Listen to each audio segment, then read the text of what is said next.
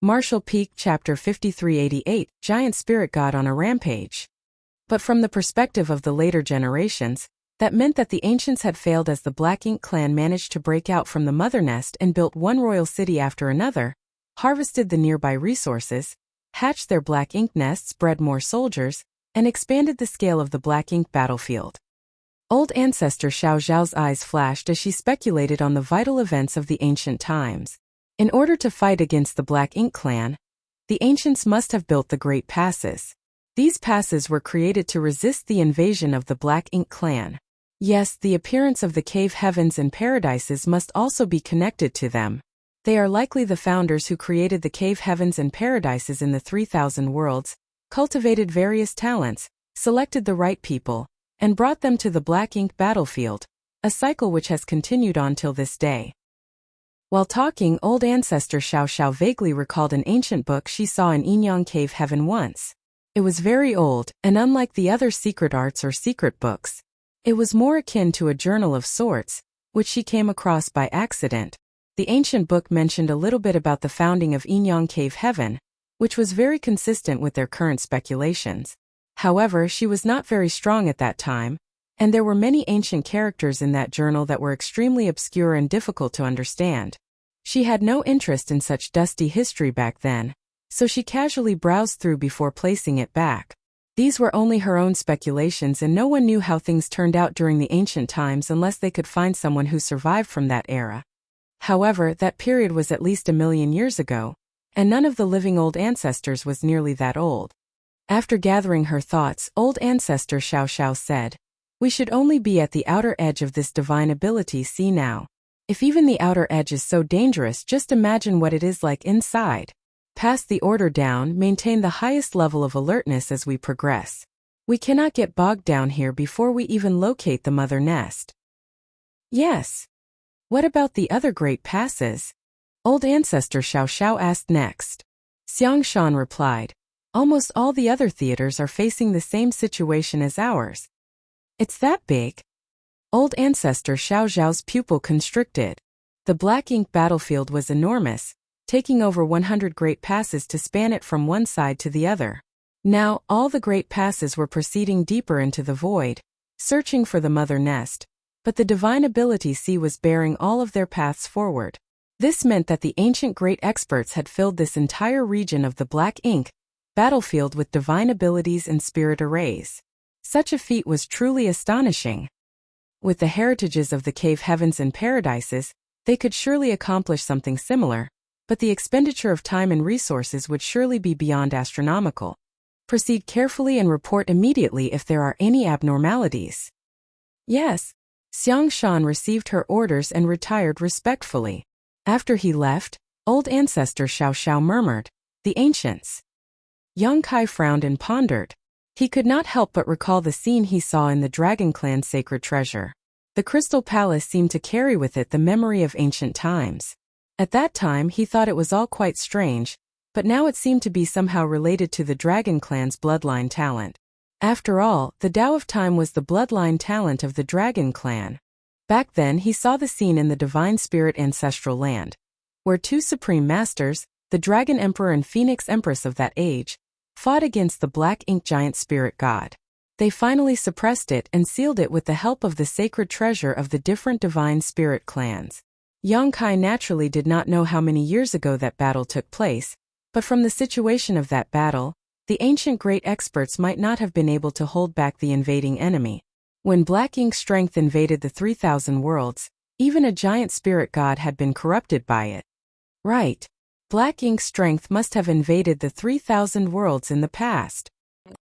Was that royal lord suppressed and sealed in the Black Prison back then as well? He exclaimed. Yang Kai had entered the Black Ink battlefield through the Black territory. It now seemed that the royal lord who was suppressed and sealed in the Black Prison had been there much longer than anyone could have imagined. Such ancient events were no longer traceable, so there was no way to really know what happened so many years ago. The situation that the human race needed to face today was grim. But this is also an opportunity. Yang Kai suddenly chuckled. Old ancestor Xiao Xiao looked at him and asked curiously, "An opportunity?"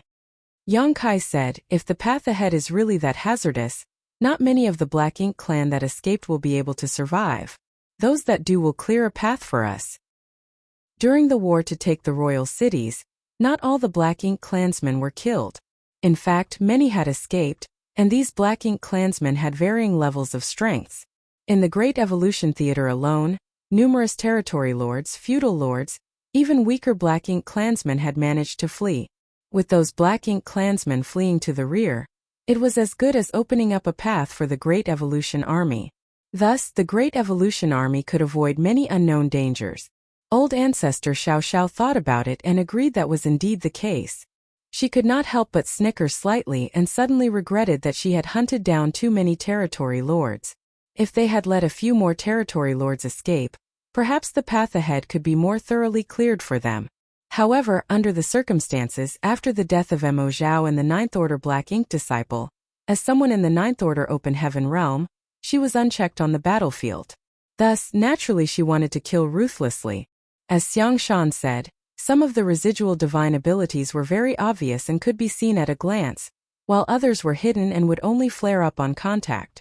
The scout squads experienced a lot of hardships because of this.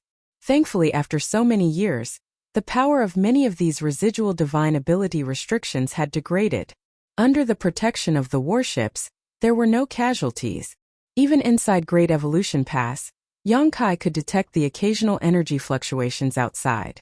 They were naturally the hidden divine abilities or restrictions that were triggered. However, Great Evolution Pass was so large and had such strong barriers around it that these occasional bursts did not pose any threat to it. Suddenly, old ancestor Xiao Xiao, who was sitting on a wicker chair and resting peacefully, had her eyes shoot open as she looked up suspiciously towards the sky.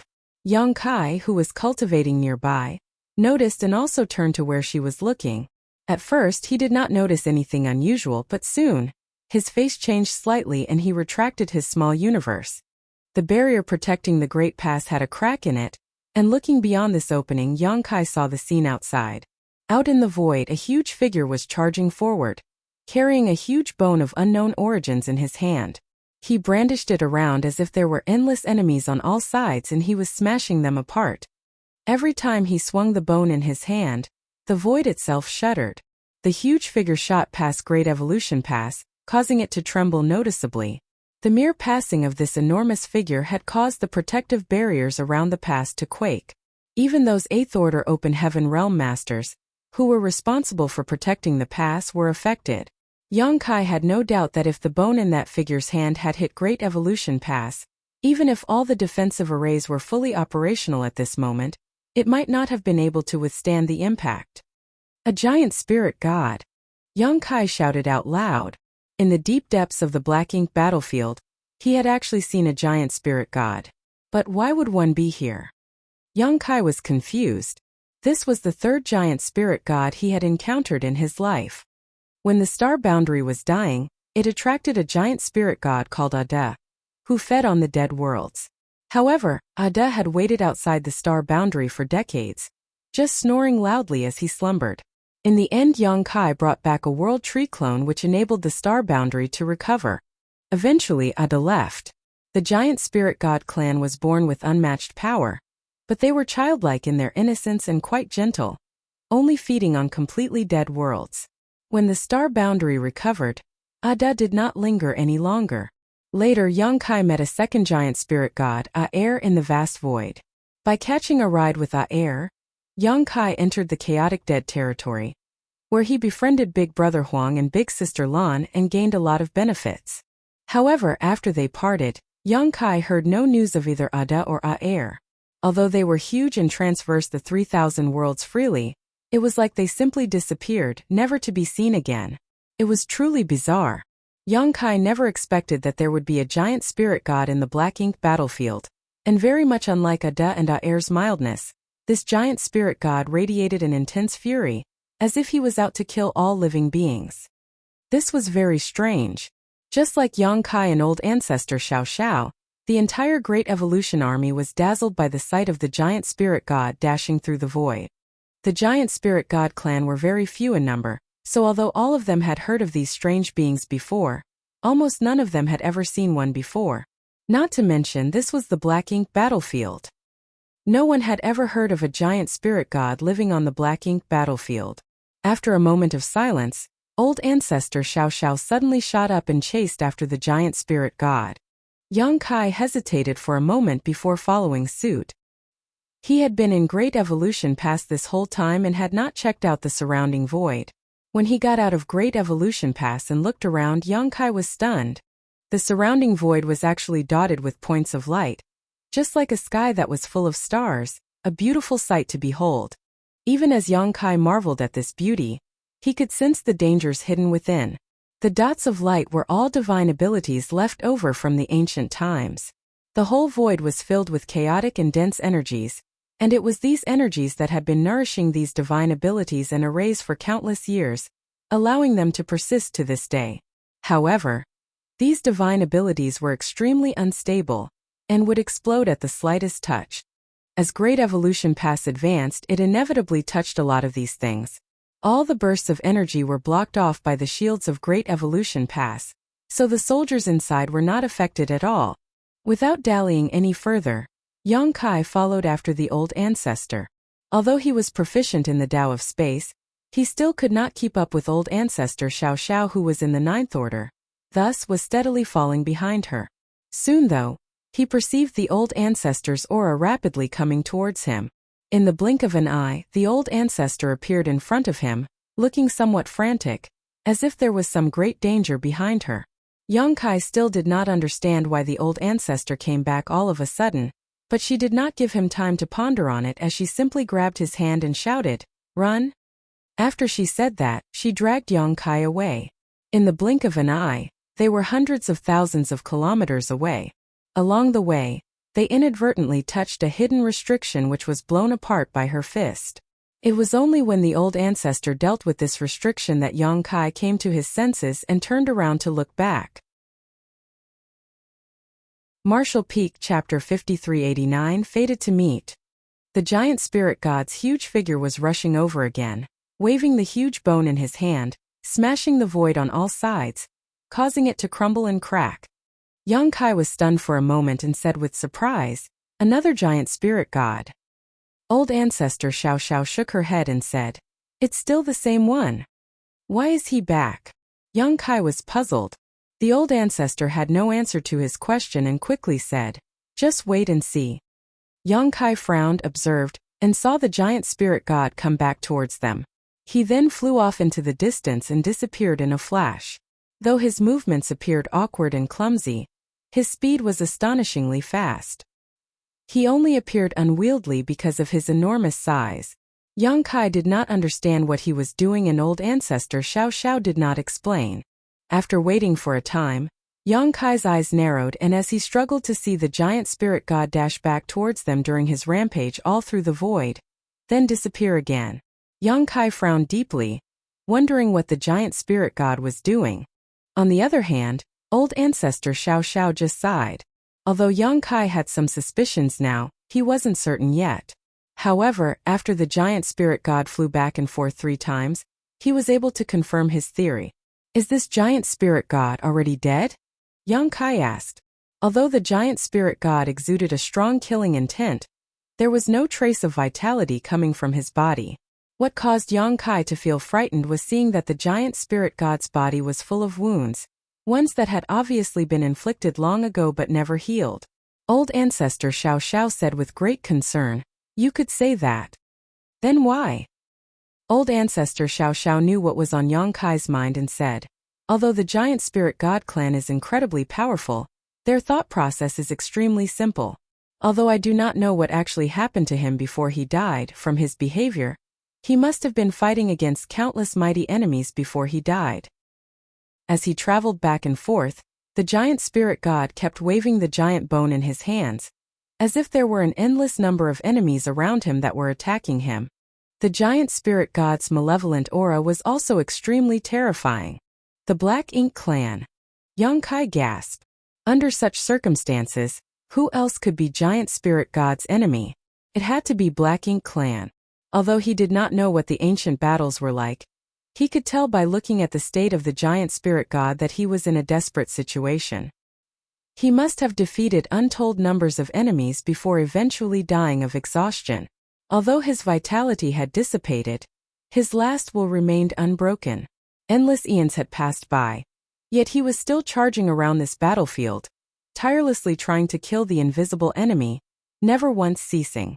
Perhaps only when his physical body eventually collapsed would he stop. Yang Kai's heart inexplicably sank. Although he did not have any previous contact with this giant spirit god, both Ada and Aer were incredibly friendly and good to him. They were truly gentle and innocent, never using their great strength to bully others. However, in ancient times, even a race as peace-loving as the giant spirit god were drawn into the war and eventually fell on the battlefield, which showed how dire the situation was at that time. The Black Ink clan was not only the greatest enemy of the human race, but also the greatest enemy of all living beings in the vast universe. Let's go. Old ancestor Xiao Xiao muttered solemnly. The giant spirit god was not alive. He was just repeating the actions of when he was alive, running back and forth on the battlefield, smashing those enemies that no longer existed. It was truly sad, but also worthy of respect. As Yang Kai followed old ancestor Xiao Xiao towards Great Evolution Pass, the giant spirit god once again charged forward from behind.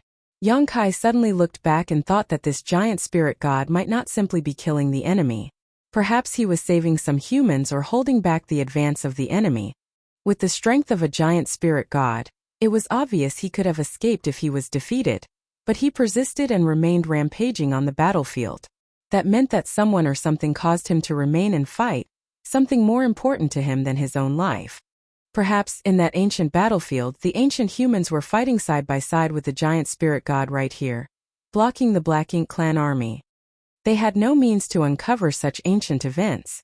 Those who came after them could only retrace the journey of their forefathers.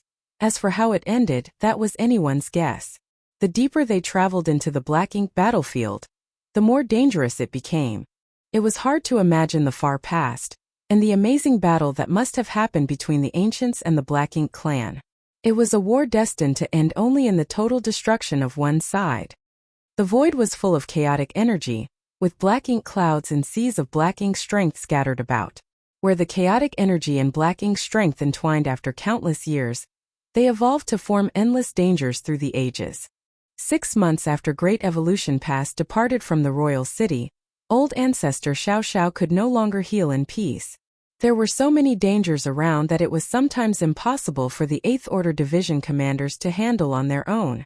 For instance, when a certain massive spirit array was triggered, and the entire Great Evolution Pass defensive barrier nearly shattered, an old ancestor Xiao Xiao had to personally go out to protect the pass. At this point, the hidden dangers in the void had become strong enough to threaten 8th Order Open Heaven Realm Masters. This situation was true for all the human race armies. Many great passes had lost contact with each other, already due to these chaotic energy outbursts. Yang Kai began to wonder if the royal lords who had escaped from the humans in each theater would even be able to make it back to the mother nest safely. After fighting the 9th Order Open Heaven Realm Masters, those royal lords would surely be seriously wounded, and in this kind of environment, if they were not careful, they might die.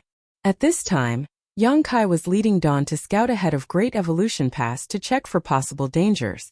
Old ancestor Xiao Xiao sat inside the pass as she monitored the 4 directions in case something happened, ready to respond if she needed to. Dawn was a special operations squad and was adept at dangerous scouting missions.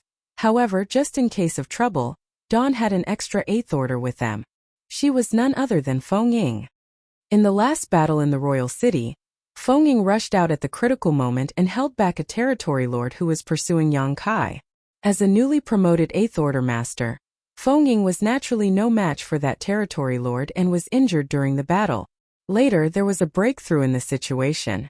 Che Kong, Mo Zhao and the 9th Order Black Ink disciple, each died one after another. Feng Ying's territory lord opponent realized that the situation was not in the Black Ink clan's favor and attempted to escape. Feng Ying went all out to pin her opponent down, and with the help of other 8th Order Open Heaven Realm Masters, she eventually managed to kill that territory lord. Now that Feng Ying was in the 8th Order Open Heaven Realm, she was supposed to have left Dawn to assume greater responsibilities. In fact, the army was reorganized just before Great Evolution Pass left the royal city. This was the third time the Great Evolution Army went through a mass reorganization. The first time was when the Great Evolution Army was first established. The second time was when they retook Great Evolution Pass. Now was the third and probably the last time. Feng was now a division commander of the Western Army. Dawn also had some new faces. Yang Kai stood on the deck at the bow of the warship, using his divine sense to monitor in all directions, checking for possible hidden dangers. Apart from Dawn, there were dozens of other squads that were fanning out on the path ahead of the Great Pass. The reconnaissance teams would quickly map the route ahead and send their findings back to Great Evolution Pass, so that they could avoid any impending dangers. If there was a strong restriction or divine ability detected in front, the scouts would be responsible for triggering it. However, if it was too strong, then the 8th Order Division commanders who had gone along with the scouts would have to take action. If even the 8th Order masters could not handle the threat, then they could only call the Old Ancestor to come forward to deal with it. The road ahead was known to be dangerous, so no one bothered to contact the Old Ancestor unless the threat was so great that even Great Evolution Pass shields would be unable to withstand the impact. So far, Old Ancestor Xiao Xiao had to intervene twice. The restrictions that were neutralized by the Old Ancestor were truly terrifying. If one was accidentally triggered by the scouting squads, there was a high possibility that they would be wiped out. On this day, Yang Kai was checking out the possible dangers ahead when a divine sense transmission reached his ear. "Brother Yang, come and take a look. There's something interesting here." Yang Kai turned his head to look over there, and without hesitation, he called out to Feng to take command and dashed off. A short while later, when he reached the area that another squad was exploring, he took a look at the situation and was stunned by what he saw. He saw a figure standing in the void in front of him, his body covered in black blood. It was a Black Ink clansman. He was not just any Black Ink clansman though. From his aura, he was clearly a territory lord. Yang Kai even recognized this individual, smiled and said, "It's really fate that we meet again after so long. How should I address you?" This couldn't be helped. This territory lord was the one who chased after Yang Kai in the previous battle. Yang Kai did not know his opponent's name, but in the end, he had summoned Huang Xinyang's soul clone to block him. This territory lord had obviously defeated Huang Xinyang's soul clone, which now remained as a lifeless feather. Yang Kai placed the feather in his space ring and planned on returning it to Xinyang when he had the chance to see her at the no-return pass. He did not expect to meet this territory lord in such a place. Previously, the humans had relentlessly pursued the enemy, trying to eliminate as many as possible. In the battle over the royal city, Old Ancestor Xiao Xiao personally hunted down and killed most of the remaining territory lords. Only a few were lucky enough to escape. Yang Kai did not expect this territory lord to be one of those lucky few. Unfortunately for him, he managed to escape Old Ancestor Xiao Xiao's pursuit, but failed to avoid the dangers of this divine ability C, and was now trapped here by some kind of restriction. This territory lord's aura was a bit unstable, and was obviously severely injured. There were several huge wounds all over his body with black blood still leaking out. Yang Kai knew what happened as soon as he arrived. This piece of the void was actually filled with numerous tiny void cracks, which must have been left behind by masters fighting during the ancient times. Furthermore, there were also some very powerful killing arrays nearby. Some of these void cracks could be seen with the naked eye, but others were completely invisible. When the territory lord fled to this place, he must have run headlong into this fractured region of the void, resulting in many fresh wounds. Now he was trapped and dared not move. In fact, Great Evolution Pass had encountered many void cracks along the way, ranging in size from tiny slivers to huge rifts that filled the sky, seemingly cutting the entire Black Ink battlefield apart. That was why Yang Kai was specially assigned to reconnaissance, as he was a master of the Tao of space and able to detect all the hidden void cracks. However, it was still rare to see a place as broken and cracked as this. It was almost like a prison for the fleeing Black Ink clansmen. This territory lord was fortunate to have even survived after barging into this kind of place. However, he was equally unlucky as he could not escape from this trap. Martial Peak, Chapter 5390 Innate Acquired Source Domain. Yang Kai was in a good mood when he saw this territory lord, not only because he could avenge Huang Xinyang's soul clone, but also because if he was trapped here, that meant that the Great Evolution Army was going in the right direction. One of the 8th Order Open Heaven Realm Masters near Yongkai was also overjoyed. This guy is really unlucky to come here of all places. Now he has truly gotten caught in a trap. Yongkai laughed lightly and reached out at the space in front of him with his hand. The Territory Lord looked at the scene and scoffed sarcastically. This damned place was full of void cracks, each one practically indestructible. Even he could not withstand being cut by those cracks. He knew this well as he had tried several times to break out, and each time he ended up being cut up even worse than before.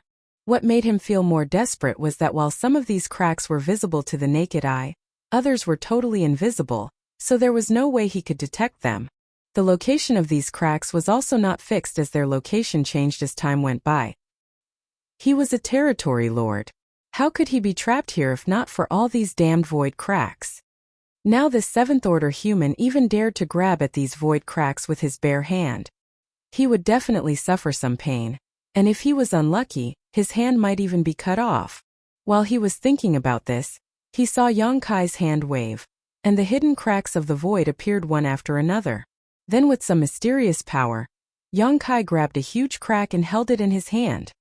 The Territory Lord was dumbfounded when he saw the void crack shatter in Yongkai's hand. He could not believe what he had just seen. Territory Lord was stunned and frozen in place. Then he suddenly remembered that he had encountered this human in the previous battle.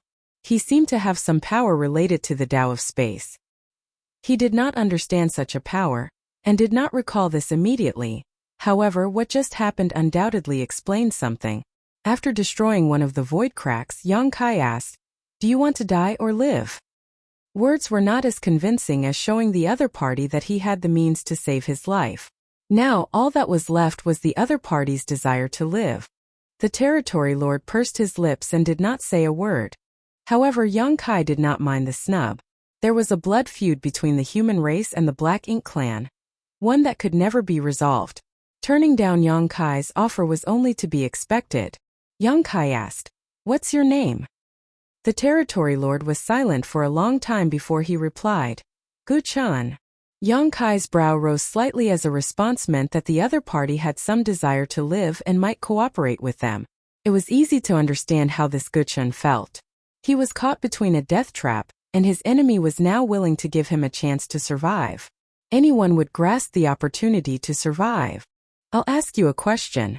If you answer me honestly, I'll save you and guarantee that no one will do anything to you for half a day. After half a day, whether you live or die depends on your own ability." Gu-chan said in a gruff voice, "How can I trust you?" He knew that if the tables were turned and it was he who discovered a trapped human master, he would definitely not let him go so easily. Yongkai snickered and said, "Let me summarize the situation you are in. Whether you like it or not, you have to trust me. If you choose to trust me, there is a chance you will survive. If you choose not to trust me, you can remain here. I will not kill you, but good luck trying to get out of here on your own." Gu-chan's expression turned grim. He also knew that what Yongkai said was the truth. It felt horrible to him that his head was on the chopping block while Yongkai held the axe. If he could get away from here on his own, would he still be standing here? He had already attempted many times and each time he only wound up worse than before. If hadn't acted cautiously, he would have already died long ago. However, Yongkai was just a 7th Order brat who had no right to represent the human race. The 8th Order Open Heaven Realm Master standing beside Yongkai said impatiently, "Enough nonsense. Yongkai said that no one will attack you for half a day, which means that you can escape for half a day. Mo Zhao, that son of a bitch, died during the battle over the royal city. You are one of the few territory lords that managed to escape. What else can you do to survive? Yet, you still dare to question us?" The humans did not know much about the situation in the Black Ink clan, especially about the previously speculated mother nest. Although it was certain that there was a higher-ranked Black Ink nest above the high-ranked Black Ink nests, they still did not really know what exactly the mother nest was. What was there to lose from letting a territory lord live, if he could tell them something about the mother nest? This 8th Order Open Heaven Master was definitely aware of Yongkai's intentions, which was why he said this. Gu-chan shook his head, looked past the two of them and said, If it's the old ancestor who guarantees to spare my life, I will tell you anything you want. Impudence! The Eighth Order Master sternly shouted. After the Eighth Order Master roared though, the old ancestor suddenly appeared behind them. Apparently, she also found out about the situation somehow and rushed over long ago, but hid from sight. When the territory lord saw old ancestor Xiao Xiao, he obviously looked a bit nervous. This was the supreme human master who killed Royal Lord Mo Zhao. Every Black Ink clansman would be terrified of her. Upon my name, I swear I will not kill you as long as you answer a few questions. Old ancestor Xiao Xiao looked at Guchan and said flatly, you can choose not to answer, but if you dare to lie, I have ways to make you beg for death. Guchan looked conflicted for a while, but soon resigned himself to his fate and nodded, good. Old ancestor replied, regarding your high-rank Black Ink nests, is there a higher Black Ink nest that is the source of the Black Ink clan? Guchan frowned and answered, I'm not sure. Maybe. Old ancestor Xiao Xiao stared at him with narrowed eyes and asked, do you have a death wish? Guchan quickly said, I'm really not sure about this. I'm not lying. The old ancestor narrowed her eyes and asked, how could you not know such a simple matter as a territory lord? Guchan explained, there are differences between territory lords. These things may be known to innate territory lords, but I am an acquired territory lord and don't know much about the secrets of the clan. Old ancestor Xiao Xiao was puzzled and asked, innate? Acquired? What are the differences between an innate territory lord and an acquired territory lord? Even Yang Kai, who had lived amongst the Black Ink clan for years, never knew that there were any differences between the territory lords. After a high-rank Black Ink nest is fully grown, the earliest territory lords spawned from it are considered innate territory lords. After that, they are all acquired territory lords. As he said that, he glanced at Yang Kai. Sir Che Kong, the one this boy killed, was an innate territory lord. Old ancestor Xiao Xiao glanced at Yang Kai, but he just shrugged and smiled awkwardly. He was in a life-or-death situation, so who would care about whether a territory lord was innate or acquired? Furthermore, he had never heard of such a difference. What's the difference? Old ancestor Xiao Xiao asked. She had a hunch that this time, she might be able to get a lot of extremely confidential information about Black Ink clan from Guchan. Guchan thought for a moment before answering. There are definitely big differences. Innate territory lords existed long before acquired territory lords, and are generally much more powerful. However, the biggest difference is that they were directly born from the high-rank Black Ink nests. Thus, when they are born, they immediately have the strength and status of a territory lord.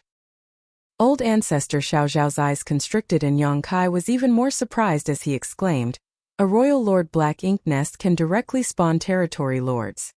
If that was the case, how come there were so few territory lords? Although there were more territory lords compared to 8th Order Open Heaven Realm Masters, if what Guchan said was true, then there should be many more territory lords. Why did the Black Ink clan not simply create more territory lords and overwhelm the human race? Is there some kind of limit? Old ancestor Xiao Xiao asked curiously. Guchan nodded, yes. There is a limit. I have heard other territory lords say that the birth of an innate territory lord is inseparable from the source domain. In the ancient times, the royal lords emerged from the source domain with their own high-rank Black Ink nests. Those Black Ink nests carried some of the source domain's power in them, and only by relying on that power could innate territory lords be born. Source domain. Old ancestor Xiao Xiao and Yang Kai were both in awe. It was the first time they had heard the term source domain. The term alone caused their imaginations to run wild. This was revealed by Guchan of his own accord, so they did not know if he did it intentionally. It now was clear that he did not want to die. Otherwise, why would he reveal such secrets so easily? Old ancestor Xiao Xiao wanted to urge him to reveal more and said, in that case, the power of the source domain as you call it is what allowed the high-rank Black Ink nest to directly birth to territory lords, but by doing so, that power is drained and cannot be replenished. That's right, Guchan said bitterly.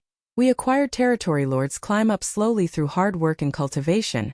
Yet, when compared to the innate territory lords, we are much worse in terms of status and strength. Then you guys must really be miserable. Yang Kai snickered. Guchan shook his head and said, there is a saying among your people, The heavens are fair in all things. Although innate territory lords are born extremely powerful, they will forever be territory lords for the rest of their lives. On the contrary, acquired territory lords who achieved our status through cultivation have a chance to one day become royal lords. Why is that? Yongkai was puzzled. According to reason, the innate territory lords should be more privileged. Why was it different when it came to the Black Ink clan?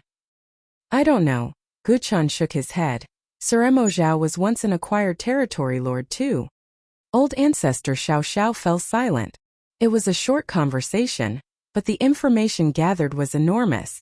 Innate territory lords, acquired territory lords, source domain. There were also royal lords who came out of the source domain with their own black ink nests. Mo Zhao, who had advanced to become a royal lord through his own efforts, was not one of them.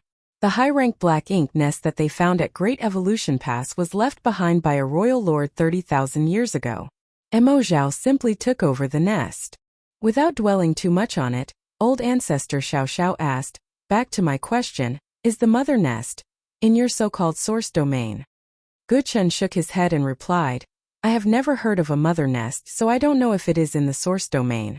None of US acquired territory lords have ever been in contact with the source domain. However, some of us had some guesses about the existence of a greater black ink nest. If there really is a mother nest, as you call it in this world, then it can only be in the source domain. Marshall Peak, Chapter 5391. You trust the word of a woman? Oh. In the Black Ink clan, hierarchy was extremely strict in all things.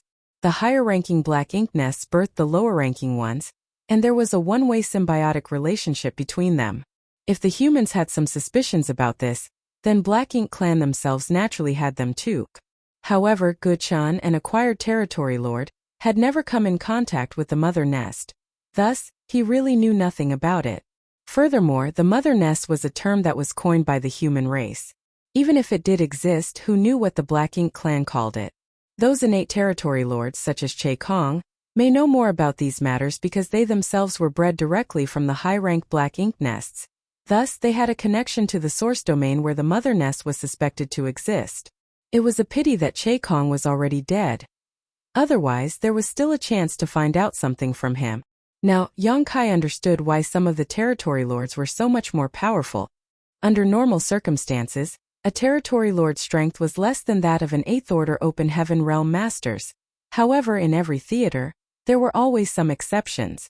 For example, Che Kong's strength was at least on par with an 8th Order Division commander. In fact, in a one-on-one fight, there were hardly any 8th Order Open Heaven Masters in the Great Evolution Army who were his match.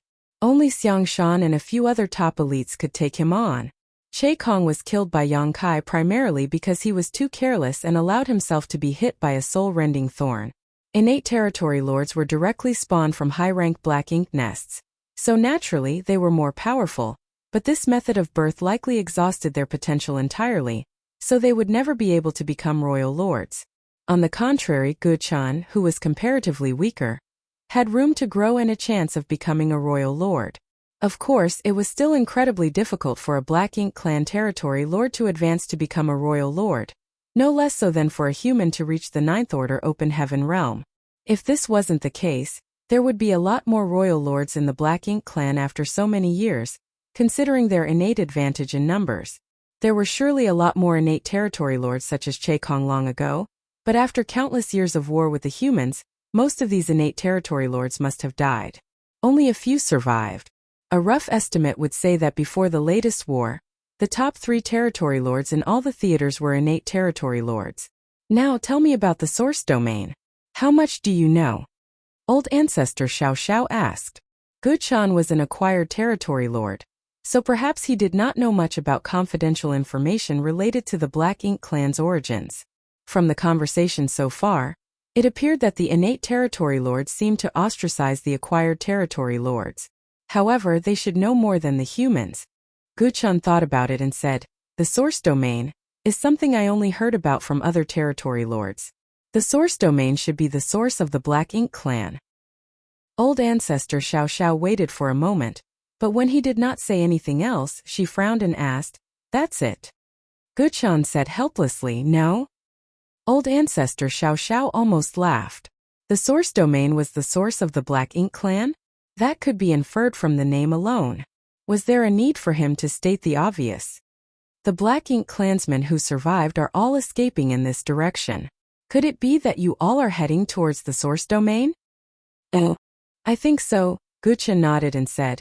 I don't know where the source domain is, but since I became a territory lord, I have become able to faintly sense something that I believe is the source domain. Thus, the source domain should be in this direction. It was because the source domain was in this direction that he fled this way.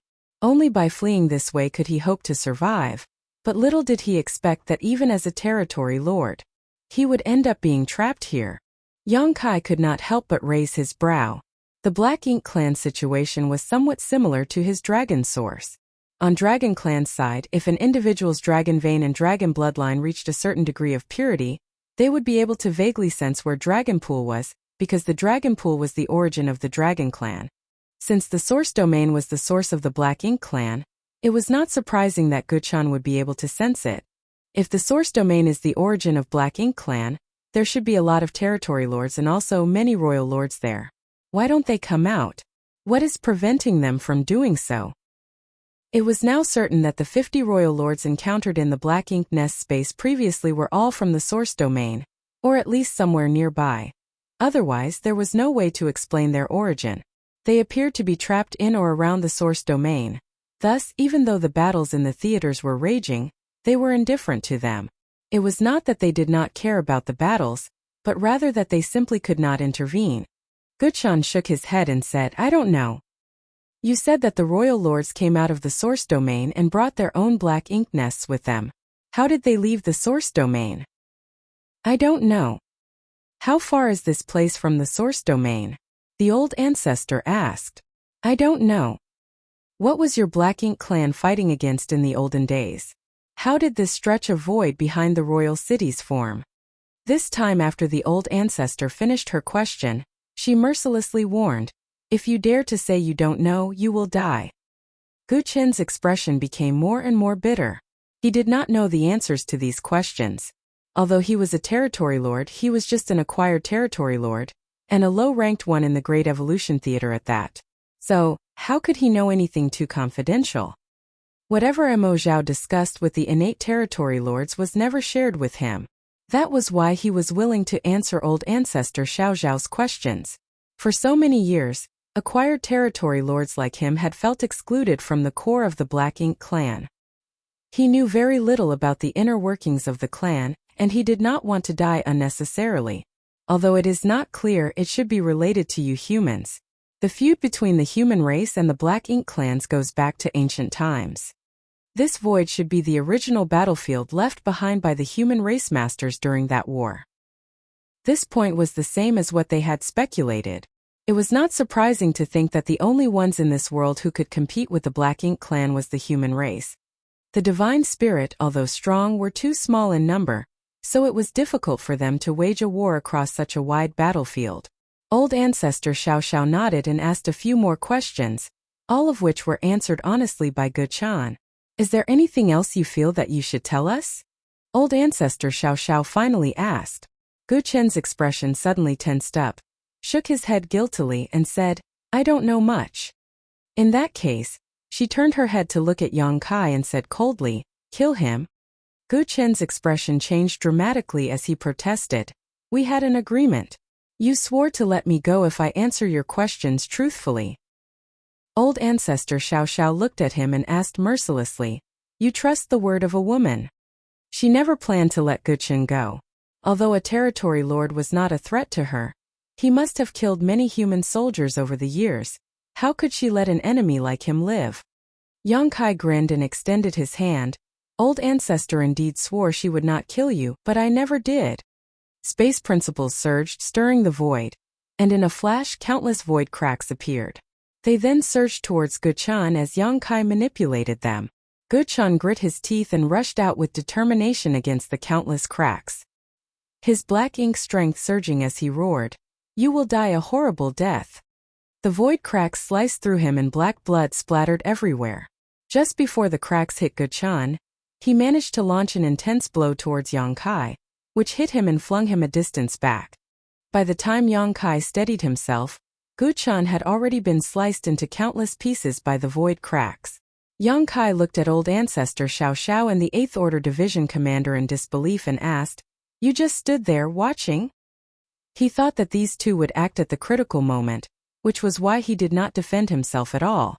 Due to their inaction, he almost suffered serious injuries. That 8th Order Open Heaven Realm Master grinned and said, "Well, aren't you still fine? Wouldn't it be too late to ask if I wasn't?" Yang Kai was indignant, but he knew in his heart that the old ancestor would ensure that he would not be hurt. Most likely, she did not intercede because she knew that the blow from Guchan would not hurt him. "The source domain," the old ancestor murmured. "It seems that there is a reason why there is only one high-rank black ink nest in each theater." Yang Kai shook off the pain he felt, pondered a little, and understood what old ancestor meant. Guchan said earlier that the original royal lords who came out of the source domain brought their black ink nests with them. The information they received from the other theaters showed that there was only one high-rank black ink nest in each royal city. Furthermore, there was only one royal city in each theater, regardless of how many royal lords were present. Since the high-rank black ink nests were brought out from the source domain by the first royal lords, they must have been spawned by the mother nest. Thus, when a territory lord became a royal lord, they did not have their own black ink nest and could only share one with the previous royal lord. The limitations on the mother nest must be due to some restrictions placed on the Black Ink clan. The old ancestor looked off into the void and continued, "Otherwise, when they found themselves losing the battles in the theaters this time, the royal lords at the mother nest should have come out to offer support. That restriction is most likely the other party had helped us get out of the trap the last time we were there. However, this restriction was clearly not complete, or perhaps there was some interference which made it incomplete. Otherwise, the royal lords could not have taken black ink nests out of the source domain. Was there a higher realm of martial Dao above the 9th Order? At that time, old ancestor Xiao Xiao and others saw the big jade hand coming from the outside of the black ink nest space, which tore open a crack for them to escape through. Although there could be some other reason, there was no denying that the power of that hand was immense.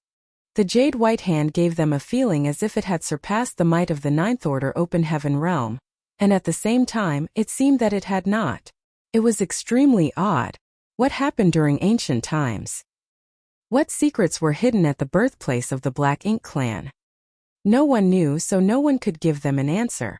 However, the crusade by the human race continued. Although the road ahead was still dangerous, as long as the human race could destroy the source domain, there was a chance to completely solve the issue called the Black Ink clan. Nonetheless, it was a long way to go. What Guchan said should not be taken at face value. Don't trust this information too much. Old ancestor Xiao Xiao warned. Although Guchan seemed to be very cooperative, who knew what he really thought? They could not verify any of the information he provided, whether it was true or false. Furthermore, some of the information he gave could easily be figured out by the humans, so it wasn't all that useful. His words had to be taken with a pinch of salt. Some might be true while others false. It would be foolish to believe him verbatim. The 8th Order Open Heaven Realm Master nodded and said, "Yes.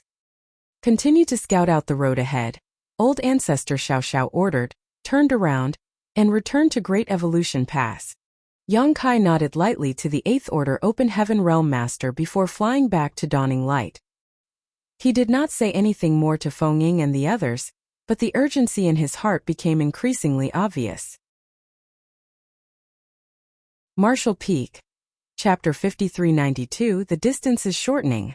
All the theaters and the great passes set off from the royal cities without a clear goal, but today they had a destination. The source domain. The source domain was the source of the Black Ink clan, where the mother nest was, along with a gathering of many royal lords. Not only were there royal lords, there must be many territory lords and soldiers as well. Furthermore, there were not just acquired territory lords like Guchan. Many of the territory lords there were probably innate territory lords. The Great Evolution Army now had less than 30,000 soldiers, 45 8th Order Open Heaven Realm Masters, and 1 9th Order Open Heaven Realm Master. Such an army was considerable in size and strength. The other Great Passes likely had fewer forces than Great Evolution Pass, but there were 106 of them on this crusade. When all the armies converge into one, by then the human army would exceed 2 million. This was a full 2 million masters at or above the fifth order. It was also the heritage accumulated over the ages by the cave heavens and paradises. Such a force was extremely powerful, but could it defeat the Black Ink clan in the source domain? Yang Kai was not sure, and neither were the old ancestors. Even though the human race was strong now, who could guarantee that they would win this battle? What if they lost? Also, what was the power that limited the Black Ink clan in the source domain? Who did that jade white hand that old ancestor Xiao Xiao and the other saw previously belong to? Would this unknown force aid them in battle? The road ahead was full of uncertainty, but they had to forge ahead. The Great Evolution Army continued to march forward. The reconnaissance squads were always out front to check the situation. Inevitably, they encountered a lot of dangers and unintentionally triggered many restrictions which caused them to suffer some casualties. Even Dawn, led by Yang Kai, nearly met its demise. Fortunately, old ancestor Xiao Xiao had arrived in time to save them at the critical moment. The deeper they went, the more dangerous the void became. Yang Kai wondered if Guchan could have returned to the source domain safely, even if they had let him go. He might if he was lucky. However, he was likely to encounter a lot of dangerous traps along the way. Considering that even after countless years, the leftovers from the ancient war were still so dangerous, it was hard to imagine what kind of violent clashes had taken place in ancient days. As time passed, years had gone by. It had now been a full 3 years since the crusade to the source domain began. The road was fraught with dangers, but there was still no sign of the source domain. This made some wonder if they were going in the wrong direction. However, with more than 100 armies continuing to march forward, sweeping across such a vast swath of the void, there was bound to be one of them who was advancing directly at the source domain. All the great passes kept in touch with each other regularly. However, many great passes would occasionally lose contact because of the chaotic energy in the void. Fortunately, communications were always restored after a while. There were no enemies along the way, though the hidden arrays and residual divine abilities still made the void treacherous. One day, Yang Kai was exploring the hidden dangers ahead, when he suddenly sensed something unusual. When he focused his senses on it though, he found nothing. A short while later he flashed back to dawning light and greeted Fengying. "Stand guard for me." Fengying nodded her head and acknowledged Yang Kai's words. Yang Kai then formed a set of hand seals, causing his world force to undulate as a mysterious grand array suddenly appeared under his feet. The troops aboard Dawn were puzzled, not knowing why Yang Kai had activated the universe transference law. The universe transference law allowed one to teleport across vast distances to a universe array. Ever since Yang Kai installed universe arrays in the purifying Black Ink battleships, many soldiers had begun using the universe transference law to save their lives during the battle with the Black Ink clan. However, Yang Kai rarely used the universe transference law because he was proficient in the Tao of space, making him faster than any territory lord or eighth order master. The only ones he could not escape from on his own were the royal lords. Although Dawn was scouting ahead of Great Evolution Pass, they were not far from each other. If Yang Kai wanted to return to Great Evolution Pass, he could just travel there on his own using instantaneous movement and did not need to activate the universe transference law. The members of Dawn were puzzled, but Yang Kai appeared truly shocked. He was following a hunch just now, but did not expect to find anything. He did not intend to return to Great Evolution Pass, but wanted to use the universe transference law to investigate something else. The universe arrays in all the purifying Black Ink battleships were personally arranged by Yang Kai. Thus, his imprint was left on every single purifying Black Ink battleship. As long as the distance allowed, he could travel to any purifying Black Ink battleship with the universe transference lock. Others could only return to the purifying Black Ink battleships they had left their imprints on. At this moment, Yang Kai could sense the location of all the closest purifying Black Ink battleships with the universe transference law. But apart from the 4 ships around Great Evolution Pass, he was able to faintly sense 4 more to his left, and another 4 to the right. There were now 12 purifying Black Ink battleships within range of the universe transference lock. Of course, there were many more, in extremely distant locations, which all felt so faint that even Yang Kai could not reach them. However, he could clearly perceive the 12 ships closest to him were within the range he could teleport to. This was a very abnormal situation. The distance between each great pass was at least a year's journey for the average warship. When the Great Evolution East-West Army set off from Wind and Cloud Pass, it indeed took them a year to reach Great Evolution Pass. A year's travel by warship was much too far for even someone skilled in the Tao of space like Yang Kai to cross using the universe transference law. However, he could now. What did this mean? It meant that the distance between the great passes had shortened to the point where he could use the universe transference law. How could this have happened? Yang Kai was at a loss, so he hurriedly dispersed the universe transference law and shot towards the pass, yelling from afar, "Continue to explore the path ahead." Soon Yang Kai arrived at the middle of Great Evolution Pass where old ancestor Xiao Xiao sat with her legs crossed. Opening her eyes, she looked up at him curiously and asked, "What happened?" Over the past 3 years, Yang Kai had been out leading Dawn to scout the road ahead, never once returning to Great Evolution Pass until today. Yang Kai quickly explained, "We are getting closer to Wind and Cloud Pass and Azure Void Pass. We're now just 3 months away by warship." The 2 great passes closest to Great Evolution Pass were Wind and Cloud Pass and Azure Void Pass. Yang Kai could sense the other 8 purifying black ink battleships that belonged to these 2 great passes were now a 3-month journey away, which was the extreme limit that he could traverse via the universe transference law. Ordinary 7th Order masters could not travel such a large distance using the universe transference law. Not to mention a 3-month journey, even a single month's distance would undoubtedly be fatal for them, as transferring that far was basically the limit of an 8th Order master via the universe transference law. Old ancestor Xiao Xiao was stunned by what he said and asked, "How can you tell?" Yang Kai explained what he had just experienced. She pondered deeply for a moment before saying, "Come with me." Dashing off, the 2 of them quickly arrived at the hyperspace array. The 7th Order Open Heaven Master, who was guarding this place, saw old ancestor Xiao Xiao and rushed to greet her. Old ancestor Xiao Xiao waved her hand and asked, "Is there anything unusual on this side of the space array?" The 7th Order Open Heaven Realm Master did not know what the old ancestor was referring to and replied honestly, "There is nothing unusual. Nothing has changed from before." The 7th Order thought about it and replied, "If we talk about changes, I am not sure if it's anything noteworthy, but recently, when we sent out some jade slips to the other great passes, the energy required seemed to have decreased, but the reduction was not obvious." It was because the reduction in consumption was not obvious that he did not report it. After all, the transmission of a jade slip did not consume much energy in the first place, much unlike the transfer of a cultivator, which required an enormous amount of resources. When old ancestor Xiao Xiao heard his response, she immediately determined that what Yang Kai said was likely true. Other great passes may not have detected anything yet, but with Yang Kai's unique circumstances, he was able to notice this anomaly. Great Evolution Pass was indeed getting closer to Azure Void Pass and Wind and Cloud Pass, much closer in fact. The distance between the great passes was originally about a year's journey. However, they were now just 3 months apart. This resulted in the reduced consumption for the transmission of jade slips through the space arrays. "Activate the array," old ancestor Xiao Xiao ordered. Whether the distance was truly shortened, they would know once they tried it. That 7th Order Open Heaven Realm Master hastily told his many co-workers and they began to work. "Head to Wind and Cloud Pass," old ancestor Xiao Xiao said to Yang Kai, who nodded and replied, "Understood." Soon after, the Grand Array was ready.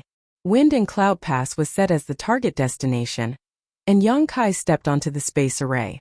The array buzzed, and when the light dissipated, Yang Kai was gone. After Yang Kai disappeared, several 7th Order Open Heaven Realm Masters immediately checked the consumption of energy, and were all flabbergasted. "How does it compare to before?" old ancestor Xiao Xiao asked. Yang Kai had been to Wind and Cloud Pass before through the hyperspace array. Since those assigned to watch and operate the space array had been here for years, they should know the usual consumption required. The 7th Order Open Heaven Realm Master replied, "The consumption is much less than before, less than 30% of the last time." The ones on duty here were thoroughly shocked. The consumption required to teleport through the hyperspace array increased according to distance. Thus, teleportation was only done between neighboring great passes. If the destination was too far, they would have to transit through several great passes to arrive there, as that was the most economical method. Now, the consumption of teleportation was less than 30% of the last time. Since Yang Kai's strength had not changed significantly, and the hyperspace array had not been enhanced, the only factor that could be different was the distance between the destinations. Was the distance between Great Evolution Pass and Wind and Cloud Pass getting shorter? This thought came to the 7th Order Open Heaven Realm Master's mind. Old Ancestor Xiao Xiao narrowed her eyes slightly. It seemed that what Yang Kai said was true. Although she also did not doubt him, what happened before her eyes served as firm proof of his words. Great Evolution Pass was only just 3 months away from Wind and Cloud Pass now. Why was this? All the great passes were advancing in tandem towards the depths of the black ink battlefield, so logically speaking, the distance separating them should not change much. Now, however, they were somehow approaching one another. This was true for Great Evolution Pass and Wind and Cloud Pass as well as Azure Void Pass, so what about the other great passes? Were they all getting closer? If that was true, then in time, more than 100 great passes would converge in one place. What was the mysterious place that they were converging to? Was it the source domain of the Black Ink clan? Old Ancestor Xiao Xiao's expression changed a bit. The distances between the great passes were getting shorter, which was actually good news for the human race. The 9th Order Open Heaven Realm Master had considered that if any great passes found the Black Ink clan source domain, the other great passes would have to rush over to support them. However, if they all gathered in one place at the same time, it would save them a lot of trouble. When the human race gathered all their might, they were confident they could decimate even the Black Ink clan's source domain, no matter how powerful it was. Meanwhile, Yang Kai appeared above Wind and Cloud Pass space array. The 7th Order Open Heaven Realm Master there was an old acquaintance and was surprised to see Yang Kai, so he asked, "Brother Yang, why are you here? Is there some urgent information from the Great Evolution Army?" These days, there was basically no direct interaction between the great passes. All information was passed in the form of jade slips. For Yang Kai to suddenly appear in person, something important must have happened. Martial Peak Chapter 5393. Old Ancestor sets out. There's nothing urgent. This is just an experiment, Yang Kai said. He then turned his head towards the space array that had not completely closed and disappeared. The few Open Heaven Realm Masters were bewildered. Did someone teleport here? Wind and Cloud Pass Eastern Army Commander, Yuan Xinggu, stepped into the hall and asked. He obviously noticed the commotion and came over to check the situation. However, he was a step too late. The 7th Order Open Heaven Realm Master on guard duty rushed forward to report. Yang Kai from Great Evolution Pass just came by, but went back almost immediately. He said that he was conducting an experiment. An experiment? Yuan Xinggu frowned and barked. What is he trying to do? Each time a teleportation was conducted, it required a large amount of resources. Though the great passes were no longer starved for resources now, they should not waste them in such a manner. When the grand array lit up once again, the fluctuations generated were much subtler than before. Thus, everyone knew that it was a jade slip rather than a person being sent. Sure enough, when the glow waned, a jade slip was lying quietly on the hyperspace array. The 7th Order Open Heaven Realm Master went forward to pick up the jade slip and injected his divine sense, his expression soon changing as he frantically said, "Sir, Great Evolution Pass has discovered something." As he said so, he offered the jade slip to the army commander. Yuan Xinggu took it, and after checking it out, his expression also changed. Great Evolution Pass and Wind and Cloud Pass are now only 3 months apart. This was very surprising news. How could there be only a 3 months journey separating them? The jade slip that was transmitted from Great Evolution Pass also speculated that not only had the distance between Great Evolution Pass and Wind and Cloud Pass been reduced, the distances between all other great passes had also been shortened. The jade slip instructed them to spread the news and at the same time seek confirmation of this. Yuan Xinggu did not dare to delay. He quickly continued to spread the word while arranging men to go to the neighboring great passes through the space arrays.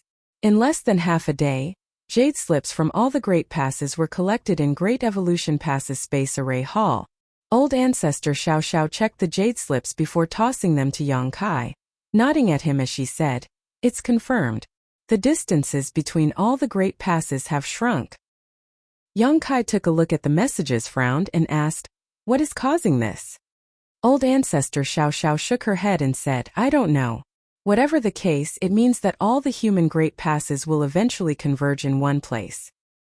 This was a good thing for the human race. If all the great passes gathered in one place, then their power would not be scattered and they would not need to fight separately as before. With more than 2 million open heaven realm masters, more than 100 ninth order old ancestors and thousands of 8th order masters, such a force would be enough to take on any enemy. Even if the source domain was really that dangerous, the human army could still overcome it. You have an advantage in your ability to sense the purifying black ink battleships. Pay more attention to the position of the other great passes purifying black ink battleships, and judge the distances between them." Old Ancestor Xiao Xiao instructed. Yes. As they ventured deeper into Void, they not only encountered remnants of war between the Ancients and the Black Ink clan, but also a number of vivid celestial phenomenon, naturally formed by the universe itself. Each of the celestial phenomenon was extremely magnificent, occupying massive regions of the void, hiding unimaginable dangers beneath their beautiful appearances. Even the ninth order old ancestors could feel a sense of danger coming from these celestial phenomenon, making them aware that falling into them would be disastrous. According to Feng, there were many similar celestial phenomenon in the 3000 worlds during ancient times. However, as the number of human race masters increased and their activities became more frequent, the celestial phenomenon in the 3000 worlds gradually faded away. However, in the depths of the black ink battlefield, these celestial phenomenon remained unchanged throughout the ages. Technically speaking, the chaotic dead territory was also a type of celestial phenomenon. However, it was not naturally formed but rather the result of the collision of Big Brother Huang and Big Sister Lan's powers. The chaotic dead territory was so dangerous that even the 8th order open heaven realm masters could not enter for long. Only the 9th order open heaven realm masters could move about for a short period in such a place. Yang Kai had experienced the dangers of the chaotic dead territory firsthand. If giant spirit god Air had not protected him at that time, he would never have survived. Many of the celestial phenomena in the depths of the black ink battlefield felt even more dangerous than the chaotic dead territory. The celestial phenomena were so dangerous that even Great Evolution Pass needed to go around them. A year later, Wind and Cloud Pass and Azure Void Pass were now less than a month's journey away from Great Evolution Pass, and this distance continued to shrink. This was the same for all the other Great Passes as well, with the two furthest Great Passes now only 2 months apart. If this persisted, the Great Passes would converge in another year's time. Even though Yang Kai was scouting ahead of the army, he could clearly sense the tense atmosphere within Great Evolution Pass. The Great Evolution Army had begun to sharpen its swords. Although there were no clear orders to do so, almost everyone had felt that when the great army of the human race gathered, it would be the time to fight to the death with the Black Ink clan. Furthermore, the human race had always anticipated this battle. 6 months later, Great Evolution Pass and Wind and Cloud Pass were only 10 days apart from each other. If this was an ordinary stretch of void, Yang Kai would already be able to see Wind and Cloud Pass. However, the energy in the depths of the black ink battlefield was too violent and chaotic. There were countless restrictions and dangers all over the place. Thus, even though he knew where Wind and Cloud Pass was and how far it was from him, he still could not see it clearly. He could only vaguely see that there was a huge object off in that direction. The great passes were about to converge. On this day, Yang Kai was looking towards Wind and Cloud Pass when he suddenly felt something and turned his head to look in that direction. The next moment, Feng, who was beside him, also sensed something and followed his gaze. There was nothing as far as the eye could see, but there was definitely something different about the energy fluctuations in the void. "Is someone fighting?" Feng asked gruffly. Yang Kai silently perceived for a moment, before shaking his head and saying, "Something must have triggered some massive restriction. The shockwaves of a battle would not be this violent." Although he also did not know what happened in that direction, it was certain that the place where the disturbance occurred was extremely far from them, at least 2 months' journey by warship. At such a distance, even if a Ninth Order Open Heaven Realm Master and a Royal Lord fought, they could not possibly create such a huge disturbance. The only explanation was the triggering of some massive array. Previously, Great Evolution Pass also accidentally triggered such a huge restriction, and the impact was so intense that the pass shields were almost torn apart. As they were talking, a surge of power suddenly came from inside Great Evolution Pass, followed by a pillar of light that shot out into the void. Yang Kai turned his head to look and frowned. "The old ancestor has set out," Feng Ying shouted. What just happened was obviously the old ancestor teleporting through the space array. An 8th Order Division commander would not create such a disturbance during teleportation. Only the teleportation of an old ancestor could consume such a huge amount of energy and create such violent space principle fluctuations. She has gone out. Yang Kai did not know where the old ancestor went, but since something had alerted her, it was obviously something extraordinary.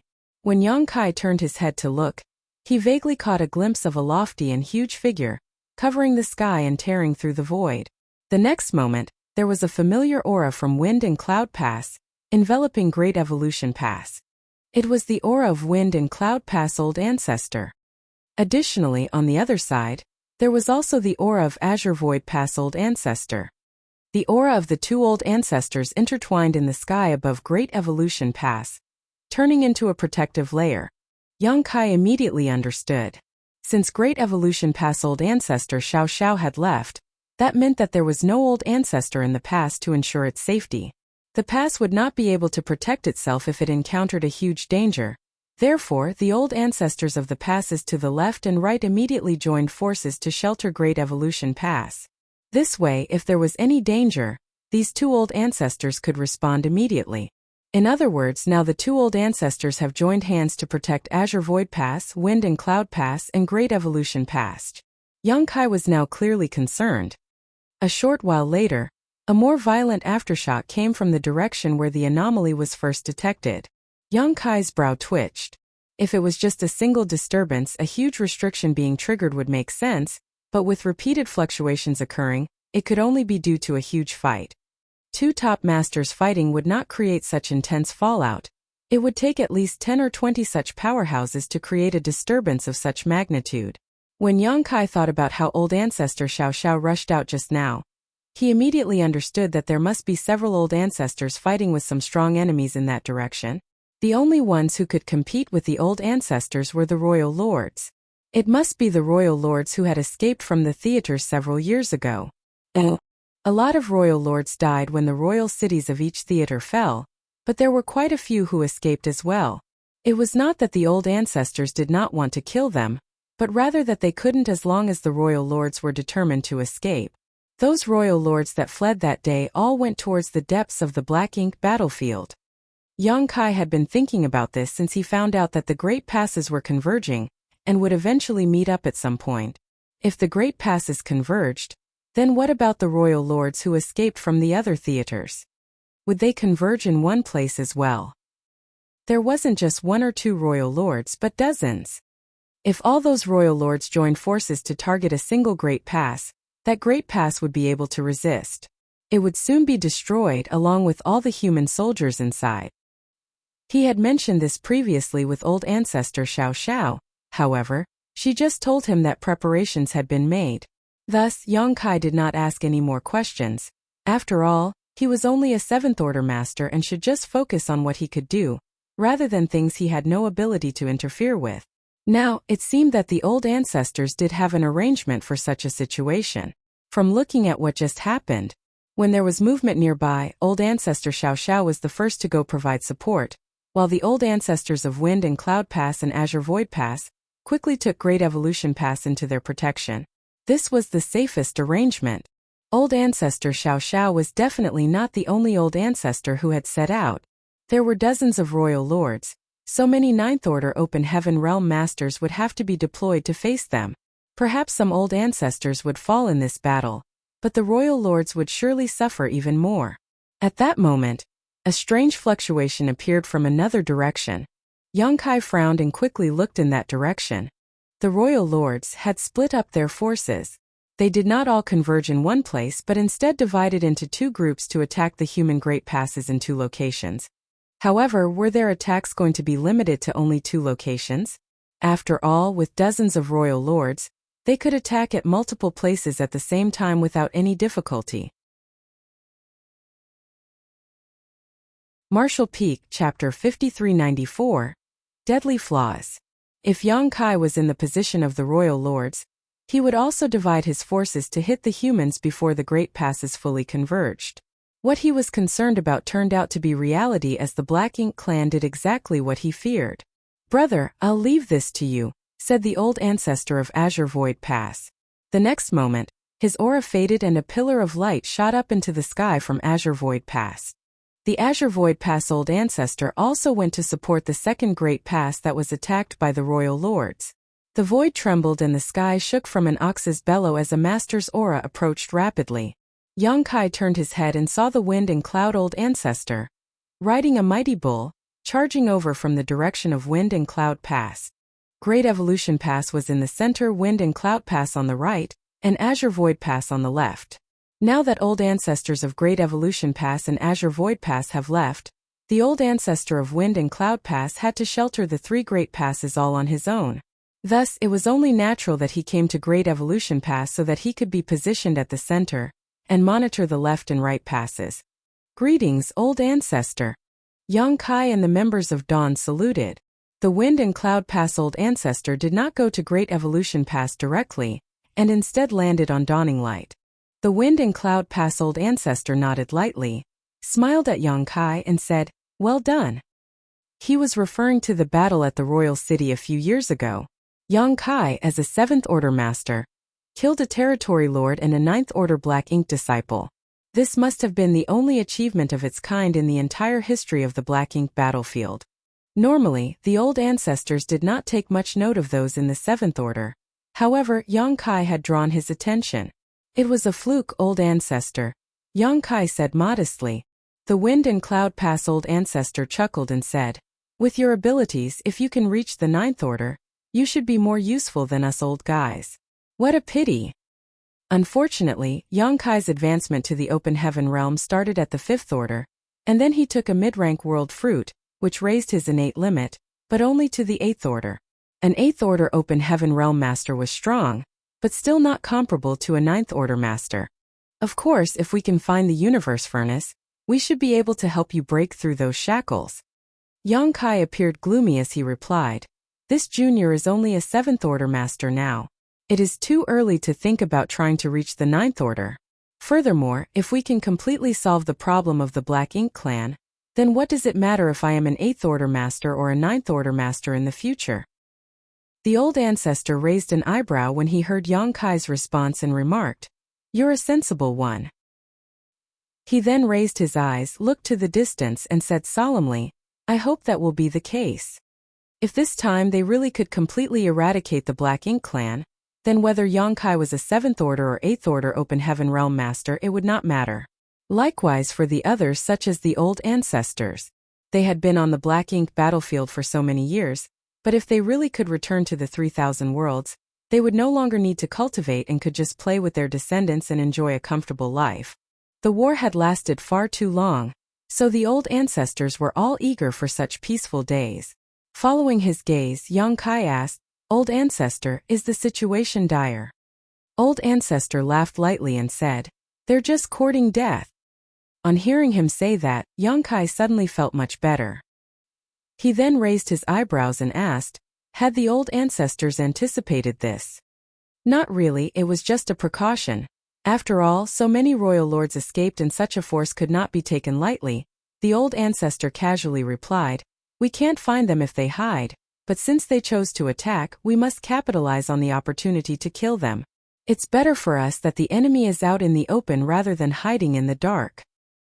But now that the royal lords are splitting their forces between several places, it will be difficult for the humans to deal with them, no. The old ancestor slowly shook his head. "They divided their troops, but so can we. Didn't Xiaoyue, your Great Evolution Pass and Azure Void Pass old ancestors go to support the fight?" Xiaoyue. Yang Kai raised his brow as he realized that he had heard something unbelievable. And the Black Ink clan is ultimately different from the human race. They are indeed rather strong and have caused problems for us humans when they defended their respective high-rank Black Ink nests. However, they have a very obvious disadvantage. Do you know what it is? Yang Kai pondered for a moment and said, "They have to use their Black Ink nests to heal their wounds." The wind and cloud pass old ancestor smiled and said, "Correct. That is their biggest flaw, a fatal one if you will. The Black Ink clan's very survival is based on their black ink nests, so they are nothing without them. Although these royal lords escaped previously, all of them are seriously wounded in the process, and without black ink nests, they would not have been able to recover from their injuries in just a few years." Yang Kai's eyes lit up as he listened and his worries eased significantly. He had forgotten about this. The reason why Mo Zhao had not been able to recover from his injuries over the past few hundred years was because old ancestor Xiao Xiao had been harassing him. Occasionally, she would use space beacons to teleport to the outskirts of the royal city to threaten him. When that happened, how could Mo Zhao have the time to fall asleep inside his black ink nest to heal? Mo Zhao had no way to recover, so he had to drag his injuries out until the final battle, when his black ink nest was destroyed and he was killed by old ancestor Xiao Xiao. That was the case for Mo Zhao, and now the other royal lords would suffer similar fates. Although those royal lords escaped from the other theaters with their lives, they did not have black ink nests to enter retreat and heal. Therefore, they were like Mo Zhao, unable to recover from their wounds. Moreover, they fled all the way to this place, passing by many dangers along the way. If they were lucky extremely, their journey may have been smooth, but you have experienced the hidden dangers in this region of the void. We relied on the protection of the great passes to remain safe, but those royal lords had to travel alone. Many of them must have suffered additional injuries along the way. The wind and cloud pass old ancestor patted the head of the bull he was riding and joked. These royal lords would be lucky to have 70% of their strength remaining. 70%. It still seemed like a lot, but it was significantly lower than their peak, and unlike the royal lords who had no way to heal, the old ancestors were different. When the old ancestors were wounded, they might take a few decades of recuperation to heal, but they would eventually recover from their injuries as long as they were given enough time and resources. So, if they didn't reveal themselves, we old folks would have to constantly remain on guard against them. Since they are out attacking us though, it can be considered a good thing. We can kill them now, and it should not be difficult to do so. Now it only depends on how many we can eliminate. The wind and cloud pass old ancestor slightly narrowed his eyes and continued, however, the fact that they chose to attack us here meant that we are not far from the source domain. They certainly don't want us to get close too.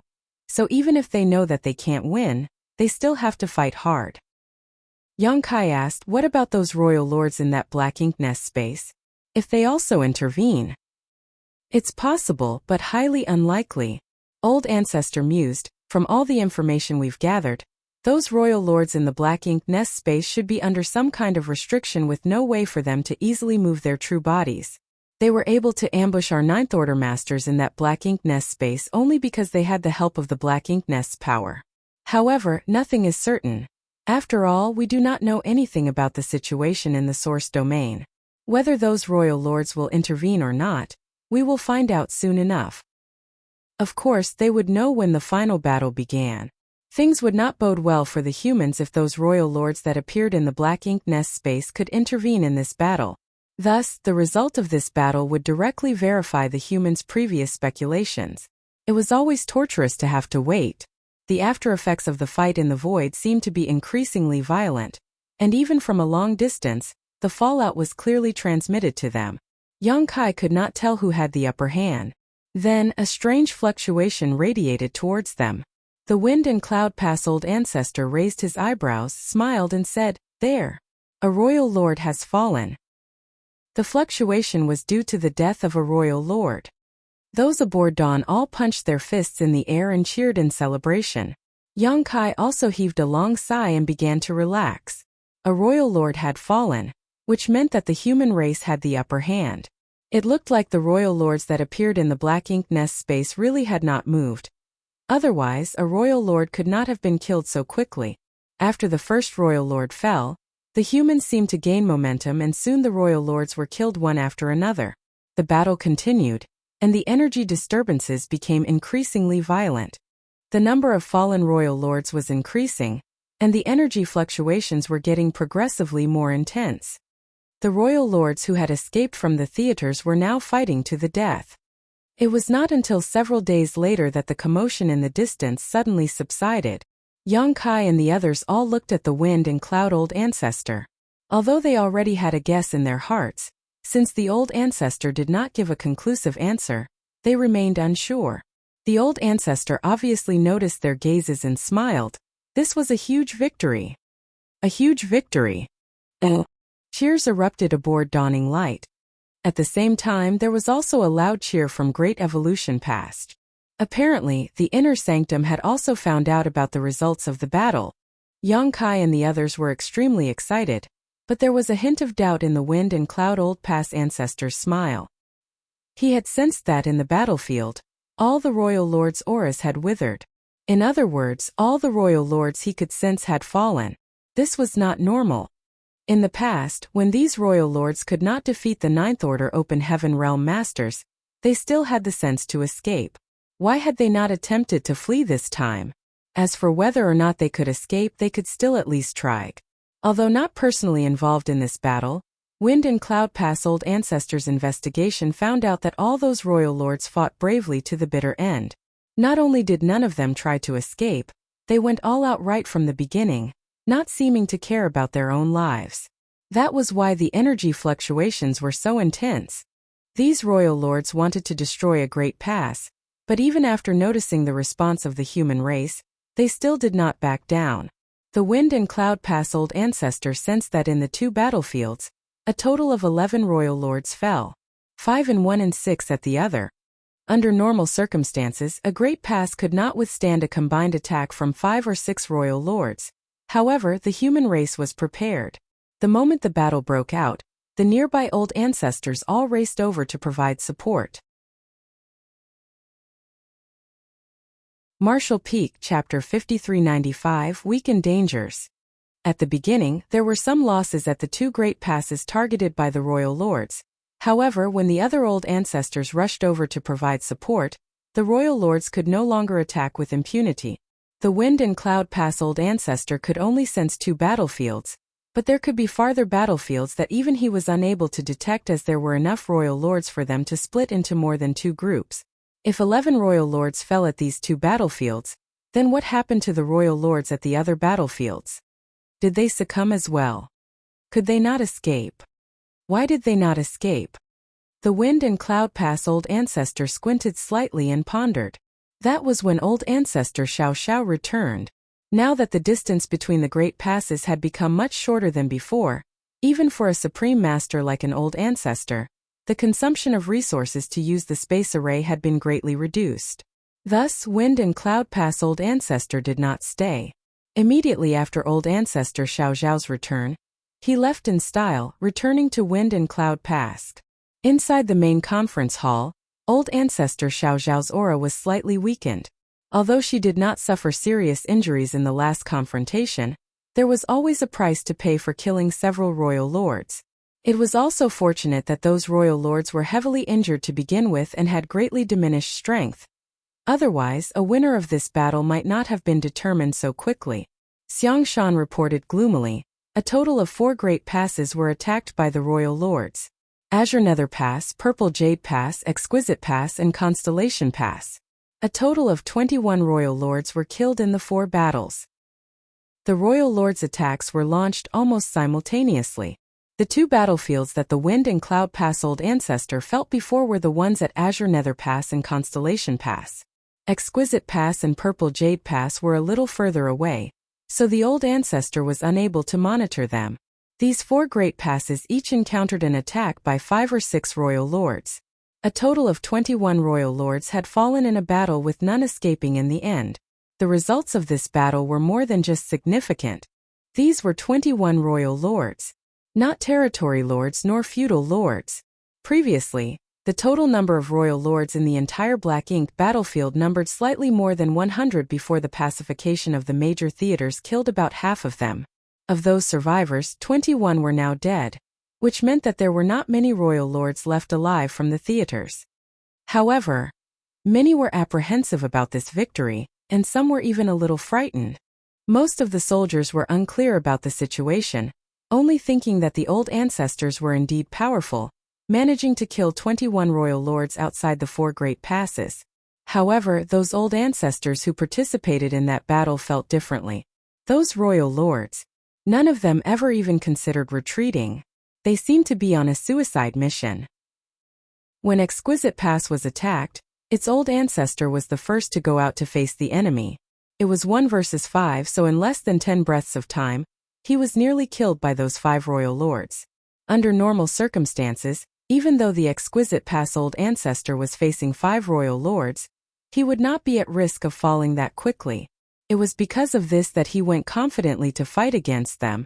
However, the 5 royal lords seemed completely prepared to sacrifice themselves if they could take their enemy down with them. It only took a moment of inattention for the Exquisite Pass old ancestor to nearly lose his life.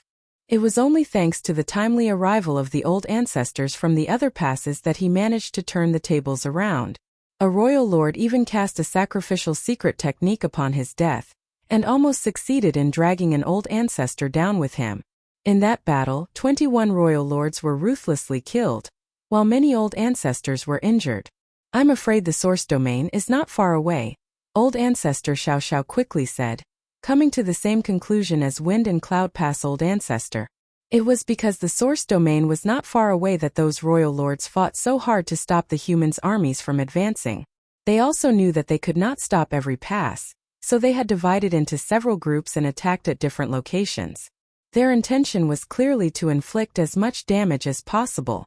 However, they did not expect that the humans were prepared or that their response would be so rapid. Thus, their plans failed. Xiang Shan frowned and said, "According to the information we collected before, there were 45 royal lords who had managed to escape the initial war. With 21 killed, there are still 24 remaining. There is no way to know where they are hiding or what they are planning to do." Old ancestor Xiao Xiao nodded. "Those royal lords are a grave hidden danger. No matter what their plans are, we can only stop them when they choose to appear." Old ancestor Xiao Xiao also carried the strong sense of unease. According to the number of royal lords who originally escaped, they could have allocated 5 royal lords to attack 9 great passes at once. However, only 21 royal lords showed up to attack 4 great passes. The remaining 24 royal lords were nowhere to be seen, while those who did appear all died. Where were those missing royal lords? It would be good if they had emerged to fight like the other royal lords, but now that they were hiding, it became a huge problem for the humans. No matter where those royal lords are hiding, Great Evolution Pass need not feel dispirited about it. Send out orders for the reconnaissance squads to return. The reconnaissance squads of the 4 great passes that were attacked earlier were all nearly wiped out, so old ancestor Xiao Xiao was also afraid that if something like this happened again, the squad's Great Evolution Pass sent to scout the way would not be able to resist and be annihilated. Xiang Shan was about to issue the orders when a long sharp whistle suddenly came from outside Great Evolution Pass. Xiang Shan was stunned and turned his head towards the source of the sound. This was obviously a signal from a squad doing reconnaissance. When he turned around again, old ancestor Xiao Xiao had already disappeared. Rushing out the moment she heard the sound, Xiang Shan frowned and hastily tried to catch up with her. Old ancestor Xiao Xiao swiftly appeared aboard Dawning Light but found no trace of the enemy, so she couldn't help frowning and asking, "What's going on?" Young Kai replied, "Old ancestor, there is something wrong with the road ahead." Old ancestor Xiao Xiao narrowed her eyes slightly and investigated the situation for a moment before her expression changed. There was indeed something wrong with the road ahead. All this time, the deeper they traveled into the void, the more dangers they encountered.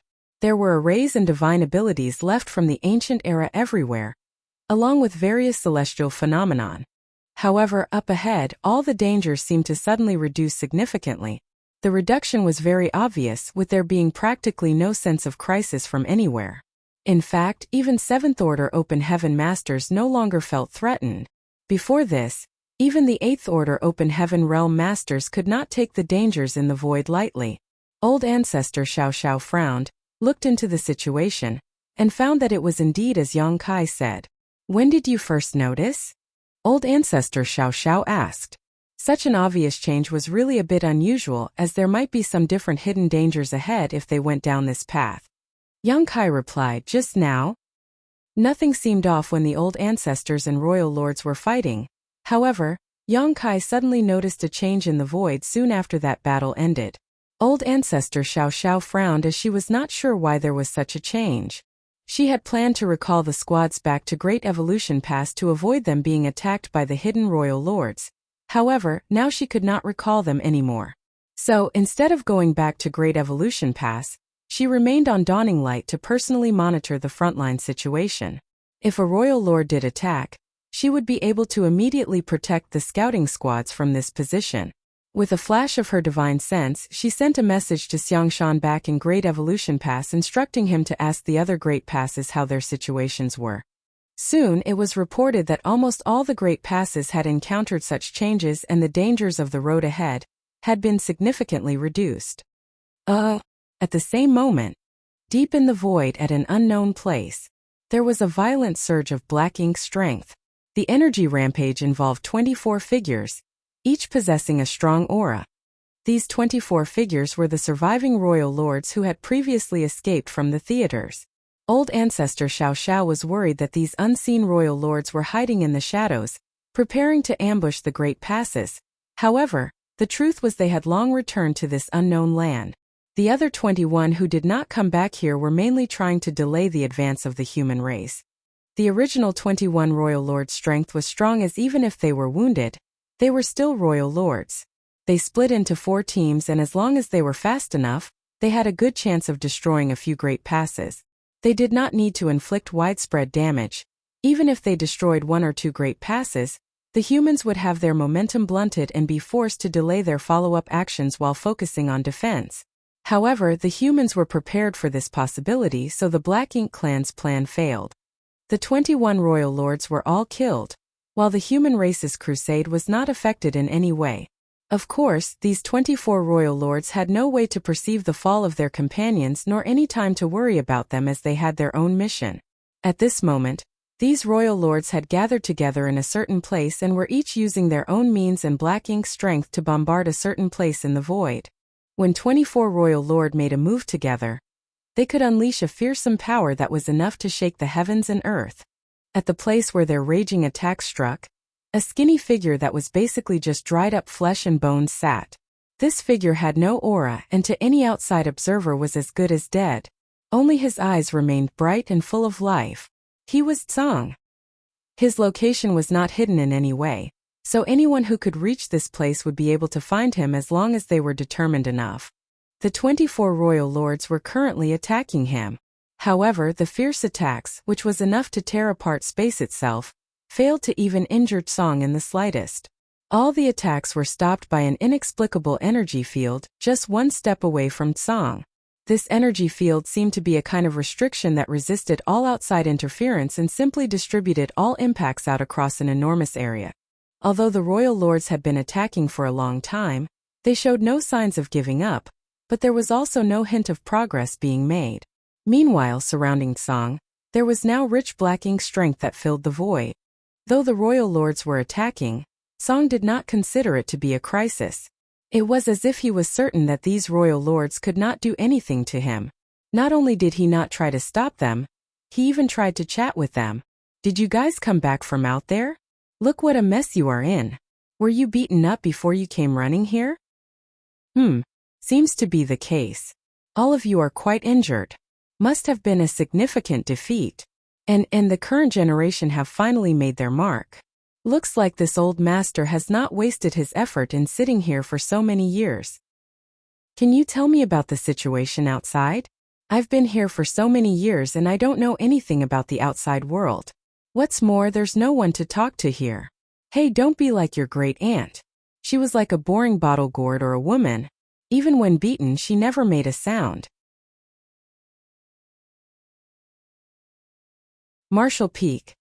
Chapter 5396. Who else is there to fool but you? Oh. Hey, seriously? What is the situation in the outside world today? You lowlifes have actually been driven back all the way here? Has my human race flourished so much that you are no longer their match? There are not many innate royal lords anymore, Chem. Most of you are acquired and have advanced from below. It looks like a lot of those who went out from here died already. Look, don't waste your energy. Do you think that this old master will be easy for you to defeat? Save your energy and take a break. Isn't it better for us to have a chat? Hello? Hey you, yes, the one with the horns on your head. Yes, you, tell me how things are out there. In exchange, I can give you a gift. The black ink strength surged as they madly attacked. However, even with the combined efforts of 24 royal lords, they couldn't even scratch Song. The more he nagged, the fiercer the royal lords attacked. It was as if they were determined to shut him up. At one point, a voice from the dark depths exclaimed in surprise, "You can control Shur's power? The power to devour?" Although Song's movements were extremely subtle, they were still detectable, so he usually concealed them extremely well. However, this time he accidentally revealed something. Song laughed and said, "Oh, you found out." The voice said coldly, "So that's why. Old thing, no wonder you survived for so many years. You can control Shur's power." Song sighed and said, "Not like I can help it. This damned place has been turned into a soulless, spiritless land by your underlings, so if this old master wants to live, the only way is to secretly steal from you from time to time." For countless years, he had relied on the manipulation of Shur's power to occasionally devour some energy from the darkness in order to survive. Otherwise, he would have died many years ago. The voice in the darkness sneered and said, "You're really good at hiding. You managed to hide your flaws for so many years that even I was unaware of it. It was unbecoming of me to keep it from you, the master of this domain. Now that you've found out, should I be ashamed of it? I'm afraid that you've forgotten how Shur died. I can't help it. This is the only way if I want to live." How could Song not know how Shur died? It was because Shur had devoured too much black ink strength and was at risk of being corrupted by it that he had to integrate himself into the restriction at the last moment. Even an existence as powerful as him could not completely resist the corruption of black ink strength. The voice in the darkness laughed coldly and said, "Very well, you want it, don't you? If you want it so badly, then I'll give it to you." As the voice spoke, the calm darkness suddenly rumbled. It was as if there was a violent energy surging in it, boiling from the inner depths and impacting the invisible restriction. Song frowned and called out hastily, "Emo, do not be rash. Let's talk about this." The voice in the darkness kept silent and the power rumbled more and more fiercely. Song was originally withered to skin and bones, but now he visibly swelled up. In the blink of an eye, he turned into a plump old man. This transformation was not done though, as his body continued to expand and soon bulged up, like a blown-up ball. "Stop, stop!" Song shouted, appearing terrified as he yelled, "Emo, stop! If you keep doing this old master will burst." Emo naturally would not stop. He wanted nothing more than to make this noisy old man explode. The 24 royal lords saw this scene from outside the restriction and smiled happily. They felt reinvigorated, and increased the intensity of their attacks. After a few moments, Song's whole body was swollen into a ball. He was so puffed up that no one could see his facial features. He seemed like he could burst at any moment. He shouted with difficulty, I can't hold on anymore." After he said so, he lifted his chubby palm and thrusted it forward. The royal lords, who were bombarding him indiscriminately, instantly froze as if death itself had enveloped them. In the darkness, Emo suddenly roared, "Dodge!" But it was too late. When Song thrust his fat palm out, the vast void trembled and the restriction which covered the darkness visibly rippled. The 5 closest royal lords were swept up by the violent burst of power and instantly exploded into blood mist. More royal lords behind them were hit hard and began to bleed. The whole world suddenly fell silent with just one blow. Song's swollen body, which was like a round ball, now began to deflate and shrink rapidly. He eventually reverted to an old man, heaved a long sigh of relief and said, much more comfortable." The royal lords, who were still alive, were all terrified as they stared at Song with immense fear. They were royal lords, the most powerful in existence in this world. 24 of them joined hands to attack Song for so long, but they couldn't even hurt him. However, with just one counterattack, 5 royal lords perished and more than 10 of them were seriously injured. The ones who weren't further injured were simply lucky to have avoided the blow. The power of that palm just now had surpassed their understanding. There should not be such a force in this world. In the darkness sealed by the restriction, the black ink-colored ocean no longer had ripples on it. A while later, Emo angrily scolded, You tricked me. Just now when Song pleaded for him to stop, he really thought that this old thing was about to burst, so he spared no effort to funnel more power into him. In reality, Song was borrowing his power to fight. Thus, once Song unleashed the accumulated power, it violently blasted out, resulting in casualties among the royal lords. It could be said that the power of that blow was not his real strength, but his combined with Mo's. The royal lords were unaware of what happened, but Mo understood. He knew that Song's attack was done with the help of his power and also the power of the entire restriction. That was why the damage it inflicted was so terrifying. It was impossible for Song to do this with his strength alone. If he really had such strength, he would not have been trapped here so close to the restriction for so long. How dare you lie to me? Mo roared hysterically, as if he was a jilted woman. Song shuddered a little as his body was covered in goosebumps.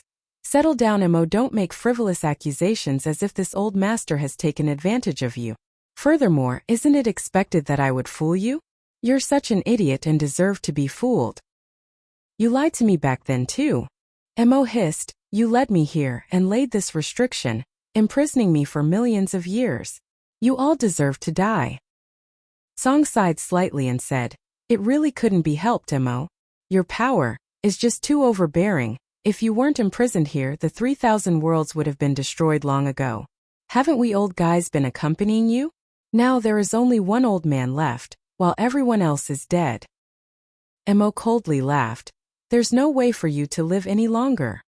It was a huge restriction that required someone to be here to make sure Mo remained trapped. Thus, those Song mentioned had to remain here at all times. Unfortunately, Mo's life and no natural end, while those people who guarded this place were not immortals. Regardless of how strong they were, they would eventually pass away. So be it, the past is the past, let's not mention it anymore. Song waved his hand with a look of despair and continued, this old master will not last long. When this old master dies, you will no longer be trapped.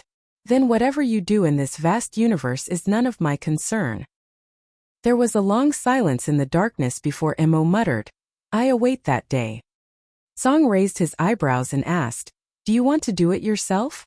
Just like earlier, perhaps if we do it a few more times, this old master will really burst. Humph. Mo coldly snorted, fell silent, and ignored him. Song looked at the 19 royal lords who were still alive, waved to them casually, and asked, shall we continue? The royal lords looked terrified and none of them dared to move. Since they knew that this man could devour Black Ink's strength and turn it into his own power, why would they still want to fight against him? They just witnessed him vaporize 5 royal lords with a simple thrust of his palm. If he did it a few more times, they would all die meaninglessly. The next moment, the royal lords seemed to have received some instructions. All of them bowed towards the darkness where Mo was sealed, turned around and dashed off. Soon they were nowhere to be seen. Song secretly heaved a sigh of relief at this sight. Although Mo's intelligence had grown considerably compared to back then, and he was much more mature, making it not as easy to deal with him, he was still rather naive. If he really pumped up Song a few more times with his power, Song was certain that he would not be able to survive.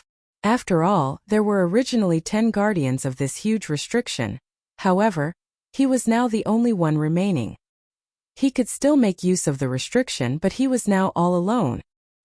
He sighed in his heart as he looked in the direction of where the royal lords departed. Sure, if you do not return soon, this old master really won't be able to hold up much longer. Will I be able to last until that day? He had guarded this place for so many eons, in this barren place with no means of restoring his strength or increasing his lifespan. One by one, his old friends exhausted their powers and died. Before they died, all of them integrated themselves into the restriction to reinforce it. The last one to leave was Sure. Before integrating his body into the restriction, Sure told Song a plan that he would retain a trace of his soul, which would cross the void, and return to the 3,000 worlds. Doing so, he might have a chance to live again.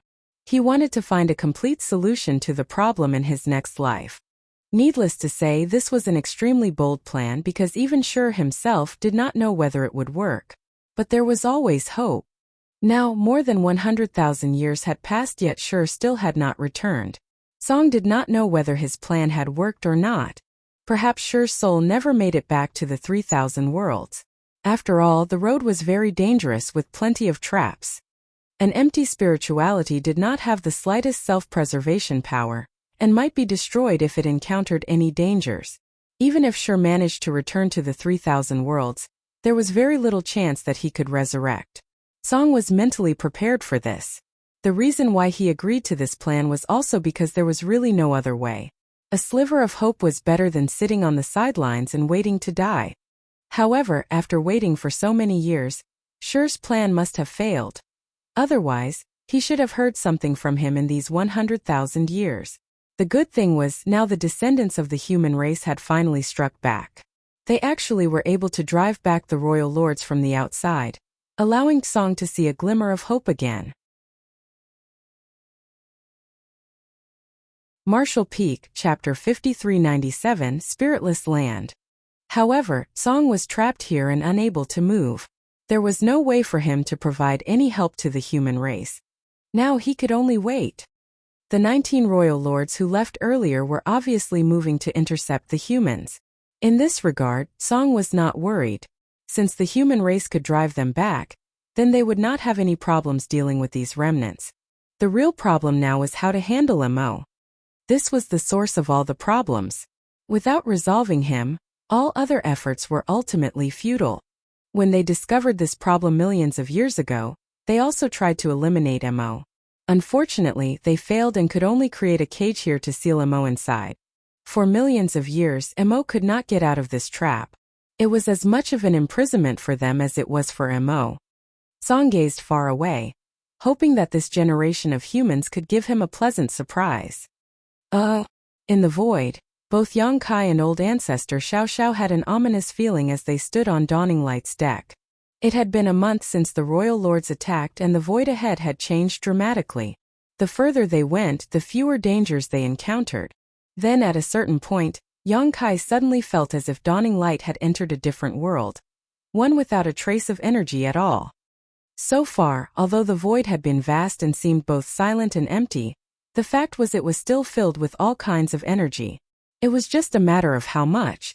The most common energy in the void was the various starlight strength. The 9 heavenly layers grand array that was placed in Voidland was able to draw in starlight strength to replenish itself. Thus, as time passed, the more powerful the 9 heavenly layers of grand array would become. The Black Ink battlefield also had starlight strength, as well as many other strange powers in it. Although these powers could not be absorbed by humans directly, they were real, and many mobile palace artifacts and warships had the ability to draw on such energies to power themselves. This way, the reliance on cultivators to power warships was reduced. It could be said that these kinds of chaotic powers filled all of space in the void. However, this place was a complete vacuum. There were no restrictions, no residual divine abilities, no colorful and diverse celestial phenomenon, not even the power of the void itself. This was a place where there was literally nothing, only endless space. Being in such a place, one could not help but feel surreal. Even being in it, Yongkai could not help but wonder if there really was such a place in this world. A spiritless land. Old Ancestor Xiao Xiao murmured and frowned slightly. Yongkai had previously heard of spiritless lands, however, this was the first time he had actually seen one. Is it man-made or naturally formed? Yongkai asked. The Old Ancestor shook her head. I don't know. It was fine if it was naturally formed, but if it was artificially created, then it was a big deal. Does this place have anything to do with the Black Ink clan source domain? Is the source domain hidden here? But, if this is a spiritless land, why would the source domain be hidden here? Was this done by the great experts of ancient times for some reason? Nothing was known. At that moment, an energy fluctuation flickered from the depths of the void. Although it was fleeting, both Yongkai and Old Ancestor Xiao Xiao sensed it. Yongkai immediately turned his head to look in that direction while Old Ancestor Xiao Xiao frowned and narrowed her eyes. Not only did they sense it, all humans in the Great Passes sensed it. Be it 9th Order Old Ancestors or 5th Order soldiers, all clearly sensed that energy fluctuation. In all the Great Passes, all eyes and divine senses focused in that direction. Some even rose into the sky hoping to get a better look. Strong! Old Ancestor Xiao Xiao exclaimed softly. Although the place where the fluctuation came from was still incredibly far away, she clearly perceived that whatever caused it was so powerful that she could not hope to replicate it. In other words, the one who caused this fluctuation was a master beyond her. Old ancestor Xiao Xiao could not help but feel intimidated. She was instantly reminded of the jade white hand that she saw in the black ink nest space previously. At that time, she sensed that the master of that hand seemed to be more powerful than a Ninth Order Open Heaven Realm masters. With a single strike, he actually managed to tear apart the black ink nest space, which had sealed 22 Ninth Orders Open Heaven Realm masters and 50 royal lords inside of it. This showed that the Jade White Hand's master and the mother nest were very close to each other, and that the master who attacked had unfathomable strength. Was the intense energy fluctuation made by the owner of that Jade White Hand? If not, who is this master that is fighting in the depths of the void? This crusade was increasingly puzzling and incomprehensible. After a month passed, the distances between the Great Passes had become extremely close to each other. Wind and Cloud Pass and Azure Void Pass were now just an hour or so away from Great Evolution Pass. In fact, Yongkai could clearly see the two Great Passes on his left and right. It could also be said that the human race had effectively become a single army. Any one of the Great Passes could support the other Great Passes in a timely manner. The power of more than 100 Great Passes had gathered. There were more than 100 Ninth Order Open Heaven Realm Masters, thousands of 8th Order Open Heaven Realm Masters, and around 2 million soldiers. Furthermore, they had the accumulated heritages of the cave heavens and paradises, over hundreds of thousands of years. With such a powerful force, the human race had the confidence to deal with the Black Ink clan, regardless of how strong its hidden forces were. In this battle, the Black Ink clan would be eradicated once and for all. After the energy fluctuation, there was no more movement from the depths of the void, and it remained unknown what caused it. 3 days later, while old ancestor Xiao Xiao was meditating aboard dawning light, she suddenly opened her eyes, gazed ahead momentarily and then dashed out. A long continuous whistling sound followed. At the same time, from a number of Great Passes, Ninth Order Open Heaven Masters flew out like long bolts of lightning towards the depths of the void. Enemy attack! Yongkai shouted, "Take your stations!" He clearly perceived that as many as 30 old ancestors had rushed out from the Great Passes. The only enemy who could make so many old ancestors move was the Royal Lords. Last time, 21 Royal Lords divided their 4 groups to launch an attack which eventually resulted in their annihilation. Not much time had passed since then, but now another wave of Royal Lords was attacking. These had to be the Royal Lords who did not show themselves previously. Yongkai wondered why they did not attack together and instead split into 2 separate waves. Were they not aware that splitting their forces and attacking at different times would be less effective? That couldn't be. There had to be some reason why they had to do so. After all, the Royal Lords were not fools. Shortly after Yongkai shouted, a battle broke out in the depths of the void ahead. A very fierce battle. Previously, when old ancestor Xiao Xiao went to another Great Pass to support them, the distance was too far for Yongkai and the others to perceive anything. However, this time it was different. The location of this battle was not far from Great Evolution Pass, about half a day's journey by warship. Divine abilities and secret techniques began to erupt, and extremely dazzling and gorgeous lights bloomed at that distant location. Underneath that glorious glow was nothing but violence and death. The battle was extremely ferocious. This was the rawest feeling this battle gave to Yongkai. There were no probing attacks or measuring of the enemy, just an immediate life or death struggle.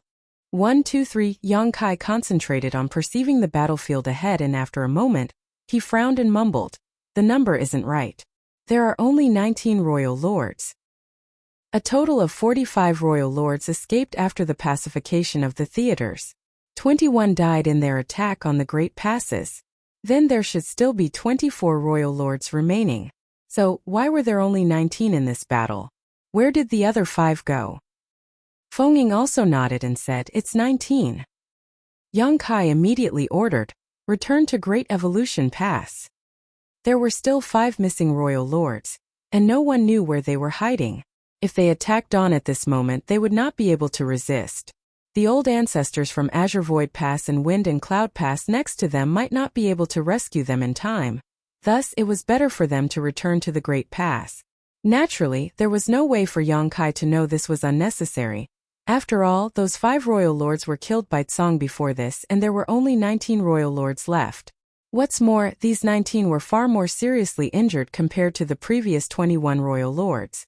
Tsong may have only killed 5 royal lords, but he seriously injured more than 10 of them as well. As a result, these 19 royal lords were in worse condition than the previous 21 who had attacked, with many of them not even able to display 50% of their peak strength. 30 old ancestors went out to fight them, outnumbering them almost 2-1. This battle broke out suddenly, and ended very quickly. Yongkai was just leading Dawn back to Great Evolution Pass when the battlefield in the distance was filled with the sounds of royal lords falling, one after another. On the city walls, the human soldiers who sensed the battlefield were dumbfounded. No one expected the royal lords to die so quickly. The battle was actually over before a stick of incense passed, with the auras of all 19 royal lords that had appeared withering as they perished. Old ancestor Xiao Xiao soon returned, without a trace of injury. Xiang Shan and the others rushed to welcome her. Not rejoicing in victory, the old ancestor wore a frown on her face. After all, the previous battle had given her an extremely odd feeling, even more so than the one before it. It was as if these royal lords did not take their own lives seriously. They appeared as if they could not wait to die and practically did not defend themselves, showing no sense of self-preservation and only attacking wildly. What concerned her more was that the 19 royal lords that appeared this time were very seriously injured. More than 10 of them could not even exert half of their usual strength. Otherwise, the old ancestors could not have won so easily even if they were numerically superior. The royal lords' injuries were odd, and she wondered if that immense burst of energy some time ago had something to do with it. Perhaps that was the case, otherwise it could not be explained. If so, that would mean that someone had struck those royal lords before them. As the old ancestor pondered, a vague guidance suddenly came to her from the darkness. It was not a word, nor a divine sense transmission, but a simple guidance. Old ancestor Xiao Xiao immediately turned her head in the direction where the royal lords came from. In that instance, the eyes of more than 100 old ancestors from the various great passes also converged in that direction. Some of their brows rose slightly, some looked surprised, while others appeared relieved. When that guidance came, all the old ancestors knew that they were close to reaching the Black Ink clan source domain, and would soon be able to clear some of their doubts and questions. Be it whether the jade white hand that saved them that day belonged to a friend or a foe would be revealed soon. If they were not mistaken, the vague guidance in the darkness came from the owner of that jade white hand. Martial Peak, Chapter 5398, You've Finally Come. More than 10 days after the 19 attacking royal lords were killed, the great passes finally arrived at the source of darkness. The void deep ahead was enveloped by a huge and dense cloud of black ink strength that appeared like an endless ocean that had existed since time immemorial. Although everything was calm, everyone felt the dread of what was to come. Even from a distance, it still gave people an extremely ominous feeling. The evil energy in this black ink ocean seemed to be able to devour one's heart and soul just by staring at it. In the great passes, all eyes gazed towards the black ink ocean, and all of them looked grave, even the old ancestors. Was this the Black Ink clan source domain? Although no one told them what it was, when they saw the black ink ocean, they all realized that this was definitely the source domain, and that the mother nest must be inside. At the beginning of the crusade, no one thought that the source domain was so far away, and no one expected that the source domain would look like this. If too many Black Ink clansmen died in a certain battlefield, the black ink strength would form thick black ink clouds, and if enough black ink clouds came together, they were sometimes called black ink oceans, but those were a far cry from the sight before them. This was a real black ink ocean, dense and boundless. The so-called black ink oceans that they had seen previously were at most small ponds by comparison. Most of the humans only focused on this vast black ink ocean ahead of them, while the old ancestors of the great passes vaguely perceived that there seemed to be something else beyond this black ink ocean. It was something that was hidden extremely well, and no one would know it was there unless effort was made to sense it. In Myriad Demons Pass, the old ancestor used his demon eye of annihilation to see through the illusion. At Divine Feather Pass, The divine feather old ancestor activated his true vision eye to pierce the veil of the void. It was the same for the old ancestors of other great passes. With their ninth order open heaven realm cultivation, they more or less all practiced some form of eye-secret technique, though their attainments varied quite a bit. At this moment, when the various eye-secret techniques were activated, the hidden objects beyond the darkness were instantly perceived by the old ancestors, and what they saw left all of them pale with shock. They saw a restriction at the outer edge of the darkness, which was like a cage that enveloped the entire black ink ocean. It was because of this seal, which imprisoned the black ink ocean, that it did not spread outward. It was not hard to imagine that without this seal, the black ink ocean would have been so enormous that perhaps the whole void would have been filled with it, leaving no place for the human race to exist. It was a huge revelation. Such a seal was definitely not a natural formation and had to be man-made, but even the old ancestors had never heard of anything like it. From the traces left by the passage of time, it was obvious that this seal was ancient. In fact, it was so old that even the old ancestors could not figure out when it was even formed. However, the old ancestors did not need to investigate for long as suddenly, something in the void attracted their attention. There was an old man with a white beard, sitting on the restriction, looking at them with a smile. All the old ancestors gasped. Initially, they did not even notice this man's presence. This old man seemed to suddenly appear out of nowhere. With more than 100 old ancestors scanning the area, it was naturally impossible that he could be missed. However, the old man could not possibly have just appeared there. He had always been there, but they did not know what technique he used such that even they, the old ancestors, could not detect him. In other words, if he did not want to be found, none of the humans here could find him. This old man was very strong, so strong that even the old ancestors were shaken. He just sat there with a smile on his face. Yet the old ancestors all felt that he was facing them individually. This was a strange feeling, but also a sign of his supreme strength and control. They did not detect any energy fluctuations from the old man, yet many ninth order open heaven realm masters had a clear understanding of the situation. It was clear to them that he had no ill will towards the human race. Additionally, the old man was obviously human. Without coordinating, each of the old ancestors stepped out from the great passes and converged towards the old man's location. Although they were fairly certain this old man helped some of them escape from the black ink nest space, they remained cautious as they still had not confirmed his origins or intentions. With more than 100 ninth order open heaven realm masters acting together, the old man would have to consider carefully if he had any malicious intent. When the old man detected the ninth order open heaven realm master's thoughts, his smile only widened. Then suddenly, the old man appeared disappointed and frowned. As the old ancestors approached from the great passes, he clearly saw Duan's handiwork from the great passes. Back then, one of his comrades, Duan, was supremely talented in artifact refining, second to none in it. In fact, the cage where Emo was imprisoned was created by Duan with the help of the 9 others.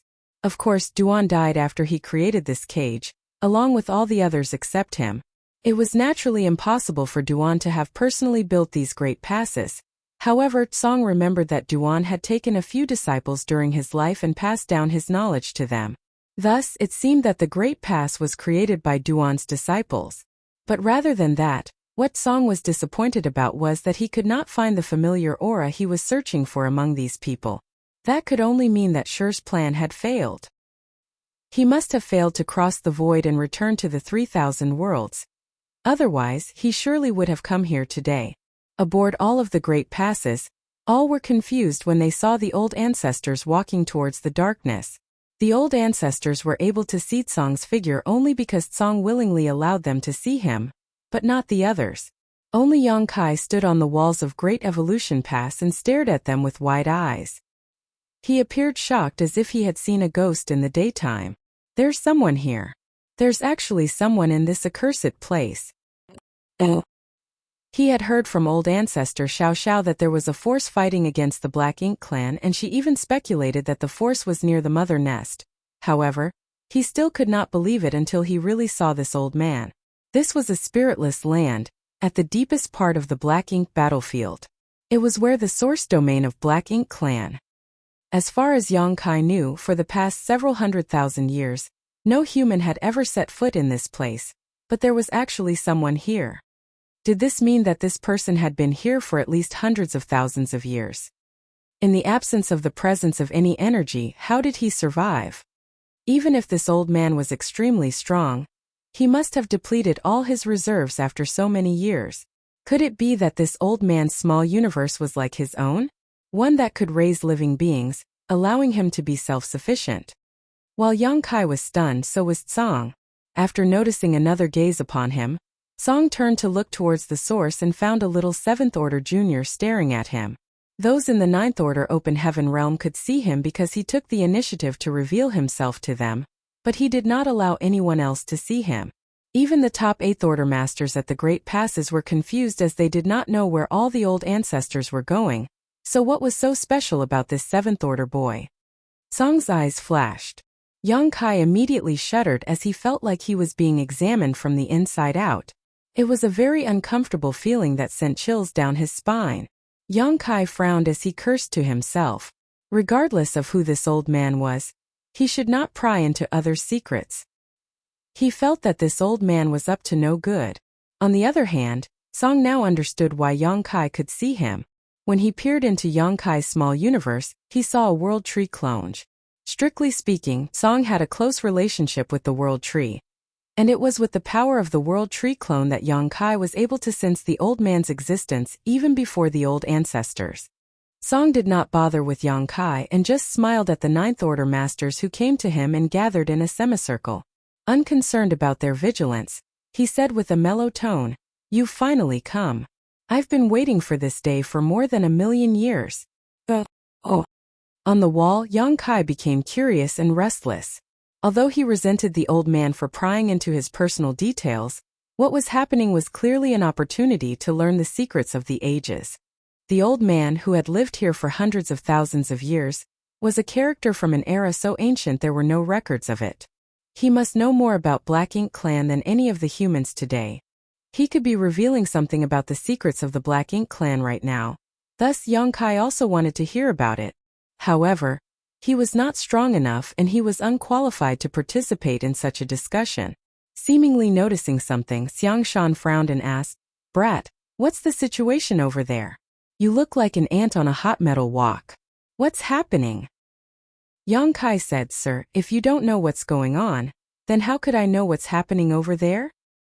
He then continued, "Sir, why don't we utilize our divine sense to hear what the old ancestors are saying to that old sir?" When he said this, Xiang Shan, Mi Jingluan, and all the others looked strangely at him. What old sir? There was no such thing as an old sir over there. They only saw the old ancestors of all the great passes leaving the passes in unison and converging in one place. Without orders from the old ancestors, they did not dare to do anything rash. None of them saw any old sir. Yang Kai said, "It's that old senior." Oh. He pointed his hand to where the old ancestors were gathered. Xiang Shan stared over there, but still could not see anything. He then slapped the back of Yang Kai's head and snarled, "What nonsense! How can there be anyone there other than the old ancestors?" Yang Kai fumed. Why did he have to slap my head? Could he not have just used his words? However, after seeing Mi Jingluan and others' expressions, Yang Kai suddenly understood. None of you can see him. Xiang Shan growled, "If you keep talking nonsense, I will split your head in two." Yang Kai turned his head to look at Fengying and asked, "Senior sister, you also cannot see that old sir?" Marshall Peak. Chapter 5399. I'm here to serve tea to Senior. Fengying shook her head. "No, there is no old sir over there." Yang Kai did not know what to say. Why could he see the old man when the others could not? The old ancestors all converged in that direction. So obviously the old ancestors had seen him as well. Xiang Shan and the others now realized that Yang Kai did not look like he was joking. They also did not understand why the old ancestors had suddenly left. There really is an old man over there? Xiang Shan asked with a deep voice. Yes. Yang Kai nodded confidently. Mi Jingluan and the others frowned. Could it be the one with the white jade hand? Xiang Shan remarked as he thought of what old ancestor Xiao Xiao had said the other day. I don't know if it's the man with the white jade hand, but he seems human, Yang Kai replied casually. Mi Jingluan said solemnly, if there is someone there, yet we can't detect him, then his strength is simply unfathomable.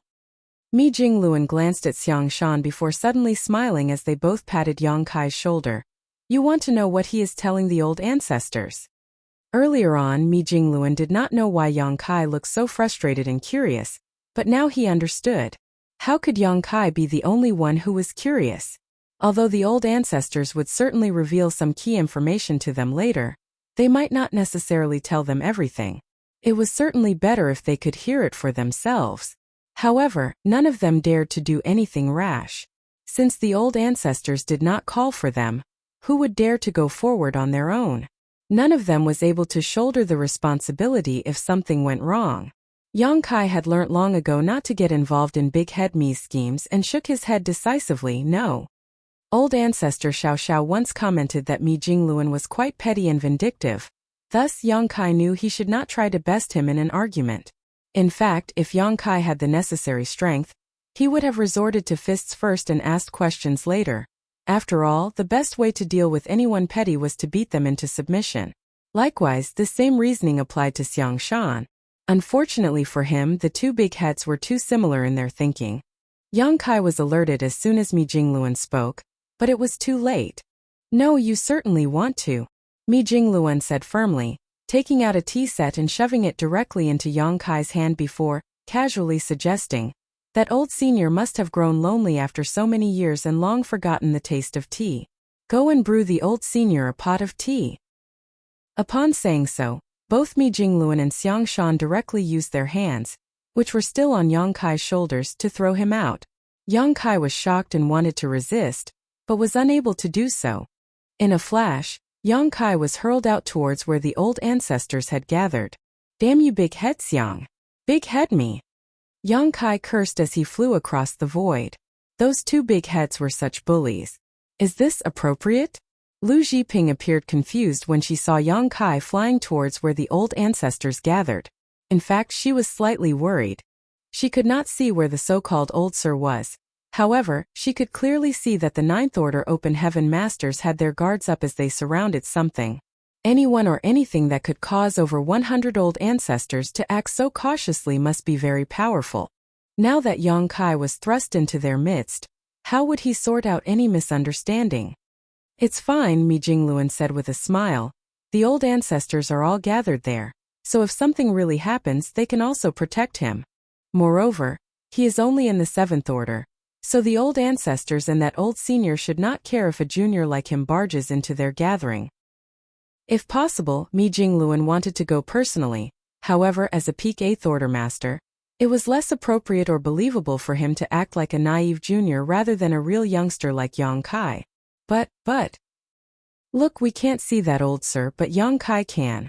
Maybe there is something unique about him? Xiang Shan continued along with Mi Jingluan's reasoning. Since he is unique, he should receive preferential treatment as well. After saying that, Mi Jingluan and Xiang Shan looked at each other and grinned. Yang Lai's face twitched repeatedly as he stared at these two with narrowed eyes. They managed to think up so much sophistry in so little time? How can they live with themselves if they do this every day, all day long? Yang Lai cursed in his heart and then walked away, feeling ashamed just standing with them. Yang Kai also cursed and swore at the two big heads.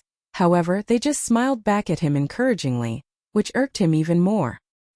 He had already been thrown towards the old ancestors, and was halfway there before he managed to steady himself, so it was far too late to turn back as that would only be more embarrassing. Thus, he emboldened himself to hold the tea set with both hands, keep his head up and strode forward. The old ancestors obviously saw him and appeared puzzled at his sudden intrusion. With a bull-headed boldness he had cultivated his whole life, Yang Kai ignored them outright and directly flew to the old sir and said with a smile, "Old sir, you must be thirsty. Please have some tea." Upon saying this, regardless of whether he caused the old ancestors to be upset, Yang Kai placed the tea set on the old man's side and got busy. Yang Kai naturally broke out into a cold sweat as Tsong curiously observed him. He came to serve tea and was only in the 7th Order Open Heaven realm, so regardless of whether this old sir was a friend or foe, He would not make a move against a junior thousands of times younger than him, right? Soon, Song did not bother about this interesting junior, and turned to look at one of the Ninth Order Open Heaven Realm Masters. Let's continue. Yang Kai did not know which old ancestor spoke, but a voice from behind followed. According to the ancient records, the cave heavens and paradises seem to have appeared overnight in the 3,000 worlds. Then a wide range of disciples began to train the next generation to prepare them for the black-inked battlefields for each of the great passes. Yang Kai listened for a while and understood that the old ancestor was talking about the founding of the cave heavens and paradises, which happened so long ago that rather than records, it was more like legends and myths that the current old ancestors only somewhat knew of. After all, there was not much written about it in the ancient books. Some time later, the same old ancestor also briefly spoke about the many years of struggles between the human race and Black Ink clan. It was not until the last few hundred years that the human race gradually achieved the upper hand. Eventually, they decided to launch a crusade and advance to this location. The old ancestor did not say much in detail, and just broadly described the events of history. He did not mention anything sensitive such as the purifying light or the evil purging divine spears. They still had no way to determine whether this old man in front of them was a friend or foe. Though the possibility of him being an ally was very high, it was always good to be cautious. Meanwhile, Yang Kai's had finished his work. He brewed the tea from Mi Jinglun's treasured tea leaves collection and respectfully presented it. "Old sir, have a cup of tea." Song answered with a smile, "You're quite thoughtful, little one." The old ancestor who spoke just now glanced at Yang Kai with a frown. He was the one who spoke all the while instead of Song, who barely spoke a few words. If anyone needed a cup of tea, it was him. Song drank the tea and Yang Kai took back the cup and refilled it. Yang Kai ignored the glare of the many old ancestors. There were more than 100 of them here, so surely, they did not expect him to serve every one of them, right? How could he serve so much tea? It was better for him to serve one person.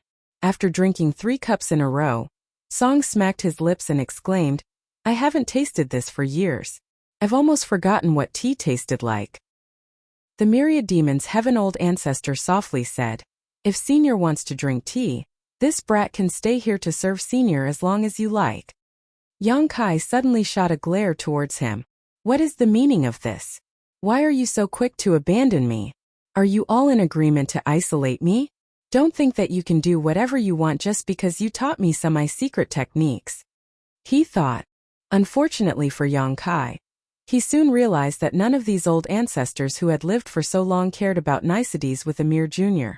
The myriad demon's old ancestor did not even glance at Yang Kai as he continued, "Senior, while drinking tea is a small matter, we have many doubts and hope that Senior can answer them." Song nodded and said, "This old master knows, but there is so much to cover. I don't even know where to start. How about this? Ask me what you want to know, and I will answer accordingly." The old ancestors were surprised that he was so quick to offer up his knowledge. The old ancestors exchanged glances for a moment before one of them asked, "How should we address Senior?" In fact, since they arrived, they had been telling him about the history of the 3,000 worlds and had not asked him anything. The old man said with a smile, "Song." "Song? As in that song from the sky?" The old ancestor raised his eyebrows slightly. Song slowly shook his head. "That song? From common people." Although the words were nearly the same, they had very different meanings. The old ancestors were noticeably less wary. Old ancestor Xiao Xiao then asked, "A few years ago, when I and several others were trapped in the black ink nest space, was it Senior who rescued us?" Song nodded and replied, "And it was me."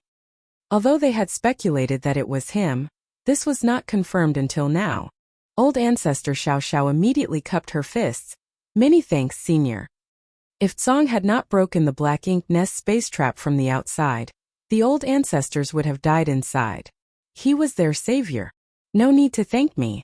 It could be considered as you having saved yourselves. If not for the leaking of the aura from your battle, I would not have thought to strike at that moment." Old ancestor Xiao Xiao pondered for a moment before understanding what Song meant. On that day, the Bright King Cave Heaven old ancestor detonated his soul at the border of the black ink nest space, opening a crack in it in an attempt to open a way out for other old ancestors. It was the bright king old ancestor's efforts that allowed the aura of that great battle to leak out. Otherwise, even if the battle was intense in that enclosed space, how could Song have noticed it? How then could he have saved them in time? Regardless, I will never forget this life-saving kindness. If I don't die in the battle ahead, I will certainly do whatever is within my ability to assist Senior when you require it. Song smiled and replied, "We can discuss the future in the future." In truth, regardless of the result of the war, Song did not expect to live much longer. It was already pushing the limits of his endurance to live till today, and he was missing his old friends and felt he should reunite with them soon. His old friends must have been waiting impatiently for him.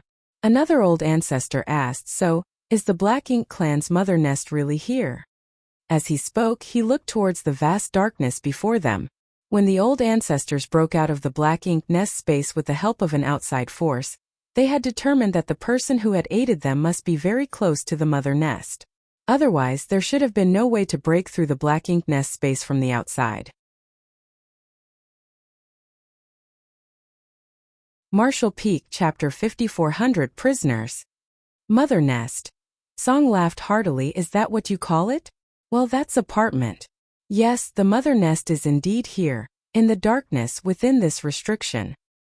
And this is where Black Ink clan originated from." "Yes." Blue Sky Pass old ancestor pondered for a moment before asking, "What does Senior call the mother nest?"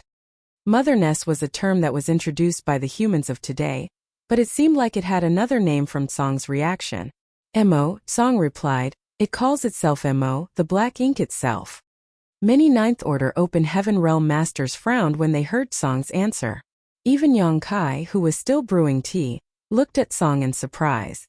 There was nothing wrong with calling the Black Ink clan's mother nest Mo. What was disturbing was the way Song phrased his statement. "It calls itself?" The Blue Sky old ancestor looked grim as he asked, "Senior, what do you mean by that? Is it possible that the mother nest is sentient?" So far, the human race had destroyed many low-rank to high-rank Black Ink nests. Thus, the human race now had some understanding of Black Ink nest. Each Black Ink nest had its own consciousness, and the Black Ink clan used the Black Ink nest's consciousnesses as carriers to establish Black Ink nest spaces. These Black Ink nest spaces were in turn created by the Black Ink nests which bred them. It was a space which transcended distance and could be used to quickly transmit information.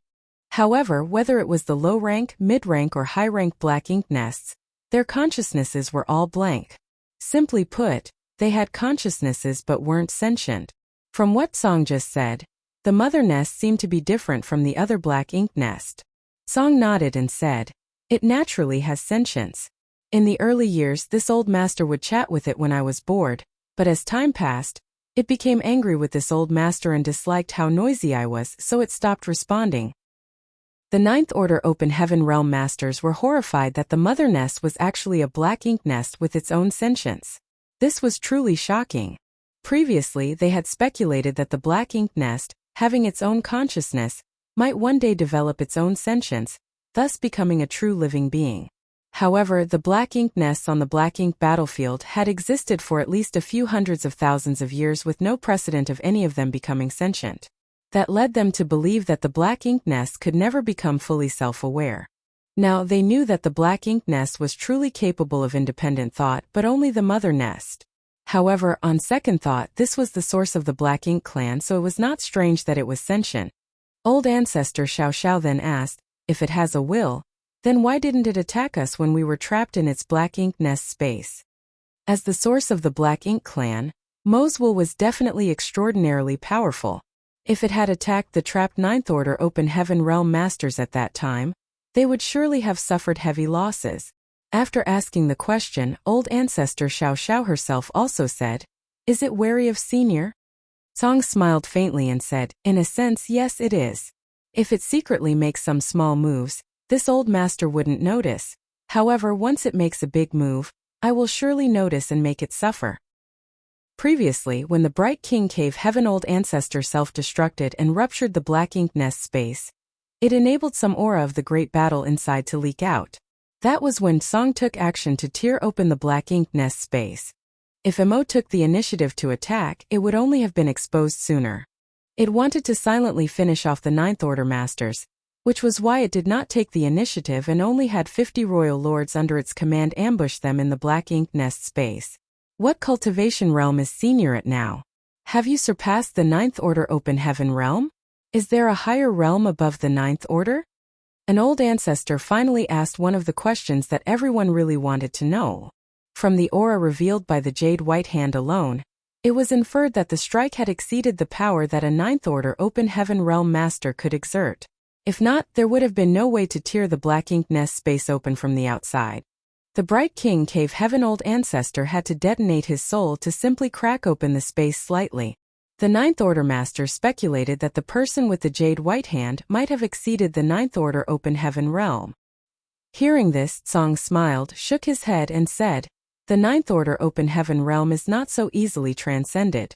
Strictly speaking, this old master's cultivation realm is still in the Ninth Order, just a little further along than you. As for whether there is a higher realm above the Ninth Order, maybe there is, maybe not. Who would know until one reached that point?" So, Song was also a Ninth Order open heaven realm master. This was beyond everyone's expectations. Even though he said that he was in the Ninth Order but a little further along than the others, that was not enough to explain the immense power of his last strike.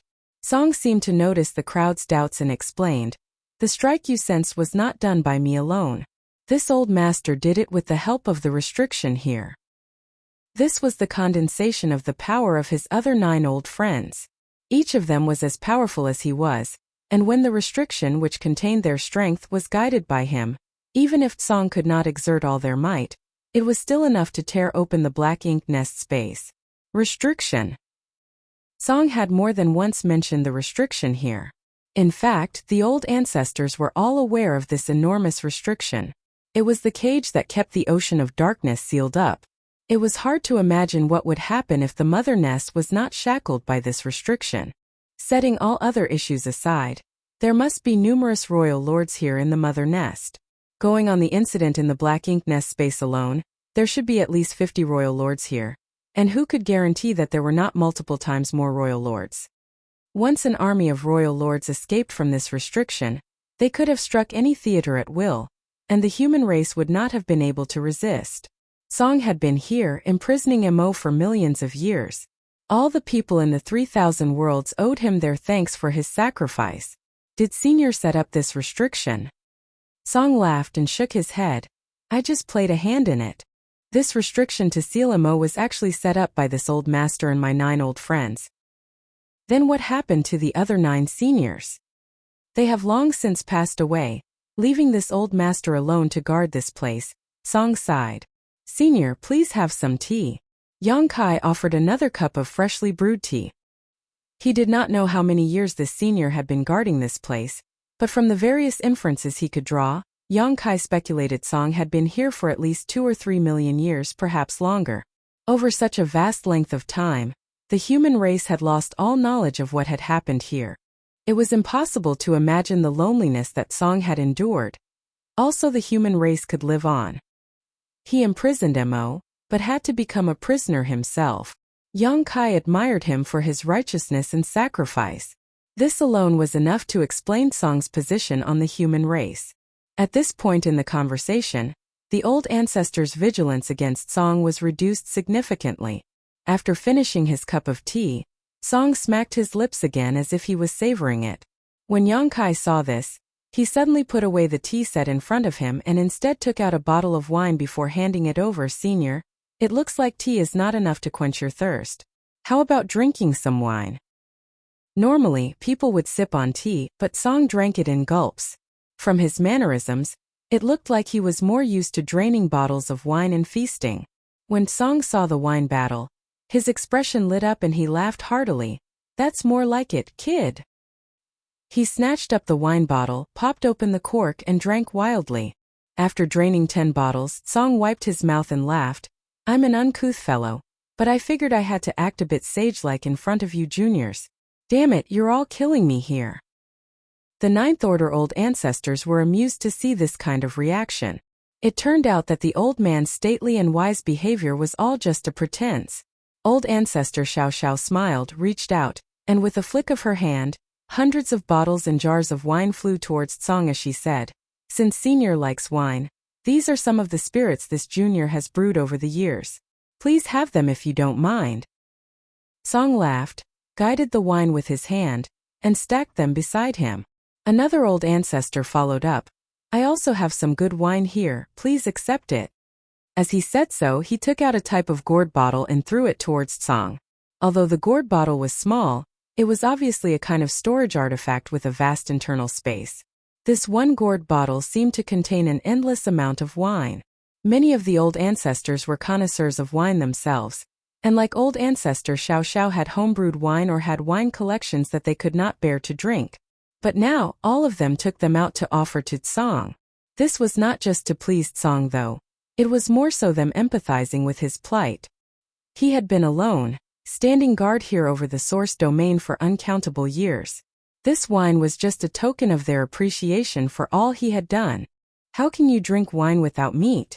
One old ancestor laughed, reaching out and taking out a large piece of monster beast meat, which had been his treasure for many years. It still looked extremely fresh and dripping with blood. The monster chi was also quite compelling, so it was obviously not from any ordinary monster beast. Yang Kai even felt a hint of dragon aura from it. This monster beast had dragon blood in it. Perhaps it was a flood dragon or other dragon descendant. Another old ancestor said, "Now we have wine and meat, some fruit is a necessity." He reached out a hand, and a plate of crystal clear spirit fruits appeared. One by one, the old ancestors took out their collections which they had accumulated over the millennia, and within a few moments, Song had all kinds of delicious delicacies set out in front of him. Even in the void, the aroma was overflowing and the atmosphere was joyous. Song laughed continuously. All the Eighth Order Open Heaven Realm Masters from every great pass were shocked to see that the place where the old ancestors gathered had somehow turned into a banquet. They remained dumbfounded and completely did not understand what had happened. Yang Kai was also dumbfounded that his simple swapping of tea for alcohol had triggered this change. Unfortunately for him, everyone here was in a Ninth Order Old Ancestor, while he was the only Seventh Order Junior. Thus, it was only expected that he did the hard work of pouring wine for each old ancestor, serving fruit plates, and roasting the beast meat. At this point, Yang Kai was cursing Big Head Me and Big Head Xiang nonstop in his heart.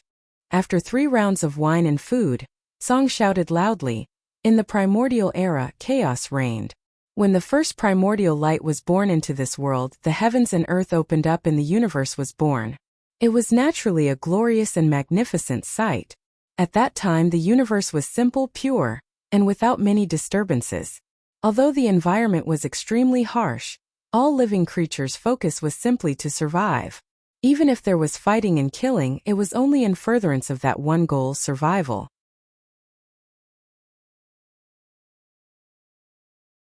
Martial Peak, Chapter 5401, Primordial Era, Early Ancient Era, Late Ancient Era. The divine spirits were the first to rule the universe. They were born powerful, and had almost no natural enemies except themselves.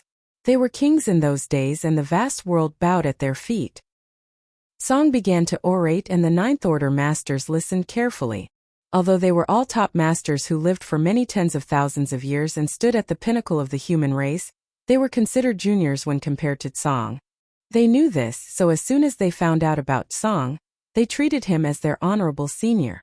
The old ancestors never knew these secrets of the primordial era and early ancient era. No one had ever told them these while the ancient books did not have much in terms of details. Everyone realized that today, they would be learning from Song things that they never knew before. The divine spirits were proud and undefeatable, but they had innate arrogance that they needed to prove to others. So the divine spirits fought amongst themselves, and all divine spirits were enemies to all but their own. Such a war soon swept across the 3,000 worlds. As the battle raged on, it shattered the heavens and earth. Countless living beings perished while even the divine spirits themselves were not spared as many were killed. The battle of the divine spirits of the primordial era was almost a battle of complete extinction. It was not until millions of years later when most of the divine spirits were exterminated, and those that survived could barely sustain their clans that the era of the divine spirits dominating all lives came to an end. That also marked the beginning of the early ancient era. When the divine spirits fought, they created many servants and descendants. As the divine spirits declined, these servants and descendants, who were all essentially soldiers themselves, grew stronger.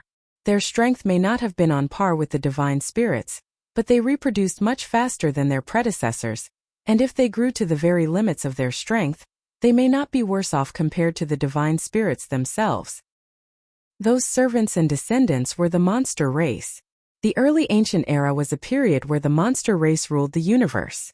All kinds of powerful monster beasts emerged, and in terms of pure numbers or species, they were far more numerous than the divine spirits. While the divine spirits became dormant, the monster race were the masters of the world. They also attacked and killed each other, along with those of other races as well. As Tsang spoke, the grand images of the primordial era and early ancient era gradually formed in the minds of the old ancestors. The Ninth Order Open Heaven Realm Masters were in awe as they listened while Yang Kai stood still, stopped pouring wine, and listened carefully to Tsang's narration. No one would have thought that the primordial era and early ancient era would be such periods where divine spirits and the monster race dominated the world. Senior, what about humans? When was the human race born and who created it? An old ancestor asked. The monster race was created by the divine spirits, but what about the human race? Everyone was curious who created the humans. The human race. Tsang smiled and then replied, the human race was not created by anyone. When the heavens and earth were created, the human race was born. The human race has existed throughout all the ages. Even when the divine spirits ruled the primordial era, and the monster race ruled the early ancient era. During both eras there were traces of human activity.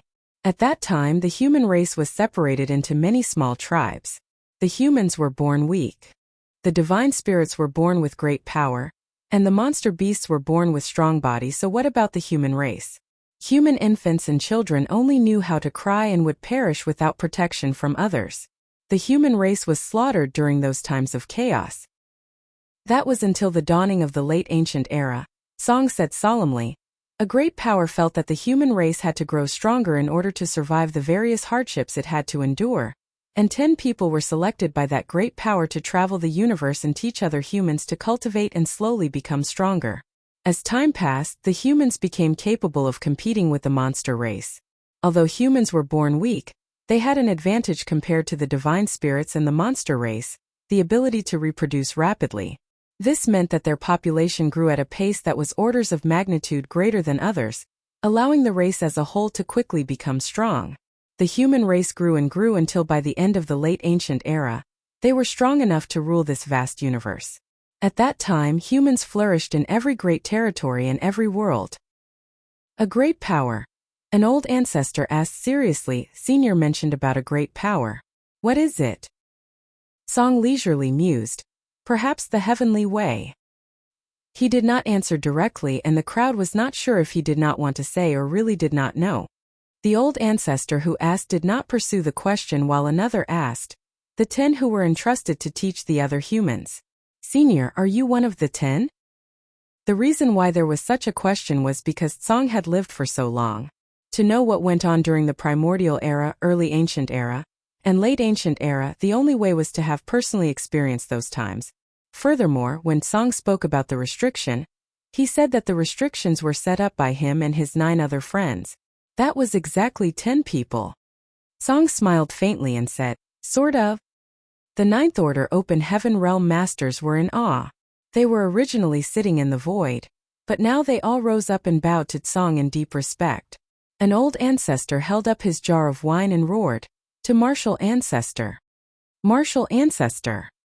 If the 10 of them did not go around teaching the human race how to cultivate, it would be unimaginable what state the humans would still be in today. As one of the 10 who originally taught the human race about the existence of the martial Tao, Tsang deserved the title of martial ancestor. To martial ancestor.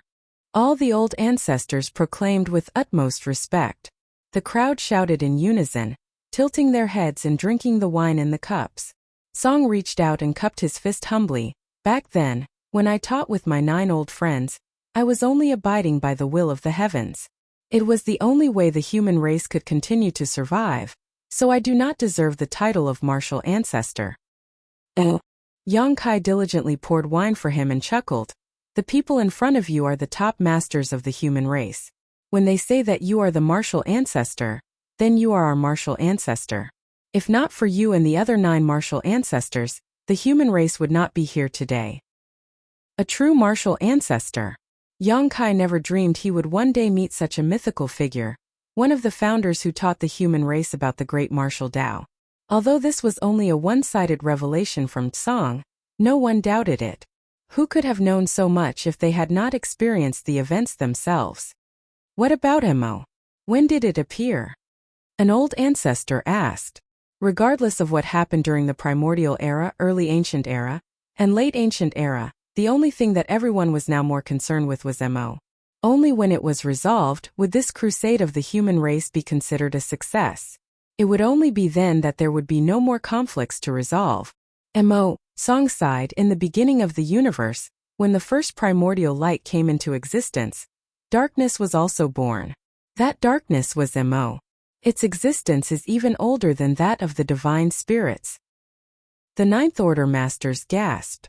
As Song mentioned, the divine spirits ruled the primordial era, and the monster race ruled the early ancient era, making them sound like they were the first beings to exist. Who would have expected that Mo was even older than them? Since black ink strength was so invasive, why didn't Mo rise up to dominate everything during the primordial era and the early ancient era, when the divine spirits and the monster race were ruling? If Mo rose up during that time, neither the divine spirits nor the monster race would have had a chance to rule over the universe. No matter if it was in the primordial era or early ancient era, it would have been the Black Ink clan that ruled the world. Song shook his head and explained, although it existed since the beginning of the universe, its sentience formed much later. It lay dormant during the primordial era and early ancient era, and even during the late ancient era, before the human race became dominant, it still remained unaware. It was not until a long time later that it became sentient and began to leave this place on its own accord. This place. The Ninth Order Masters paid close attention to Tsang's choice of words. Senior, does it mean that it was born here as well? Tsang nodded and said, this is where the heavens and earth began, and it is also the birthplace of Mo. It can also be considered the end point of the universe. That is why we laid the restrictions here, deceived it here, and sealed it. Deceived, the old ancestors murmured to each other. Song said solemnly, in fact, its sentience is not too developed, at least before it was imprisoned. In fact, most sentience was only equivalent to that of a child. It was a little naughty, but it was not bad in nature. Unfortunately, its existence itself is evil. The old ancestors were surprised to hear his comment. On the other hand, Yang Kai was suddenly reminded of Big Brother Huang and Big Sister Lan, whom he met in the chaotic dead territory. Both of them were also extremely powerful, but their personalities were just like that of children. The old ancestors may not be able to understand Song's comment on Mo, but since Yang Kai could associate what he said with his experience with Big Brother Huang and Big Sister Lan, he could understand the situation better. Upon that realization, Yang Kai suddenly wondered. Perhaps in this world, once their strength reaches beyond a certain level, their sentience becomes limited. The late ancient era ended as Mo's sentience began to take form, slowly assuming a form that then left this place. At that time, the human race had already dominated the 3,000 worlds, so you can imagine what it would be like for a child who suddenly arrived in an extremely prosperous world.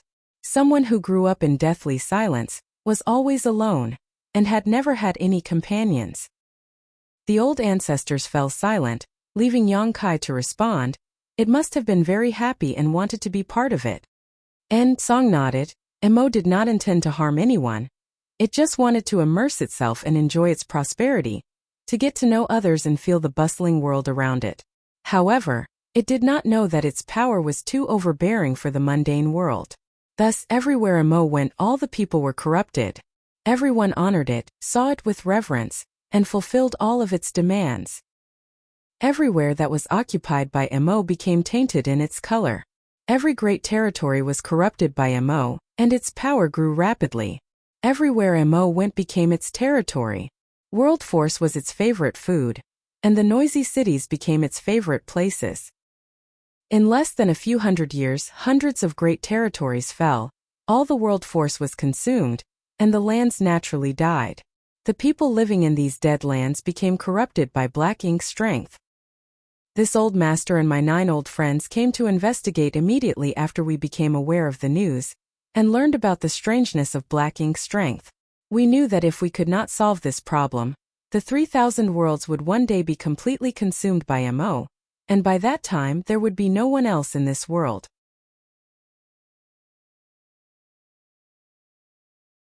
Martial Peak, Chapter 5402, Primordial Light. This old master and my friends came with hostile intentions, but MO did not realize it at all. Instead, it welcomed us and showed us the beauty of its territory and its achievements with great delight. Looking back, MO truly behaved like a child. It had something that it was proud of, but there was no one to share it with.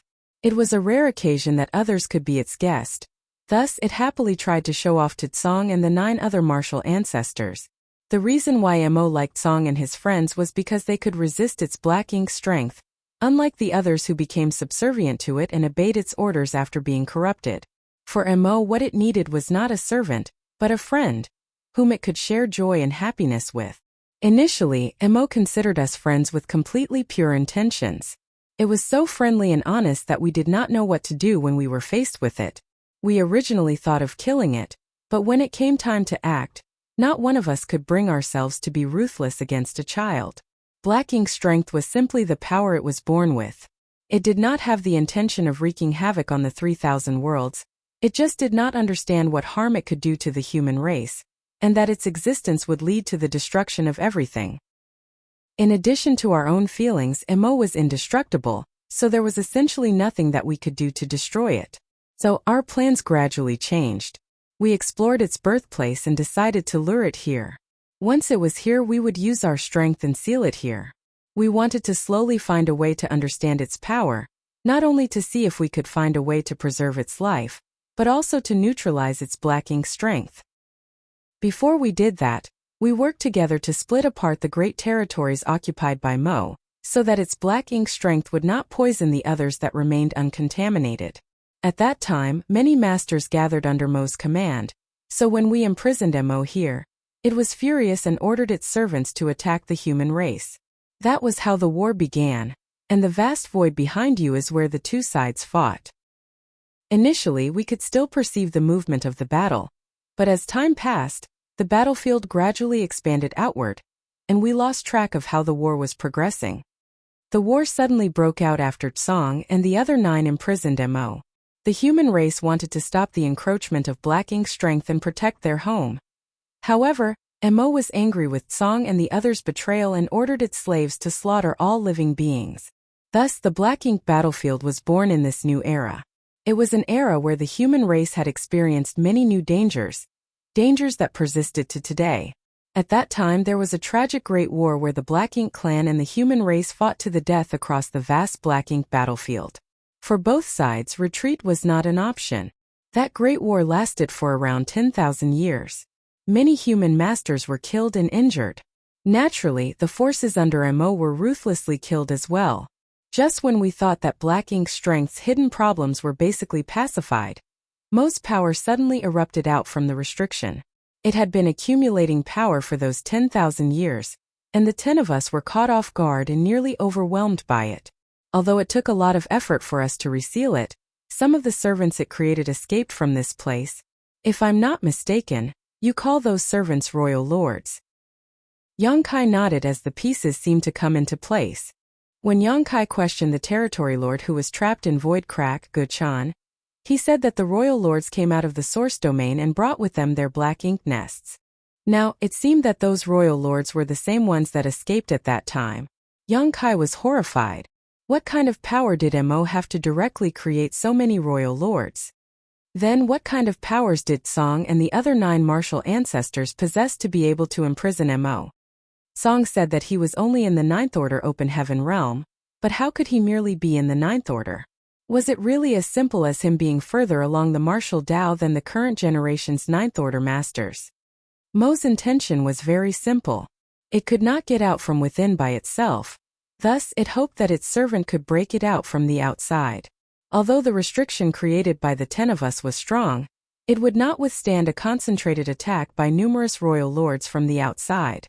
Mo might really be able to escape if 500 royal lords bombarded the restriction at the same time. Thus, we were very worried when we saw those royal lords escape. If those royal lords managed to conquer the 3,000 worlds and take over everything, it would be enough for them to create an endless number of Black Ink clansmen. With such numbers, it would not be difficult for them to amass 500 royal lords in time. However, thankfully this never came to be. When not one royal lord returned to help Mo out of the trap, we knew that the human race had pushed them back. This made us very happy. However, as the years passed, it became harder to guard this place. One by one, my old friends could not endure and began to fall. In the end, this old master was the only one left here, waiting for you all to come. Song managed to give the old ancestors magnificent descriptions of what happened during the primordial era, the early ancient era, and the late ancient era. He also revealed a lot of unheard of secrets to the old ancestors and explained to them the origins of Mo. At the end of the late ancient era, the battle between the Black Ink clan and the human race was so fierce that even the supreme masters of the human race were killed. With a lack of records or distortions as generations passed, it created a gap in the human race's knowledge of the world's history, which was why even the cave heavens and paradises ended up not knowing much about these ancient events.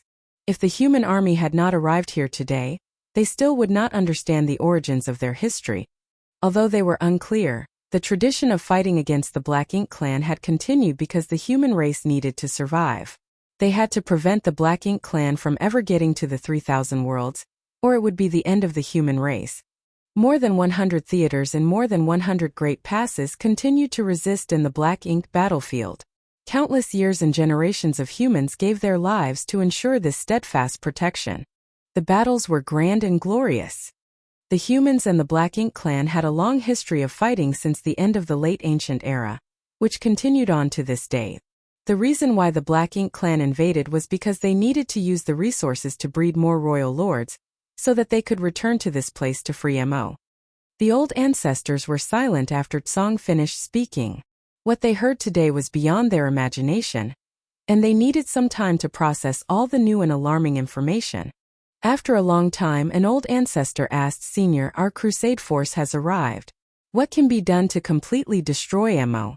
We have around 2 million soldiers pledged to fight to the death. Is this enough to clear all the evil that lies within?" Song slowly shook his head and replied grimly, "Mo was born with the universe itself. Its existence is special.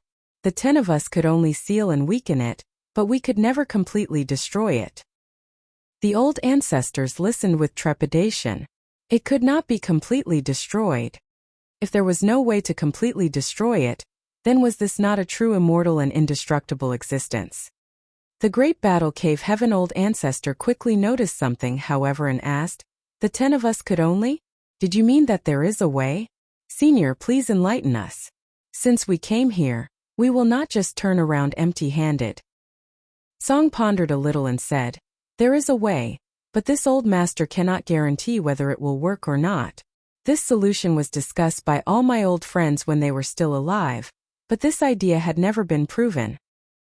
The Ninth Order masters listened carefully. Previously, this old master said that when the world first began, the primordial light came into existence together with darkness, which later became Mo. Therefore, we believe that the primordial light and the darkness are in a symbiotic relationship. If we want to completely eliminate the darkness, perhaps we need to find the primordial light in this world. Perhaps with the power of the primordial light, we can eliminate Black Ink's strength once and for all. The primordial light. The Ninth Order master's jaws dropped, while Yang Kai was dumbfounded. How were they supposed to find that? When the world was created, light was born. How could they know how to find the first light in existence?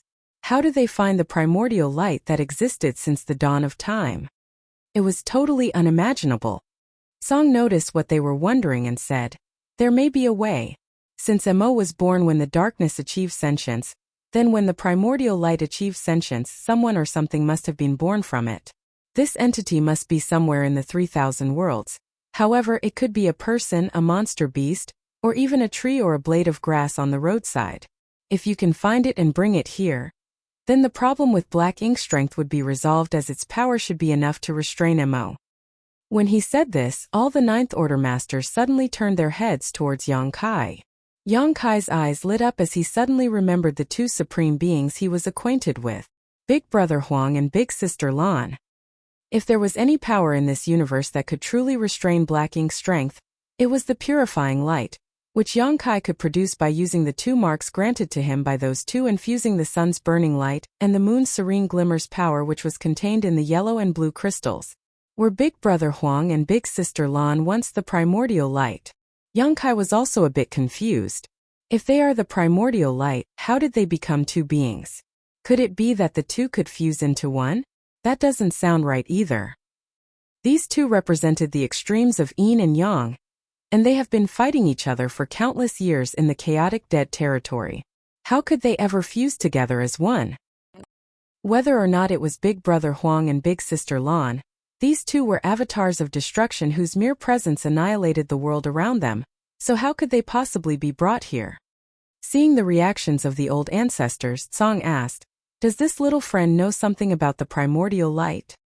Yang Kai replied, "I'm not sure if those two are the incarnations of the primordial light, but senior, I had received some power from them." After saying that, he activated the two marks, drawing power from the yellow and blue crystals to merge into purifying light. As the white light blossomed, Song's eyes glowed brightly as he concentrated on perceiving the light for a moment, only to shake his head and say, "This light is not pure enough, and far from matching the primordial darkness. However, it should have some relationship with the primordial light. Where did you get this power, little friend?" Yang Kai told him about the chaotic dead territory. Song softly murmured, "Burning light, serene glimmer. So it's them." He obviously knew about these two as well. The burning light and serene glimmer had existed for a very long time, and were known as the two legendary ancestors of all divine spirits. It was because of them that there were divine spirits. The divine spirits existed during the primordial era, so these two supreme beings must have existed even earlier than the divine spirits. Since Song was from the late ancient era, how could he not have heard about them? Marshall Peak. Chapter 5403, Terrible News. Song didn't know that the powers of those two could be combined. The human race of the late ancient era did not have a very good opinion of the divine spirits and rarely wanted to come into contact with them, let alone the burning light and serene glimmer, who were the supposed progenitors of the divine spirits. Furthermore, the chaotic dead territory was a forbidden zone for the human race. Although Song and other 9 martial ancestors were from that era, they had never set foot in the chaotic dead territory, and did not know much about Big Brother Huang and Big Sister Lan. Even if they did come into contact, they might not be able to consider the two being able to help. After all, it was only thousands of years after Song and other 9 martial ancestors got locked up here to guard Mo that they considered how they could completely defeat Mo. That was when they first thought of the primordial light. Now, it seems that Big Brother Huang and Big Sister Lan most likely had something to do with the primordial light. It might really be the case that those two could really merge, but who could bring them here? Considering that the primordial light might also be eliminated when Mo was destroyed, who could force those two to sacrifice themselves if they were unwilling to? The old ancestors were faced with a conundrum. Although they had learned from Song that there was a possible solution, it was still too difficult to implement. "Senior, in that case, is our human race's crusade here pointless?" An old ancestor asked gravely. Without a way to completely eliminate Mo, the war between the human race and the Black Ink clan would never end. Did the 2 million soldiers of this mighty army brave through all those dangers for nothing? Song shook his head and solemnly said, "It's not useless. To tell you the truth, you came just at the right time." "Senior, please elaborate." Song sighed and said, "Back then, when we laid the primordial heaven source grand restriction here, it was because it was Mo's birthplace. As the years passed, Mo's servants turned this huge void into a spiritless land, so we simply had no way to replenish our own strength. Even my old friends passed away one by one, until this old master was the only one left. If you came even 1,000 years later, this old master would have followed in the footsteps of my friends. Even if this old master doesn't die though, Mo would still be able to get out of this trap on its own one day." During the countless years of being trapped in the primordial heaven source grand restriction, Mo was not just waiting for death. It was secretly building up its strength and testing the restriction from the inside. In its first real attempt it almost succeeded, but in the end it was once again resealed by the 10 martial ancestors. That incident had led to more than 100 royal lords escaping with their black ink nests. Those 100 or so royal lords who escaped were the root of the major theaters. Today, even if Tsong did not know how powerful Mo had become, after suffering a few losses, it undoubtedly became smarter and more patient. Although Tsong had tried several times to dig up information from it, Mo would never reveal how powerful the force it was amassing had become. It was lying dormant, waiting patiently for the moment when Tsong became weak enough for it to attempt to break out again. That was why Tsong said that they came at just the right time. If they arrived some years later, he might have been unable to hold on. By then, Mo would escape and bring disastrous for the universe. Old ancestor Xiao Xiao narrowed her eyes and asked with great concern, "Senior, how strong is Mo compared to you?" Tsong pondered a little and said, "Mo itself is not too strong. If we really fought, it might not be this old master's match. However, it cannot be completely destroyed. I can defeat it once or maybe twice, but I will be the one who dies in the end. Its real strength is not in itself, but in the servants it creates." Being an immortal entity, even if it was inferior in raw strength, it could still kill its opponents who were much stronger than it by simply persisting through the ages. This was why Tsong and the other 9 did not directly attack Mo. They knew they could not destroy Mo, so they did not waste their strength. The Ninth Order Masters suddenly realized something, and old ancestor Xiao Xiao asked, "Does Senior mean that over the years, Mo may have created many Black Ink clansmen inside the restriction?" Tsong quickly answered, "Indeed. Probably more than you can imagine, including many royal lords." The Ninth Orders all looked very grave. This was terrible news. Not only was the source of the Black Ink clan close to breaking free of its seal, but there were also many royal lords trapped inside along with it that would break loose when the time came. Thinking about the scale of the restriction, just how many royal lords could be hidden in this huge area? That number was unimaginable. Setting aside all other things, if there was even just 200 royal lords inside, that would be a huge problem for the human race. However, right now they could not even tell how many were inside. There must be at least 46, as there were originally 50 that ambushed the old ancestors in the Black Ink space. Though some had died, there were bound to be many more than 50. Mo had been imprisoned here for millions of years, after all, and it had nothing else to do but to create servants. Mo cannot possibly create Black Ink clansmen out of thin air. It must need to consume energy to do so. Since it is imprisoned here, where does the energy come from? An old ancestor asked.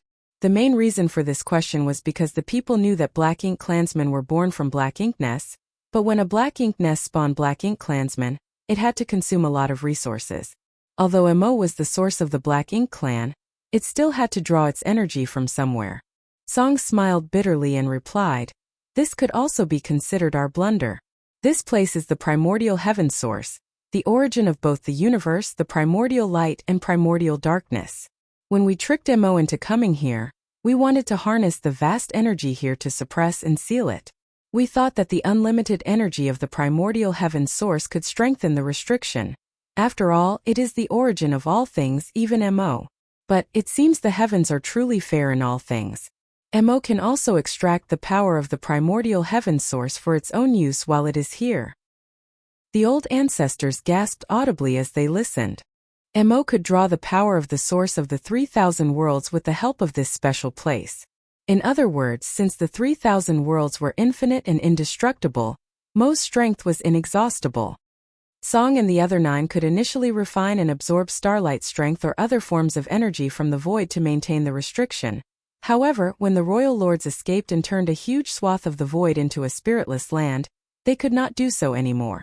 Instead, Tsong and the other 9 martial ancestors had to draw from their own strength, weakening themselves day by day as they had no means to replenish their power. Before the 9 martial ancestors died, each of them directed all their remaining might, sacrificing their core essence to the restriction to enhance its strength. Otherwise, Mo would have escaped out of this restriction long ago. After all his old friends had departed one after another, Song would be next if the Crusade force had not arrived. After his death, the restriction might still be able to suppress and seal Mo for some years, but it would not last for long and Mo would eventually be able to get out of the trap. That was why he said that the human race army came at the right time. Even such an ancient supreme being would have felt desperate after waiting for millions of years. Who knew how excited Song was when he perceived the aura of that battle a few years ago? When he realized that someone was fighting in the black ink nest space, he decisively took action. Since you have come here, you must have the intention to get rid of Mo. And it just so happens that this old master needs your help. The old ancestor all looked solemn as the great battle heaven old ancestor said. We do not know Mo as well as Senior does. When we led the crusade to this place, we thought that we could ruthlessly kill whatever was here. We did not expect things to turn out this way. Perhaps Senior can instruct us on what to do now. The other old ancestors all nodded in unison. Song was the first to cup his fist and said, "This old master thanks all of you in advance. To be honest, if a fight breaks out, you will lose a lot of the 2 million you've brought here." The old ancestors laughed as one of them replied, "Senior, the founding purpose of the cave heavens and paradises was to fight against the Black Ink clan on the Black Ink battlefield. Over the years, many of our ancestors have died to fulfill that purpose. If they did not have the will to fight and die, they would not have dared to set foot onto the Black Ink battlefield to kill the enemy. Senior, not to mention if we had large numbers of casualties, even if this entire army perished here, it would be worth it if we could destroy the Black Ink clan. As for thanking us, we should be the ones to thank you, Senior. Without Senior's great devotion to guarding this place, the 3,000 worlds would have been lost and we would not be here today." Song looked at the crowd, and saw that the many Ninth Order Open Heaven Realm Masters did not flinch, even though they were aware of the power and evilness of Mo. He began to smile with relief. This generation of warriors is indeed competent. Otherwise, it would not have taken the human race more than 1,000,000 years before they came. Just as Song was about to speak, a voice echoed, "You all want to listen to this old man's nonsense and become my enemies." The voice was so indistinct that none of the Ninth Order Open Heaven Realm Masters knew where it came from, but all of them soon turned pale. Mo was the only one who would say such words at this moment. No one expected that Mo, which was suppressed and sealed in the primordial heaven source grand restriction where the heavens and earth were created, could still communicate with them. What made things worse was from the tone of its voice. It had heard everything that was said here. Young Kai looked very odd. Moments ago, Song said that Mo's personality was like a child. Furthermore, it seemed that its voice was also that of a child. It was practically the same as Big Brother Huang and Big Sister Lan. When he thought about it, Big Brother Huang and Big Sister Lan seemed to actually have a lot in common. Perhaps the solution to resolving the crisis of the Black Ink clan really depended on those two. This Supreme One cannot be killed. What the old man said about the primordial light is pure nonsense. This place is the birthplace of this Supreme One. What primordial light could be found here? Mo sarcastically said, "You are only seeking your own doom if you listen to this old man's nonsense." Song slowly shook his head and retorted, "Mo, just because you do not know about something does not mean that it does not exist. Or perhaps are you afraid?" "Afraid?" Mo raised its voice and replied, "Why would this Supreme One be afraid of you? I hate you. I hate that I trusted you so much. I hate how I was tricked into coming here, only to be imprisoned for countless years. Old man, once I get out of here, you will be the first one to die." Song chuckled and said, "Rest assured, there won't be such a day." Mo ignored him and said to the old ancestors, "It's surprising that you've made it this far. However, your efforts are pointless. How about this? Why not make a deal with this Supreme One?"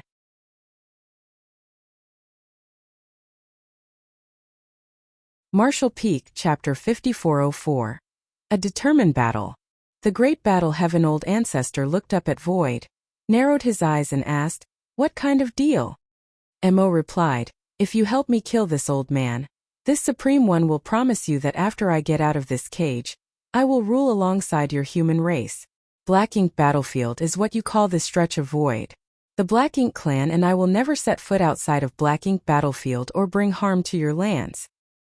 Unlike Song, Mo knew a lot about the humans of today. The bizarre nature of the black ink nest allowed Mo to monitor every theater at all times. The great battle heaven old ancestor snickered. How could we possibly sleep in peace? There was no guarantee that Mo would keep this agreement. Even if it did, how could the human race be at ease? Who knew if Mo changed its mind? After all, it was the source of the Black Ink clan. The human race and the Black Ink clan had fought with each other for countless years. The countless dead soldiers had forged an eternal blood feud. This was not a matter that could be so easily resolved. All the old ancestors wanted to hear was Mo's proposal, but they had no plans to take it seriously. Even Song knew that the human race would not accept this proposal, which was why he chose to remain quiet and not interfere. Mo sighed and said, "You humans keep saying that you want to kill this Supreme One for your own survival, but you have not achieved this even after so many years. You have lost a lot of people just as I have lost a lot of my servants. No one has the upper hand. Didn't that old man say that this Supreme One was born when the heavens and earth began? If the heavens and earth were destroyed, how can this Supreme One live on? I would be alone. When I first became sentient, I didn't know anything and could not control my own power. That is why I caused such a great disaster. Now that I know the seriousness of what happened, I will not let it happen again. Promise. If this Supreme One says that the Black Ink clan will never step out of the Black Ink battlefield, this Supreme One will definitely not go back on my word. This Supreme One swears by its soul that if I lie, may the heavens smite my soul and end my life." Song was slightly moved and remarked, "Looks like you are determined." An old ancestor looked at Song and asked, "Senior means that this guy can be trusted?" Song nodded and said, "The most important thing to Mo's existence is its own soul, or in other words, its sentience. Since it swore by its soul, it should be true. If it violates its oath, even if its soul does not get destroyed, it would suffer a fate worse than death." Song did not try to exaggerate or lie, and just spoke straightforwardly. Hearing what Mo said, there was no doubt that it was extremely eager to get out of this trap. For this reason, it was even willing not to step out of the Black Ink battlefield. Not only do humans desire a prosperous future, so does this Supreme One.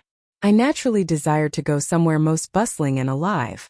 The disaster that happened eons ago was unintentional, and for it I have been trapped here for so many years. Isn't that punishment enough? Song sighed slightly and said, "It is not a question of if it is enough. Mo, you should know that yourself." Mo replied indignantly, "Then you want to ruthlessly kill me simply because I was born with this power?" Song remained silent. Was Mo wrong? Its power was simply what it was, and what happened back then was not intentional. It wanted to be part of the human race's prosperity, and was driven by instinct to feel the splendor of a world it had never felt before. But was it right? Its presence resulted in the decimation of hundreds of great territories, and the death of all living things in those lands. Countless human race masters became corrupted by Black Ink's strength, their original personality annihilated as they were reduced mere slaves. This was no longer a question of right or wrong.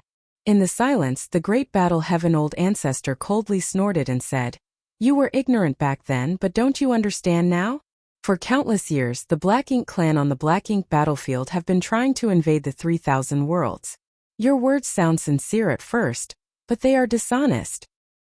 Mo said leisurely, "If you had been trapped here for millions of years, wouldn't you try to find a way to get out? There is only one way for this Supreme One to get out of here, but that was the past. Now, as long as you are willing to help me, this Supreme One naturally does not need to do that again. This Supreme One can even promise you that after I get out of this trap, this Supreme One can retract all my Black Ink strength. Then there would not be any Black Ink clansmen in this world except for this Supreme One." That certainly sounds tempting. An old ancestor chuckled. If Mo was true to its word, it would remain in the Black Ink battlefield and take back all its Black Ink strength. This was undoubtedly a good outcome. However, could it keep its word? Even if it could keep its promise for a short time, what about in the long run? If it could never step out of the Black Ink battlefield, it meant that it was still imprisoned. The only thing that changed was that it had gone from a small cage built around the primordial heaven source to the big cage of the Black Ink battlefield. Did it not just say that it sought for prosperity? Perhaps it could endure loneliness for 1,000 years, or even 10,000 years, But what would happen after 100,000 years or a million years? How could an entity that had been imprisoned for millions of years, once freed, agree to be imprisoned again? They certainly could not believe everything it said. Thus, none of the old ancestors took its words seriously. Mo's sincere-sounding oath could only be taken superficially, and anyone who believed in it was a fool. Mo had sensed the old ancestors' thoughts towards its proposal, and it began to fume as, regardless of how long it had lived, its thoughts were still like those of a child. It now felt upset and aggrieved that even its willingness to compromise could not satisfy the greedy human race. Do you really want to be the enemy of this Supreme One?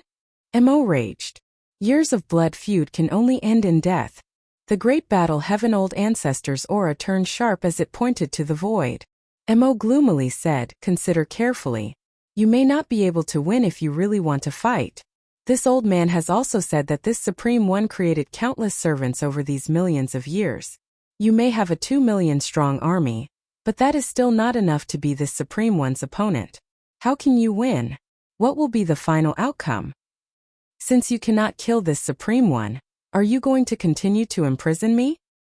An old ancestor said with a smile originally, "I did not have much confidence in this battle when I heard what martial ancestor said. However, now that I have listened to you, I think we can win. Perhaps we can even kill you." "You must be tired of living," Mo shouted angrily. The old ancestors did not bother to say anything else. They were all masters with firm wills who had led their armies to this place. Thus, they would not be swayed by what Mo said. No matter how tempting Mo's promises were, its very existence was a huge threat to the 3,000 worlds. The only way to solve this problem was to completely annihilate it. Although there was no way to find the primordial light for the time being, they could not just leave Mo alone. Song was already dying, and to relieve his burden, they must first weaken Mo. Once the situation stabilized here, the human race could then search for the primordial light. Looking around at the Ninth Order Open Heaven Realm Masters, Song asked, "Have you all thought it through?" The old ancestors all nodded. The myriad demons' old ancestor smiled and said, "Senior, tell us what we should do. Honestly, we had not expected things to turn out this way, so we hardly know how we should proceed." Song nodded and said, "Since you and the others are determined to fight, then the matter is very simple." He did not try to hide what he was going to say from Mo. In fact, he could not hide it even if he wanted to. Although Mo was not particularly strong in terms of raw combat power, its divine sense was exceptionally keen. Thus, Mo could sense whatever he was about to say no matter how he tried to conceal it. When you are prepared, this old master will open the primordial heaven's source grand restriction. Once the restriction is open, you and the army must kill the Black Ink clansmen as soon as they emerge, Song explained. An old ancestor asked with worry, "Once the restriction is open, won't Mo take advantage of the opportunity to escape?" Song shook his head and said, "This old master will use the power of the restriction to restrain it. It will not be able to get out." Song was confident about this point. Otherwise, he would not dare to open up the restriction. But you must be very careful. Mo has an innate ability which also can be said to be a secret technique. Even if Mo does not have direct contact with you, the secret technique might cause you and the others to be corrupted and turn into servants. An innate divine ability? An old ancestor bellowed. Song nodded and said, "So to speak. So be sure to protect your souls. This old master will try not to let it have the opportunity to strike you, but you should also protect yourselves." "We understand." The human race was no stranger to such abilities of the Black Ink clan. In fact, the royal lords had such an innate divine ability, which the humans simply called the royal lord secret technique. As Song said, even without direct contact, once their soul was hit by such a secret technique, it would be corrupted by Black Ink's strength. As the source of the Black Ink clan, how could Mo not possess such a skill? Over the years, this old master was not sure of how many servants Mo had created, so this battle will most likely be very difficult. If you and the others can't hold on anymore, you should inform Old Master immediately and I will close the gap. Yang Kai's eyes lit up and exclaimed, "Senior can both open and close the restriction? Can we keep repeating this so that we can keep wearing down its strength?" As long as Song had good control of this gap, The human race might even be able to kill the entire Black Ink clan army without any damage. Song, however, smiled and replied no. Opening and ensuring that the gap does not expand and closing it requires much time and strength. Furthermore, doing it too many times would make the restriction unstable. If MO breaks out from inside, even this old master might be powerless to suppress and seal it. Yang Kai understood. He also knew that it could not be that simple. In addition, Song appeared slightly grave as he said, over these years, MO seems to have hidden some kind of power. When he first used that power, he almost broke out of the restriction. Unfortunately, I still do not know much about this power. All of you must be extremely careful. The old ancestors all listened solemnly. If MO nearly broke out of the primordial heaven source grand restriction, and even Song, who had been here guarding this place for millions of years, did not understand how, then this power was obviously Mo's trump card.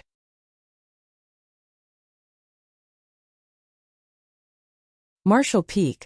Chapter 5405, Don't Throw a Tantrum. Millions of years ago, when Song and the other 9 martial ancestors sealed MO, the primordial heaven source grand restriction was not so large. At that time it was at most a small piece of the void, hardly 1,000th of its current size. As time passed though, MO drew on the power of the 3,000 worlds, through this primordial heaven source, and its own power fiercely rose. Thus, the grand restriction also expanded along with it. By now, the primordial heaven source grand restriction had almost reached its limit. The greater the size of the grand restriction, the more difficult it was for Song to maintain it, and when the scope exceeded a certain threshold, the restriction would naturally burst. That was also why Song said that the human race army came just in time.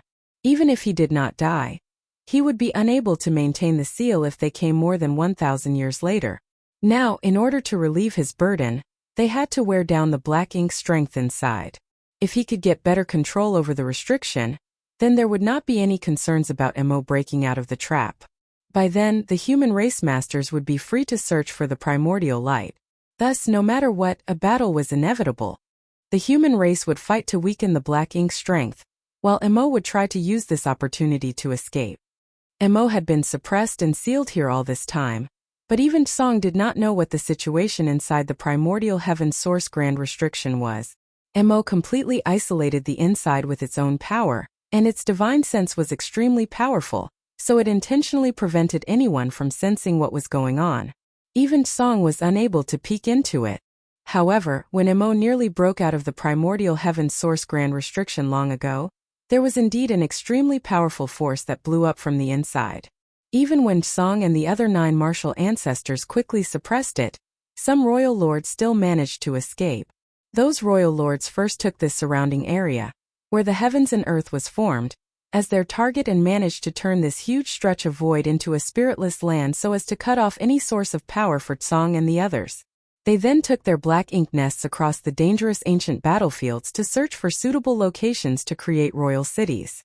Thereafter, they began to spawn large armies so that they could invade the 3,000 worlds, gain more resources, breed more Black Ink clansmen, and then return to rescue MO. In fact, back then, more than 200 royal lords had escaped the primordial heaven source grand restriction, but in that era, the restrictions and residual divine abilities that remained on the ancient battlefields were far more powerful than the ones the human crusade experienced along their way here. Thus, many royal lords fell, leaving just over 100 survivors. Those restrictions and residual divine abilities were from the first great war between Mo's servants and the great experts of the late ancient era. Song had mentioned that the battle raged for 10,000 years. The royal lords who moved to create their royal cities did so too far away for Song and the other 9 martial ancestors to monitor their movements. At that time, the human race and the dragon and phoenix clans of the divine spirit ancestral land joined forces to guard the only path that connected the Black Ink battlefield to the 3,000 worlds. After all, when the royal cities first appeared, it naturally alarmed the human race. In order to cope with the future Black Ink clan invasion, the human race also built their great passes, one for each royal city, forming the basis for the various war theaters. The human race masters then returned to the 3,000 worlds to prepare. They chose cultivation paradises with abundant resources and world energy to foster new talents. It was these cultivation holy lands that later became the cave heavens and paradises. From there, they recruited disciples widely and trained elite masters for the coming war. Hence, the layout of the black ink battlefield was formed step by step. However, Song and the 9 martial ancestors did not know these details. After all, they had long joined forces to imprison Mo and were trapped alongside it to maintain the Grand Restriction. It was because they managed to suppress and seal Mo that the late ancient era's shocking war between Mo's servants and the human race could even occur. The ancestors of those who created the cave heavens and paradises only knew to fight against the Black Ink clan. They did not even know where they originated from. The great experts who knew the full story had all been killed by the end of the late ancient era, in the battle of extinction against Mo's servants. Millions of years then passed with neither side being able to make a true breakthrough. The Black Ink clan never managed to take down the great passes en masse, settling for recklessly attacking and retreating, not caring if they incurred huge losses each time. They were all spawned from black ink nests rather than being born and raised by parents. As long as there were sufficient resources, they could endlessly continue to create more black ink clansmen. It was only in recent centuries that the human race had gradually turned from its defensive position to an offensive one. Now the 2 million-strong army crusade had finally marched to this point with the means to threaten Mo directly. A great war was inevitable. This old master needs some things to restore himself, Song requested. Although he had used Shur's power to steal some of Mo's power from time to time over the years, black ink's strength was still corruptive by nature, and he did not dare to use it indiscriminately. Even Shur was at risk of being corrupted by black ink's strength because he devoured too much of it. He eventually could not sustain himself and had to sacrifice himself to the restriction. Thus, over the years, Song had always been in a state of malnutrition, and was barely able to maintain the primordial heaven source Grand Restriction. That was why he became skin and bones, much like a living dead. The only reason why he now had a somewhat normal physique was because he did not want to frighten these juniors. It was naturally not an issue to help provide Song with some resources, as while most of the old ancestors only carried a few on them, Yang Kai had plenty. Yang Kai immediately took out a space ring, filled it with all kinds of resources, and handed it to Song Sr. See if this is enough, if not, Junior still has some more. Song took the ring and looked before smiling lightly. It's enough. After saying that, he looked at the old ancestors and said, "Go and prepare yourselves first. After this old master restores himself, I will open the primordial heaven's source Grand Restriction." Some Ninth Order masters asked Senior, "Where is the best place for us to assemble?" They knew nothing about this spiritless land, so it was natural to ask for Song's instructions. Song looked around for a while before pointing in a certain direction. There. Over there is where Mo tore open a crack and those royal lords managed to escape from back then. Relatively speaking, that position is easiest to open, and due to some old setups by my friends, it is also the easiest to close. The old ancestors looked in the direction he pointed and naturally had no objections. Then we will go and prepare. The old ancestors flew away and Yang Kai followed. Soon, all the army commanders of the Great Passes quickly understood the situation after receiving instructions from the old ancestors. Orders were given, and all the soldiers began to make preparations for battle. For so many years, the human race had mostly been in a passive and defensive state, repeatedly invaded by the Black Ink clan while forced to repel them. Countless Black Ink clansmen were killed when the royal cities were pacified. Thereafter, the Great Passes crossed the late ancient era battlefield, which had many residual dangers, and finally arrived here. It was only today that they could finally take the fight to Mo. Such an opportunity was scarce. As Song said, the objective here was for the human race to kill as many of the Black Ink clansmen who tried to escape the gap as possible after he opened the restriction. Who could withstand a combined attack of more than 100 Great Passes and a 2 million-strong army? Even royal lords would be annihilated in an instant before such power. The human race was completely confident in this battle, which aimed at weakening the Black Ink's strength. Another good thing was that the battlefield was in the void.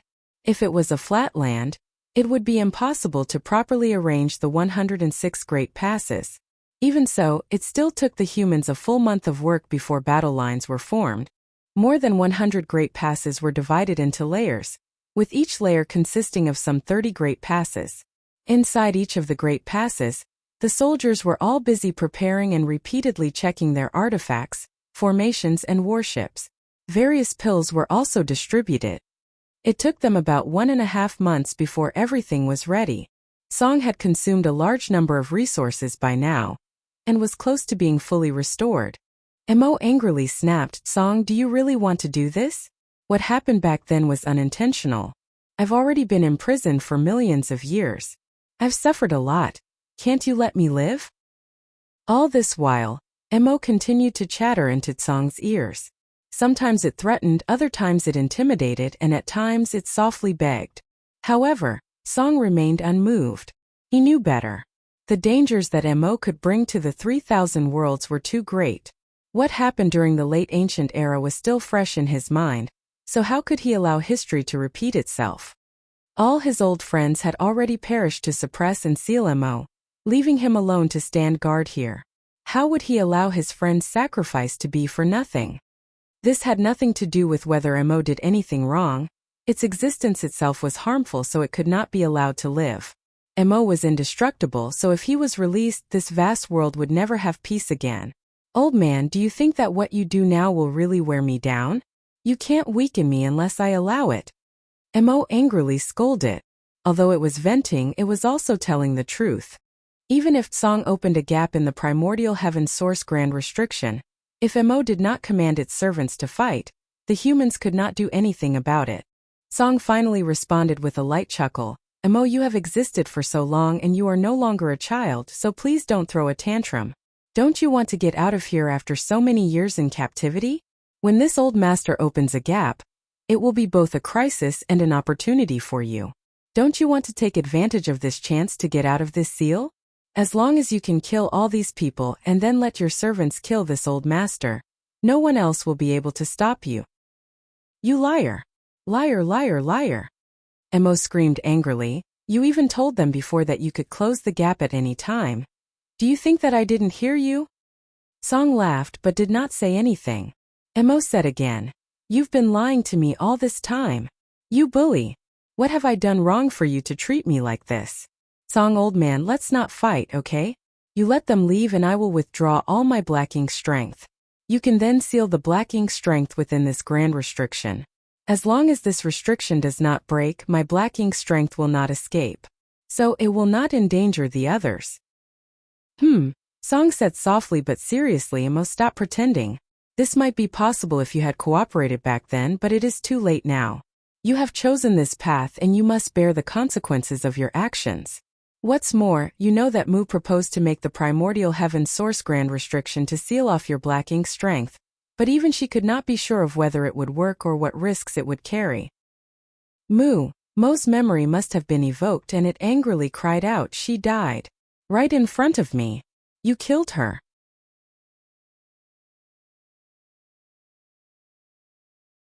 Marshall Peak, Chapter 5406.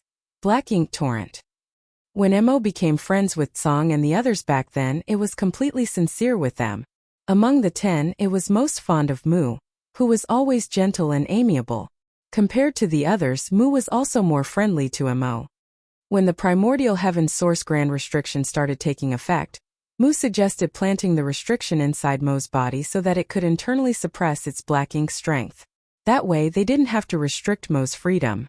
As long as the restriction wasn't broken, its black ink strength wouldn't leak out, and Mo wouldn't have to bear the suffering of being imprisoned. By then they could bring Mo with them and monitor it at all times. However, no one could guarantee that the idea was feasible. Everyone would be happy if it worked, but if it didn't, Mo wouldn't let them suppress it again when it was aware of their intentions. In the end, Song and the others didn't dare to take the risk. Mu passed away pretty early on when Mo flared up for the first time after it was suppressed. To appease Mo, she ignored the others' dissuasion and entered the primordial heaven source grand restriction on her own. No one knew what happened to her while she was inside, but when she returned she was horribly wounded. Before her death, she blended all her power and her body into the restriction to strengthen it. That day, Song and the others were heartbroken while Mo's wails reverberated across the entire universe. Among the 10 of them, the gentle and compassionate woman was the most talented. It could be said that the others were not comparable to her. She was the one who came up with the idea of the primordial heaven source grand restriction, and Duan personally crafted it while the rest assisted from the side. Mu was also the most powerful among them. Song even suspected that she had found the path that led beyond the Ninth Order Open Heaven realm. Unfortunately, she passed away when she was still fairly young. Given her aptitude, she could have ascended to a realm that was beyond the Ninth Order. Song turned solemn when he heard Emo mention Mu and grimly said, "You're fully aware of how Mu was killed, Emo?" A furious Emo roared, "Do you think I killed her? It wasn't me. I'd never kill her. Why would I do that to her?" Song snorted. She passed away after returning from inside the restriction. Why had she fallen into such a state if not for you? It really wasn't me. Emo refuted. Enough. Whether or not it was your doing no longer matters. Now that 2 million human race soldiers had arrived, they had to weaken Mo's power even if they couldn't destroy it. Song couldn't persevere any longer. Like a child who had been wrongly accused, Emo cried, "It really wasn't me." When Mu entered the restriction, Emo indeed ordered his servants to attack her because it was mad at her betrayal. However, Mu was extremely powerful, so how were his servants supposed to be a match for her? While they were able to slightly injure her, killing her was simply impossible. Nevertheless, it was a fact that Mu passed away after leaving the restriction. Even after all these years, Emo had never been able to explain why. In fact, Song and the others initially thought that it was Mo's doing and were furious after Mu passed away. But after giving it some thought, they realized that might not be the truth. Mu was just that strong. Even though the servants that Emo had created were formidable, they couldn't possibly cause enough injury to her for her to fall. Moreover, Mu was the one who came up with the primordial heaven source grand restriction. If she wanted to leave it, there was no way Emo could stop her, and there was certainly no reason for her to fight with Emo to the death. As they recalled the scenes from back then, they realized that Mu's injuries were not a result of fighting against someone. There was some other reason for them. At that time she was critically injured and on her last breath. Before her death, she passed them a piece of jade and left for the next world without saying anything more. Now that jade was in Song's hands. He had examined the jade over and over again, but was never able to figure out what it was for. He just felt that the jade had something to do with the primordial heaven source grand restriction. Therefore, he wouldn't dare to try it out lest the restriction was affected. The incident in the past remained a mystery. Perhaps Emo knew something about it. However, it might also know nothing. Everything is prepared, Senior. The great battle Heaven Old Ancestor landed beside Song, causing him to snap back to the present. Song looked up and saw over 100 great passes hovering in the void. On the great passes, the determined humans were filled with murderous intent. He pulled himself together and nodded gently. "Let's begin then." The great battle cave Heaven Old Ancestor turned around and nodded at the people in the distance. "Prepare for war." A roar reverberated across the entire void as world forces started exuding from the great passes. The arrays and the artifacts all lit up. They were ready to strike. Seeing that, Song shouted, "Open!" In the next instant, his figure expanded rapidly. He soon became enormous as a powerful aura exuded from his frail body. The Ninth Order Open Heaven Realm Master's eyes brightened when they felt that aura. Previously, when they asked Song what realm he was in, he only told them that he was still in the Ninth Order, just further beyond the Old Ancestors. The Old Ancestors asked nothing more. However, at this moment, they could clearly feel that this old man, who had been guarding the primordial heaven source grand restriction for millions of years, had an aura that none of them could match. The entire void seemed to be trembling as his aura spread out. It was apparent that he wasn't just further ahead of them in the Ninth Order Open Heaven realm. These Ninth Order Open Heaven realm masters couldn't help but think that Song might have broken through the Ninth Order and reached a realm that they were not aware of. As such, these Ninth Order masters were thrilled. It had come to a point where they had reached the end of their cultivation journey, and they still hadn't managed to find any new path forward. However, as they observed Song's aura now, they realized the Ninth Order Open Heaven realm was not the peak of the martial Tao. There was still a higher summit to reach. They were just incapable of discovering it. As Song's aura undulated, ripples started spreading across the primordial heaven source grand restriction, and began gathering at a particular spot. In front of that spot stood the human formations. It was also where Emo formed a crack with its strength back then. As the ripples spread, A gap appeared in the originally flawless restriction. In the beginning it was just a small gap, but it soon expanded rapidly. Song roared and surged his power to control the size of the gap. Soon the gap became as large as a lake, with space itself seemingly having been torn apart. An extremely malevolent aura exuded from the opening, and despite having the protection of many grand arrays, those on the great passes could still clearly feel that chilling aura. As they stared intently, they could see impossibly thick darkness sweltering in the gap. They could also faintly hear growls coming from within.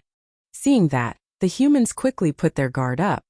A long time later, the darkness still never spilled out of the gap, nor did any Black Ink clansmen appear, but eventually, there came a moment when Mo's roar sounded. "It really wasn't me, you old fart. You're all pompous people who never listen to me explain. Why? It wasn't my fault. Since you don't even care to listen to what I have to say, I'll destroy everything and kill everyone." Following Mo's howl, darkness gushed out of the gap like a flood bursting through a dam. It wasn't really darkness though. It was a torrent made from countless Black Ink clansmen. Kill! Following the army commander's order, arrays on the great passes thrummed and the powers of the secret techniques and artifacts shot forth. The first batch of the Black Ink clansmen who stormed out of the gap hadn't even managed to see what the outside world looked like before they were vaporized. The place where the attacks from over 100 great passes landed instantly turned into a living hell. More and more Black Ink clansmen were destroyed. However, since their first appearance, the Black Ink clansmen had never stopped flooding out of the darkness. They stepped on the corpses of their clansmen and fearlessly charged forward. Just a moment later, they were struck by the secret techniques and artifacts and killed. Their Black Ink strength burst forth, and their corpses were then stepped on by the ones behind them. This stretch of void, which had remained silent for millions of years, suddenly erupted with light and sound. The humans never stopped firing at the enemy, while the Black Ink clansmen marched forward without pause. Regardless of the danger ahead, they didn't even hesitate. The gap was soon shrouded with Black Ink strength. Above the wall of Great Evolution Pass, Yongkai was hovering in the void as he stared coldly at the front and remained still. It wasn't the right time for him to make a move yet. This was a war that was unlike anything the humans had experienced before. A fight that would be remembered by all future generations. If the humans won, they could ensure some peaceful days for the 3,000 worlds. But if they lost, the 3,000 worlds would descend into chaos as Mo had threatened to destroy everything. Even though there were a lot of soldiers and countless masters on the human side, they didn't dare to make rash moves. Those that were attacking the enemies were the cultivators who were in charge of the arrays on the walls of the great passes. The rest were conserving their strength. It would take a long time before the war ended. Therefore, they needed to ration their energy. 3 rotations of soldiers were arranged to control and activate the arrays to ensure that they would be able to fire continuously. The artifact refiners and array masters were also on standby to repair the artifacts and arrays at any moment. Meanwhile, Yongkai sported a solemn expression. Although the war had just started and he hadn't participated in the fight, he could feel immense pressure washing over him from afar. Even though the humans managed to destroy these Black Ink clansmen without getting hurt, the enemies who gushed out of the gap were all very weak. According to the Black Ink clan's own classification, those enemies were just serfs, even weaker than low-rank clansmen. As long as there were enough resources in a Black Ink nest, they could produce an infinite number of such Black Ink clansmen. Although Mo appeared infuriated, it didn't let its fury get the better of it. It knew it had to use these weak soldiers to drain the human strength first. In fact, it wasn't so surprising. The Black Ink clan and the human race had been fighting against each other on the Black Ink battlefield for countless years, and as the source of the Black Ink clan, Mo was able to monitor what was going on in every theater. Therefore, it was familiar with the strengths and weaknesses of the human race. Its way of dealing with the humans now was the best solution available.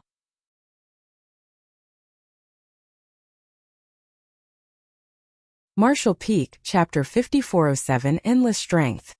Even though the Black Ink clan soldiers gushing out of the gap were weak, they came in an enormous quantity. They would be a threat to the humans if they were allowed to roam freely. Therefore, the humans had no choice but to kill them. What surprised Yongkai was that most of the Black Ink clansmen rushing out of the gap looked like monster beasts, which was something new to the humans. For as long as the human race could remember, even though the Black Ink Klansmen in every theater came in all different shapes and sizes, they mostly had a human frame. The human race had never seen Black Ink Klansmen that looked purely like monster beasts before. Now, however, there were a large number of such creatures. They were apparently created by Mo using Black Ink strength after it was confined in the primordial heaven source grand restriction. Even though these monster beast-like creatures were weak, they came in a larger number than even ordinary Black Ink Klansmen, and after they were killed, the Black Ink strength in their bodies gushed out and filled a vast swatch of space. The war unfolded just like the humans had expected as Tsang was able to control the size of the opening in the primordial heaven source grand restriction. Therefore, there wouldn't be too many Black Ink Klansmen who could dash out through the gap. As over 100 great passes joined forces, they could ensure they killed all the enemies who emerged.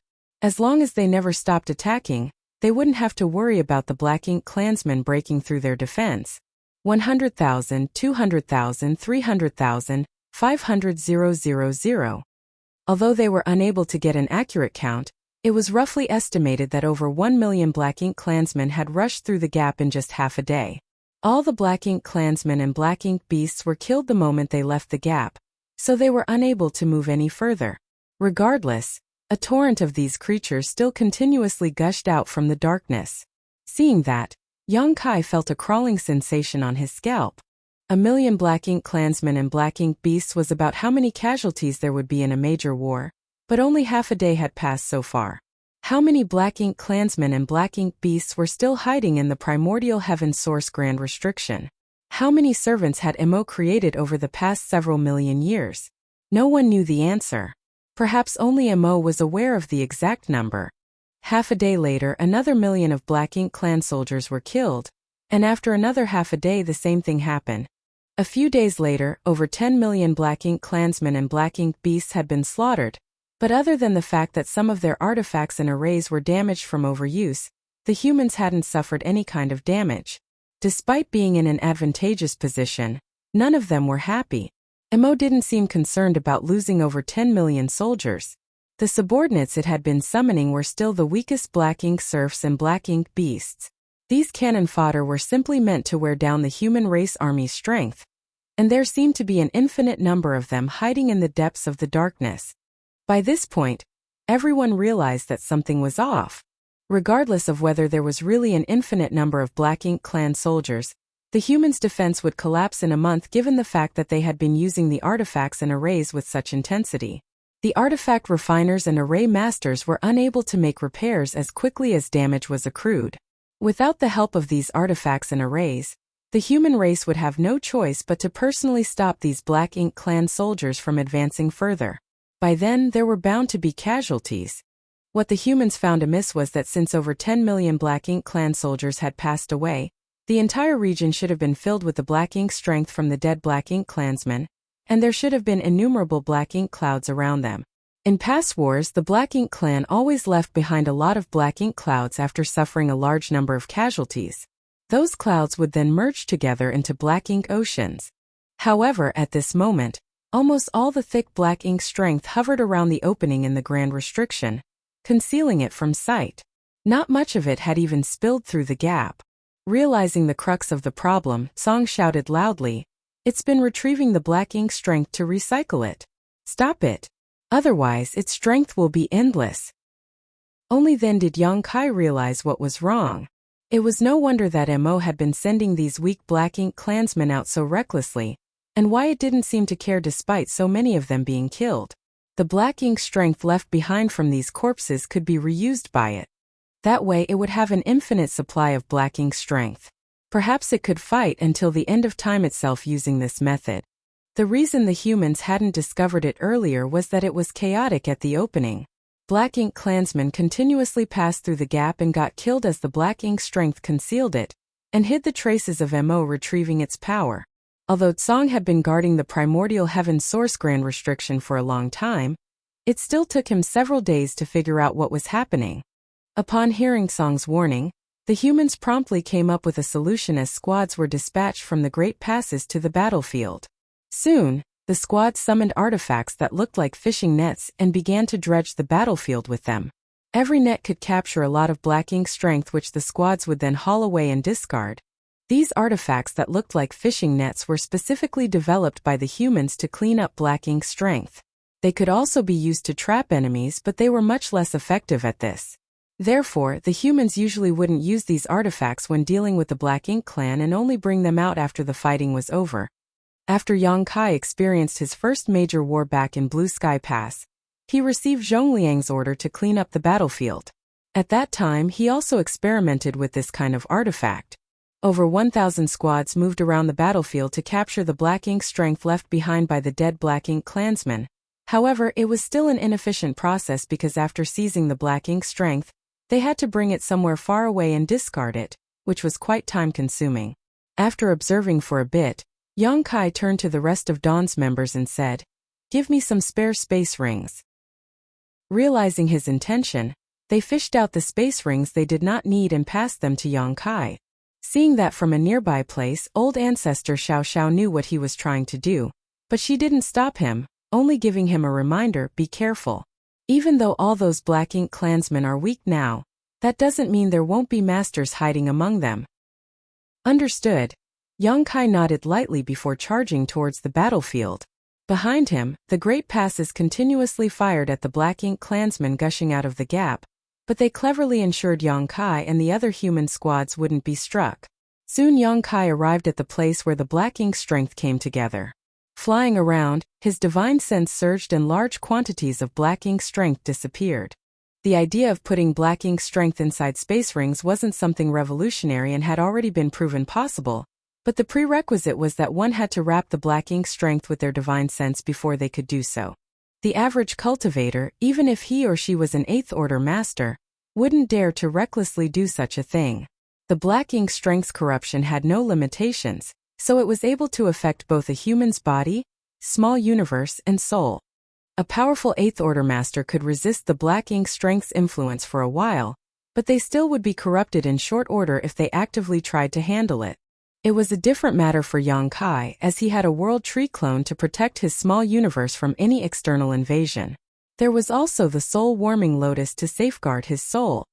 He just had to put the Black Ink strength inside the space rings without the need to go somewhere else to discard it. Therefore, he was more effective than several hundred squads combined. The space rings were soon filled with Black Ink strength, so he was unable to capture more. In just half a day, he had used up all the space rings that he had collected. If possible, he wouldn't mind storing the Black Ink strength inside his small universe. However, there was simply too much of it. Even though his small universe was safe from any corruption, it couldn't take in so much Black Ink strength. Left with no choice, Yang Kai could only return to Great Evolution Pass. Fortunately, Xiang Shan was well prepared as he had collected a lot of space rings for Yang Kai. A moment later, Yang Kai returned to the battlefield and continued collecting Black Ink strength. The efforts of over 1,000 squads in Yang Kai proved to be useful as a large amount of Black Ink strength was soon swept away. Enraged, Mo's roar sounded from the depths of the darkness, "You all court death. I'll kill you. I'll kill you all." As its screams reverberated across the void, the Black Ink clansmen became increasingly savage, and other than the weak serfs and beasts, there were now also low-rank and high-rank Black Ink clansmen leaving the opening. Even a few feudal lords were hiding amongst the crowd. Some of the unsuspecting squads that were cleaning up the Black Ink strength were caught off guard by the stronger Black Ink clansmen. Fortunately, none of them lost their lives as they had their warship's protection. Nevertheless, as the Black Ink clan soldiers' power increased, the attacks from the humans also appeared insufficient. Initially, the arrays and artifacts on the Great Passes were good enough to deal with the weak cannon fodder, and no Black Ink clansman that dashed out of the gap was able to leave very far. However, the Black Ink clansmen appeared now were powerful enough that the humans' long-range bombardment was unable to immediately destroy them all. The Black Ink clansmen were marching forward, while the squads that were cleaning up the Black Ink strength had to move backwards. It was the same case for Yang Kai. Several hours later, the humans were no longer able to stop the Black Ink clansmen from taking ground, and the enemies gushed out of the opening and flew towards the Great Passes. Even though they were still unable to get anywhere near the Great Passes as they were intercepted far from the walls, a new phase in the war had begun. Everyone knew that this was just the beginning, for Mo hadn't fully exhibited its power. It was still sending out mostly weak servants with a few low-rank, high-rank clansmen, and a tiny number of feudal lords. No territory lords or royal lords had appeared yet. No one knew how many of such top masters were hiding in the darkness. MO had been accumulating its power for millions of years, so it probably had a staggering number of Black Ink clansmen with it. The one-sided slaughter lasted for half a month as innumerable Black Ink clansmen had been killed in the void. The squads in Yongkai seized every chance to clean up more Black Ink strength. Nevertheless, the Black Ink clan army was steadily getting closer to the humans. Then came the moment when a truly powerful aura bolted out of the gap. The first territory lord had appeared. The territory lord was gigantic, and his entire figure was covered in an armor that seemed to be made from bones. Even his head was protected by a bone helmet as an eerie light radiated from his eyes. All of the human masters were stunned as they had never seen a territory lord in such a form before. The territory lord's appearance suggested that he had thick skin and strong flesh. He was the kind of soldier who would clash with the opponent's head-on.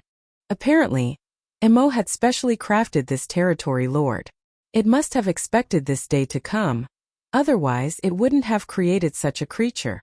After the first, more and more territory lords that seemed to be cast in the same mold appeared among the Black Ink clan soldiers.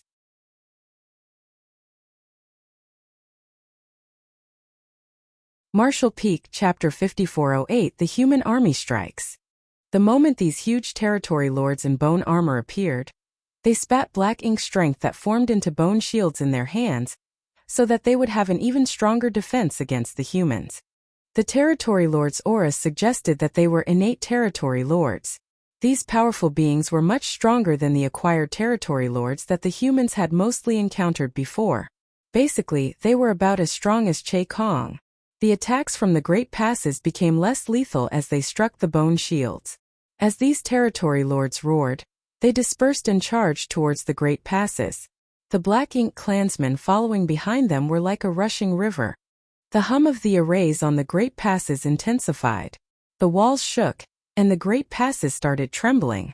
More and more bone shields were shattered as the territory lords behind them staggered upon impact as sparks flew from their bone armors. They could only persevere for a short moment before they were killed. Faced with continuous attacks from over 100 Great Passes, even royal lords wouldn't be able to last for long, let alone these territory lords. Without the protection of the territory lords in bone armor, the Black Ink clansmen behind them were killed the moment they were exposed. However, things were not looking good for the humans as the powers of their arrays and artifacts were no longer sufficient. With the sacrifice of those territory lords in bone armor, the Black Ink clan army managed to close much of the gap between the opening in the Great Restriction and the Great Passes. Countless Black Ink clansmen were killed in the process, but that did not soothe the human race's worries. MO had clearly been preparing for this day for over 1,000,000 years, so the heritage it had built up was unimaginable. From the looks of it, even though the humans currently held the advantage, no one knew what the outcome would be as the war dragged on. After several more days of intense battle, it was impossible to count the number of corpses of weaker Black Ink clansmen, while the humans estimated they had killed over 1,000 territory lords. This was an astounding number, especially when all these were innate territory lords directly created by MO. They were gifted with sturdy defense and extraordinary power, each of them equivalent to a top 8th Order Open Heaven Realm Master. There weren't a lot of human 8th Order Masters to begin with. On average, there were only 40 to 50 8th Order Masters in every Great Pass.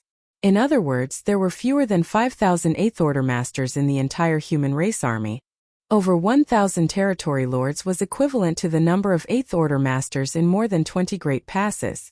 They were undoubtedly a force to be reckoned with, and if not for the fact that the humans held an advantageous position, they would have had to pay a huge price to kill these enemies. Territory lords clad in bone armor and Black Ink clan soldiers continuously gushed out of the opening and charged forward fearlessly. Their only purpose was to help MO break free of the restriction, so their deaths were predestined the moment they were created.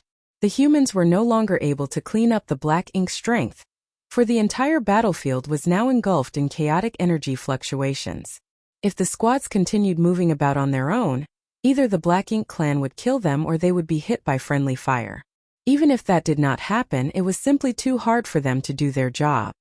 Mo was still recycling black ink strength. That was clear due to the scale of the black ink ocean around the opening not having expanded much. Fortunately, even though it was able to easily create those weak cannon fodder, it couldn't possibly replace those territory lords, feudal lords, or even the high-rank and low-rank black ink clansmen that had been killed as it pleased. Therefore, every territory lord or feudal lord that the humans killed was a loss for Mo. The royal lords were still nowhere to be found though, most likely still hiding in the dark, making the humans feel wary, as though a blade was hanging above their heads just waiting to fall. 1 month after the war broke out, a territory lord in bone armor roared and condensed a spear in his hand using black ink strength. The next moment, he hurled the weapon at a great pass in front of him. The black spear easily cut across space and struck the great pass defensive barrier, causing ripples to spread across it. Even though the territory lord was soon blasted to pieces, this attack served as a breakthrough for the Black Ink clan's advancement. A Ninth Order old ancestor ordered grimly, "It's time." The defensive barriers around the Great Passes and the attacks from the arrays and artifacts were no longer able to stop the Black Ink clan soldiers from marching forward. If the situation was allowed to continue like this, the Black Ink clan soldiers would soon be able to attack the Great Passes. It was time for the human army to make a move. Following the order, auras that seemed able to shake the entire void undulated from the Great Passes as countless dazzling lights were shot from the warships. Wherever the lights struck, those territory lords in bone armor were unable to endure and were swiftly dispatched, leaving behind black blood where they fell. The divine abilities and secret techniques cast from over 100 Great Passes then resumed firing, forming trails of vacuum in the void. Along the way, the Black Ink clansmen were either injured or killed. For a moment, the originally clamorous battlefield fell into dead silence. The old ancestors had made a move. Seizing the chance, the well-prepared humans drove their warships out of the Great Passes. The vessels formed into rays of light as they coordinated with each other and sailed towards the battlefield. As the warships set off, the Eighth Order masters also charged towards the battlefield. They targeted the territory lords and cast their secret techniques in an attempt to tie down the enemy masters. Dawn from Great Evolution Pass also darted forward. In fact, they were the ones leading the charge. The other squads didn't have a lot of members, and their warships were not particularly robust, so on such a battlefield, they had to group up to be effective. However, as a special operations squad, Dawn was used to charging around the battlefield on their own. Yang Kai was at the front while Shen Ao and Blood Crow protected the warship from both sides. Ren Bingbai, Yu Ziyu, and Miao Fei Ping were at the rear of the warship. Meanwhile, Bai Yi stood at the bow, channeling her world force into her longbow to the point where the weapon radiated a glow. They had experienced countless life and death battles together in the past, so on such a battlefield, there wasn't a need for Yang Kai to give any orders. All of them knew what they were supposed to do. These close-knit members were ready for war. As Yang Kai summoned his Azure Dragon Spear, he took a deep breath and ordered loudly, "Kill!" A dragon roar sounded as the Azure Dragon Spear transformed into countless spear shadows which engulfed the Black Ink clansmen in front and blasted them to bits. As for the Black Ink clansmen who managed to escape, they were slaughtered by Shen Ao and Blood Crow. Aboard Dawning Light, the arrays and artifacts started buzzing as flashes of light shot in all directions. They didn't even need to aim as they were surrounded by enemies. Bai Yi's arrows split into countless streaks of light which struck the swarming Black Ink clansmen, splattering them into blood mist. Meanwhile, Ren Bingbai, Yu Ziyu, and Miao Fei Ping brought up the rear, making sure the Black Ink clansmen couldn't get anywhere near the back of the warship. As Dawning Light soared out of Great Evolution Pass, it turned into something akin to a blade and cut across the Black Ink clan army. Wherever it went, the enemy was consigned to the Yellow Springs. After the human soldiers appeared on the field, the Black Ink clan soldiers changed their tactics. They stopped charging towards the Great Passes and instead focused on besieging the human warships. Mo knew that if it wanted to get out of its cage, it had to destroy the humans who were here on a crusade against it. As long as all the humans were killed, the Great Passes would be rendered useless. After just 1 hour, the vast battlefield had become a clamorous melee, but even though everything seemed to be chaotic, there were still tactics and strategies being employed. Although the human warships didn't maintain a formation to kill the enemies, they were constantly on the lookout for each other so that they could ensure their safety. More and more Black Ink clan soldiers were killed. Over the past month, the humans had made use of the arrangements on the Great Passes to stop the Black Ink clan soldiers from marching forward and had killed many enemies this way. Regardless, stationary arrays and artifacts were inflexible. Now that over 1 million human soldiers had moved forward to engage the enemy on the battlefield, there was no doubt they were more efficient at killing than the fixed emplacements. On the other hand, the Black Ink clan didn't have any experience with coming together in formations. Although they had enormous numbers, they appeared crowded and disorganized, which made it easier for the human warships to butcher them. After the initial charge, the humans essentially fell into a bloodlust. The battlefield was covered with broken limbs and hashed meat, making it look extremely horrifying. Finally, a long howl sounded from the rear. It was a signal for the human army to retreat. The humans, who were still slaughtering the enemies, promptly and in an organized fashion fell back with their warships. At the same time, another group of warships in peak condition set out from the Great Passes. This was going to be a long fight, so there was no way the higher-ups would let all the soldiers join the battle at the same time. Even though they would be able to destroy more Black Ink clansmen in a shorter time by doing so, they would be powerless to counterattack if all their strength was used up. Only half of the human army had left the Great Passes in the first round while another million stayed back. Now it was time for them to go to war. The high-spirited million soldiers dashed out of the Great Passes to replace their fellow brothers and sisters on the battlefield. They brushed past each other as the Black Ink clansmen were intercepted and killed. The battered warships soon returned to the Great Passes where array masters and artifact refiners, who had been waiting for quite a while, hurriedly made repairs. Somewhere on the battlefield, Yongkai turned around and ordered, "All of you retreat." Shin'eo guffawed, "There's no need for that. We still can fight." They were an elite squad after all. Even though this battlefield was stressful for the average squad, the members of Dawn could still persevere. Just like Shin'eo had said, it hadn't come to a point where they needed to go back and recuperate. However, Yongkai shook his head. "All of you should withdraw. We don't know how long this war will last, so maintaining your peak states is more important." Shin'eo decided to stop insisting as he nodded, "Be careful, squad leader." Since Yongkai had told them to retreat, Shin'eo knew that he was going to stay on the battlefield. The heritage of Yongkai's small universe was far more ample than average, and he had the World Tree clone to further refine his power. Moreover, the living beings in his small universe would continuously provide world force for him. There was no denying that Yongkai had a much greater stamina than the ordinary 7th Order Master, allowing him to remain energetic when others in the 7th Order would feel exhausted. Soon Shin'eo and Yongkai exchanged places as the former led Dawn to return to Great Evolution Pass. Seeing that, some of the Black Ink clansmen pursued Dawning Light while some of them pounced on Yongkai. Earlier, this bigger-than-normal human squad had rendered them powerless to counterattack, but now that Yongkai was on his own, the Black Ink clansmen naturally wouldn't let him off. Despite being surrounded by the enemy, Yongkai wasn't afraid at all. Instead, he put on an eerie grin as he prepared for a massacre.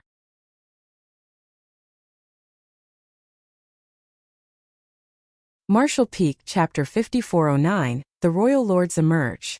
Yongkai had always felt that he was best suited to fight on his own. He had a power that far surpassed that of those in the same order, and even if he was faced with a territory lord, he was able to transform into an ancient dragon to do battle.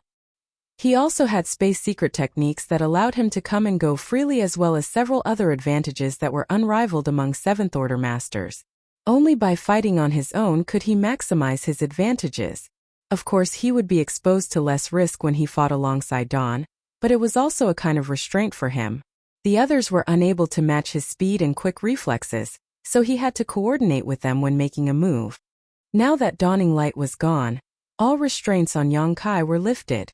Wielding the supreme limitless spear art, innumerable spear shadows spread out in all directions, and by the time they faded, all the surrounding the Black Ink clansmen burst into blood mist. With his spear in hand, Yongkai charged towards places where the Black Ink clansmen were most concentrated. Wherever he went, the enemies collapsed like straw amidst a storm. As a dragon roar reverberated across the void, Yongkai transformed into his 70,000-meter ancient dragon form. He let out a dragon breath and swept his dragon tail across the swarm of enemies, clearing out large spaces on the battlefield. However, he wouldn't dare to remain in his dragon form for extended periods. Although he was able to battle against the territory lords as an ancient dragon, his figure was too big and it was hard for him to move around. Not to mention, in his dragon form, he made an obvious target and was wounded by the attacks coming from all directions in short order. Even though most of them were flesh wounds, Yong-kai couldn't ignore them if they continued to pile up. His dragon form abruptly disappeared and the Black Ink clan lost their target. After turning back into human form, Yong-kai rampaged around the battlefield again. As he alternated between human form and dragon form, he attracted the attention of lots of Black Ink clansmen. Although many enemies were chasing after him, he fearlessly dashed forward and silently destroyed his opponents. All of a sudden, space principles undulated as Yong-kai abruptly disappeared. When he reappeared, it was in the middle of an intense battle. It was a battle between an 8th Order Open Heaven Realm Master and a territory lord in bone armor. At that instant, Yong-kai's eyes reflected the figure of the territory lord in bone armor. As time principles spread, the world seemed to have frozen for a moment. He pushed out his spear and stabbed it right into the back of the territory lord's head. Even though the bone armor that this territory lord was wearing was thick and nigh impenetrable, it was not without any weaknesses, and the crack at the back of this territory lord's head was one of them. The Azure Dragon spear accurately penetrated the crack, and sparks instantly flew. Suddenly, Yong-kai felt an immense force of resistance, making it impossible to push his razor-sharp spear any further forward. He was stunned, for it never crossed his mind that he wouldn't succeed even though he had targeted his opponent's weakness while he was distracted. Madly surging his world force, he roared, "Die!" Exerting even more force into his thrust caused more sparks to fly, and eventually, the crack in the armor broke and the spear penetrated the territory lord's head. However, Yong-kai wasn't able to push his spear out from the other side as the opponent's hard skull stopped him from doing that. Having succeeded, Yong-kai immediately tried to retreat, but it was too late. The moment the territory lord was attacked, he swung the bone shield in his hand at Yong-kai and a violent force swept across his stomach. Instantly, Yong-kai felt half of his body turning numb and a huge gash opened on his abdomen. Golden blood gushed out of the wound as his squirming organs could be seen. The territory lord wanted to kill Yong-kai ruthlessly, but the latter actually activated purifying light and engulfed the enemy with it. The light could restrain Black Ink's strength, so there was no way Yong-kai wouldn't use it now that its existence had been exposed. He just hadn't come across any opponents that left him with no choice but to use the purifying light until now. Facing a powerful territory lord, he naturally wouldn't keep this trump card rotting. The territory lord was unfazed even when his head was struck by the Azure Dragon spear. However, when the pure white light engulfed him, he wailed in agony as though he was experiencing the cruelest torment in the world. As though having a spirituality of its own, the purifying light snuck into the territory lord's body through his wounds and clashed with his Black Ink strength, causing both forces to fizzle and vaporize. While the territory lord was stunned, a saber light flashed across his neck and shattered his bone armor, sending his head flying away as black blood gushed from his neck. "Well done!" Su Linggong praised the other man while holding a large saber in his hand. If not for Yong-kai's help at the critical moment, he would have been killed by this territory lord. After all, it had only been a short time since Su Linggong ascended to the 8th Order, so his heritage wasn't comparable to those of the experienced 8th Order masters. On the other hand, these powerful innate territory lords in bone armor were specifically created by Mo to endure large amounts of abuse. The instant Su Linggong clashed with the opponent earlier, he fell into a disadvantageous position. He had even used an evil purging divine spear. However, the territory lord only had a small number of weaknesses to exploit and Su Linggong was unable to shatter the other party's armor, so even the evil purging divine spear became useless. The most effective method of using the evil purging divine spear's power was to stab it right into the opponent's body, letting the purifying light explode inside their body, so that it could directly grind down their Black Ink strength. Now that these territory lords were all equipped with robust armor, it was hard for evil purging divine spears to play any role. On the other hand, Yong-kai could pose a bigger threat to these territory lords in bone armor by directly channeling purifying light against them. because he could guide the purifying light to pass through the bone armor's gaps and enter their bodies. Before Su Linggong could ask whether Yang Kai was all right, the latter had disappeared and re-entered the chaotic battlefield. Su Linggong was rendered speechless at that. Regardless, he knew that Yang Kai had a powerful Dragon Clan bloodline, so even though he looked battered, he was supposedly fine. Therefore, Su Linggong decided to ignore him and shifted his attention to another territory lord before darting forward. The battlefield was a mess, and there seemed to be an infinite supply of Black Ink clan soldiers to replace those who fell. Since the opening appeared, the torrent of darkness had not stopped spilling from it. More and more feudal lords and territory lords appeared. Fortunately, the humans were quick to destroy the enemies, so they were able to maintain a balance. After helping Su Linggong kill a territory lord, Yang Kai went on to make several more contributions. Using the disorderly Black Ink clan soldiers as cover, he swiftly yet stealthily approached the 8th Order masters and territory lords. When he was close enough, he would directly activate space principles and launch a sneak attack. He had learned his lesson after the setback earlier. He no longer summoned his Azure Dragon Spear to attack the enemies and instead used instantaneous movement to appear behind a territory lord and cast a bolt of purifying light at them. Ignoring the furious territory lord, he then directly disappeared. Many territory lords suffered a setback because of this tactic. The purifying light was able to restrain Black Ink's strength, and their bone armor couldn't fully cover the territory lords up. Once they were struck by the purifying light, their powers would significantly weaken, and the 8th Order masters naturally wouldn't let such a chance slip through their fingers. As Yang Kai stealthily moved around and struck the territory lords in bone armor, they inevitably faltered. As such, the 8th Order masters were able to kill these territory lords with ease. The Black Ink clansmen soon noticed Yang Kai's action, and more of them began chasing after him. Wherever he went, a chaotic storm followed. Even Song, who had been guarding the primordial heaven source grand restriction, couldn't help but have his eye drawn to him. After all, it was rare for a 7th Order master to be able to make such an impact on this kind of battlefield. As a thought flashed across his mind, Song parted his lips and sent a divine sense transmission to Yang Kai. After being startled for a moment, Yang Kai was elated as he became even more reckless. Earlier, he still wouldn't dare to move further into the battlefield, for he was worried that he might not be able to escape should he come across a powerful enemy. Upon hearing Song's transmission, though, his worries disappeared. His high-pitched dragon roar reverberated across the void again, and his 70,000 meters ancient dragon's figure reappeared in the void while his dragon scales radiated a golden glow. As he let out a dragon breath, the Black Ink clan soldiers in front of him melted like snow under the hot sun. Throughout history, perhaps only the war in the late ancient era was comparable to the magnificence of the war today. Over 100 great passes and all the elites of the human race had come together. It was a war that would determine the future of all humans, so they couldn't afford to be negligent. As time passed, the number of these 2 million soldiers decreased as they were no longer able to make use of the great passes to ensure their safety. As the humans had to fight with the enemies on the battlefield, deaths were inevitable. Everywhere on the battlefield, small universes ruptured and human masters passed away. Besides the 6th Order and 7th Order masters, even the 8th Order masters were not spared the fate. About 2 million human soldiers had been taking turns to strike the enemies, but things were still not looking good. All the same, no one faltered. In the great passes, the old ancestors had only made a move once before falling silent. It wasn't that they were not willing to act, but that they didn't dare to.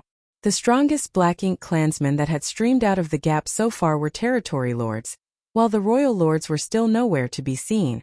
None of them knew how many royal lords were hiding in the dark, but since the royal lords hadn't appeared, the old ancestors could only remain unmoving. Otherwise, their weaknesses would be exposed to the enemies. It had come to a point where even a slight mistake could cost their lives. The battlefield was filled with chaos, but invisible undercurrents were also stirring as the humans and Black Ink clan were also waging a contest of patience. Whether the old ancestors or the royal lords appeared on the battlefield first would play a large role in determining the outcome of the war. Seeing that so many human soldiers had been killed, the old ancestors were naturally heartbroken. Nevertheless, they knew that they could only grit their teeth and hold their ground lest their plans all be derailed. Presently, young Kai was badly wounded. Even though the living beings in his small universe continuously replenished the world force for him, he realized he would not be able to persevere for much longer. While the other cultivators took turns to return to the great passes to recuperate, he had not rested once since he joined the battle. He had managed to kill over 100,000 Black Ink clan soldiers, and even though he hadn't personally killed a territory lord, a few dozen of them had been harassed by his purifying light and subsequently been eliminated. Still, this made only a minimal impact on the overall battle. It seemed like this war would never end at this rate. It was then that an imposing aura was felt coming from the gap that changed everything. The Black Ink clan's attacks intensified while the humans felt their chests tightening. All of them realized that the royal lords, who had remained patient all this time, had finally made a move. This was the change the humans had been longing to see. If the royal lords still refused to appear and the Black Ink clan just kept sending more territory lords and weaker soldiers to fight, the humans would descend into a state of despair. Now that the royal lords had appeared, it showed that the Black Ink clan could no longer bear the loss of Black Ink's strength. It had come to a point where the royal lords had no choice but to take to the field. A majestic figure stepped out of the darkness through the gap and a royal lord's savage aura swept across the void. Before he even left the gap, he darted his gaze around in a condescending manner, but at that instant over 10 figures abruptly appeared near the gap, as though they had always been there yet no one knew when they had appeared.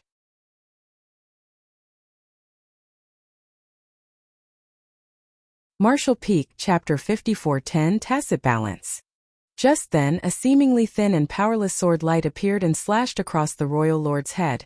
A palm pushed forward gently, a bamboo cane tapped on the royal lord's skull, and several other divine abilities of different forms appeared.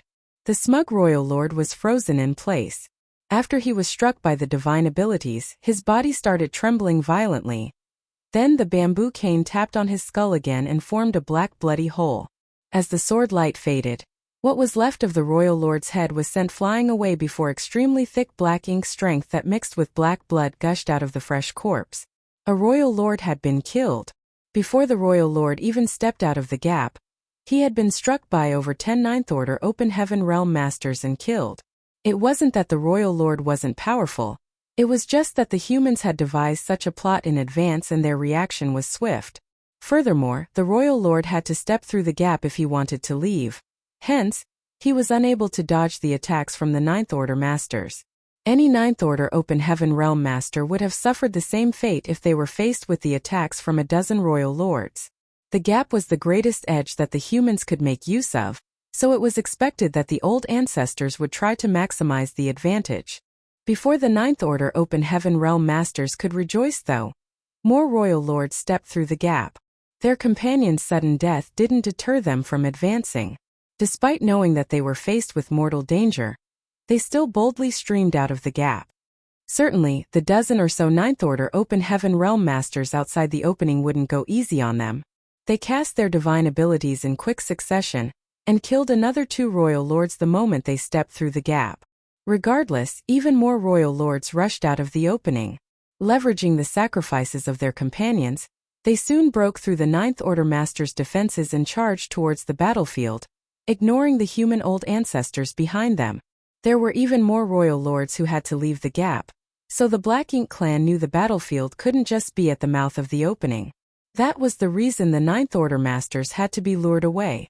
More Ninth Order Masters flew out of the great passes to meet the royal lords who had broken through the first defense line. Royal lords continued to be killed at the opening, but even more of them managed to break through the siege. In such a situation, even the Ninth Order Open Heaven Realm Masters had to go all out, directly using their most powerful moves to try to stem the flow of enemy reinforcements. Everywhere on the battlefield, magnificent auras appeared in battles that the average cultivator wouldn't have a right to approach. Within just half a day, over 100 royal lords had rushed out of the opening, and even though 20 of them had been killed before they could do anything, there were still about 80 of them who had managed to break through.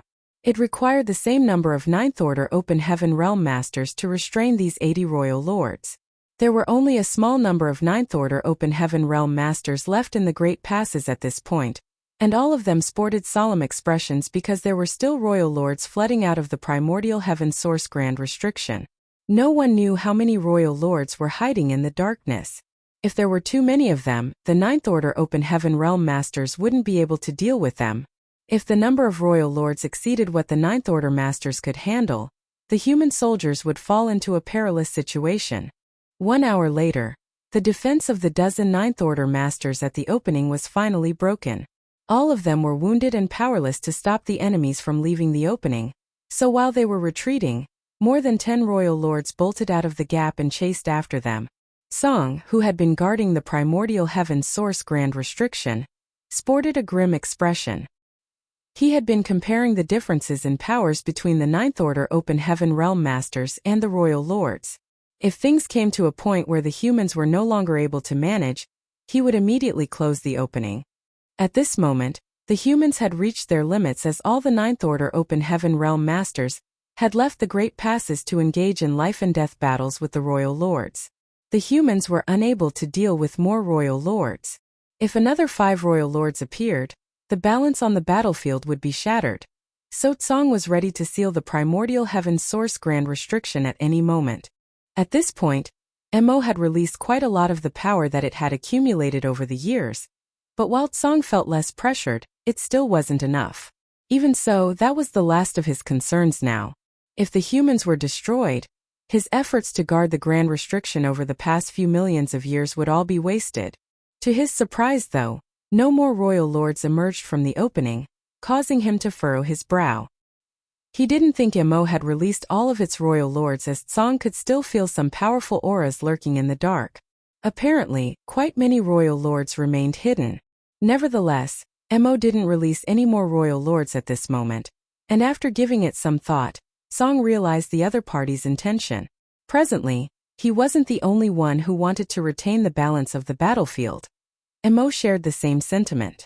It was fully aware of Tsong's intentions, and knew that once it released even more royal lords, the humans would lose any hope of winning the war, and the gap of the primordial heaven source grand restriction would be closed. By then, it would no longer be able to escape. While Tsong wanted to maintain a balance, Mo was trying to do the same. Even though more and more of its servants were killed, it seemed it thought the sacrifice was worth it. But what's the point of Mo doing all this? This kind of balance won't help it get out of the trap. What is it really up to? Tsong was unable to figure out the reason behind it.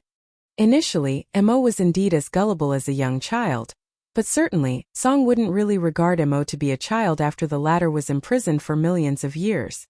Although Mo had been trapped inside the primordial heaven source grand restriction, it was able to make use of the black ink nests to find out everything that was going on in the outside world. Millions of years had passed, so even the most gullible child would have grown cunning. Since Tsong was unable to figure out Mo's intention, he decided to push it to the back of his mind. At any rate, things were still within his control. Even though no more royal lords stepped out of the gap, there were still a large number of Black Ink clansmen, including territory lords and feudal lords, emerging. Despite their best efforts, the humans were unable to gain the upper hand on the battlefield, for the Black Ink clan army was continuously replenished. The human race couldn't hope to reclaim their advantageous position if they were unable to cut off the enemy's flow of reinforcements. However, this war's objective was to alleviate some pressure on Tsong. Although a large number of Black Ink clansmen had lost their lives, Tsong still hadn't closed the grand restriction. In other words, it still wasn't time to do so yet. Left with no choice, the humans could only grit their teeth and soldier on. At this moment, Yang Kai was in a difficult spot as well. It seemed that because of his frequent use of purifying light, he had been targeted by a female territory lord with a curvy figure. It had come to a point where the territory lords streaming out of the gap were no longer clad in the same bone armor as before. They now came in all different shapes and sizes. Unlike the territory lords in bone armor who had an impenetrable defense, these territory lords in different forms had their own unique characteristics. This alluring territory lord who had targeted Yang Kai had a special trait. She was extremely agile. She was able to move at lightning speed. And even though Yang Kai had repeatedly used instantaneous movement to dart around the battlefield, he was unable to shake her off. The territory lord ignored everyone else as she locked onto Yang Kai and relentlessly pursued him. If Yang Kai was still at peak strength, he could have transformed into his ancient dragon form and fought it out with her. Unfortunately, he had exhausted himself by moving around the battlefield earlier, so he wasn't a match for this alluring territory lord at this point. Powerless, he repeatedly fell into danger. Seeing that the situation he was in was increasingly perilous, Yang Kai clenched his teeth and charged towards a particular direction. A moment later, he appeared beside Song and instantly felt a force engulfing him. It was the primordial heaven source grand restriction's power. Then, Yang Kai turned around and glared at the territory lord who had followed him to this place. Song teased him, saying, "Does she have her eyes on you or something?" Yang Kai grinned, "Well, she has fine taste when it comes to men." Song was stunned, for he hadn't expected this little brat to be so thick-skinned. "Kill her, senior," Yang Kai urged. Hearing that, the territory lord appeared flustered and instinctively took a few steps back as she warily stared at Song. If someone like Song made a move on her, she wouldn't be able to resist. Nevertheless, Song shook his head. "I can't. I can only make a move within the bounds of the restriction. Anything outside the restriction is beyond my control." Yang Kai widened his eyes in disbelief. "Is there such a restraint?"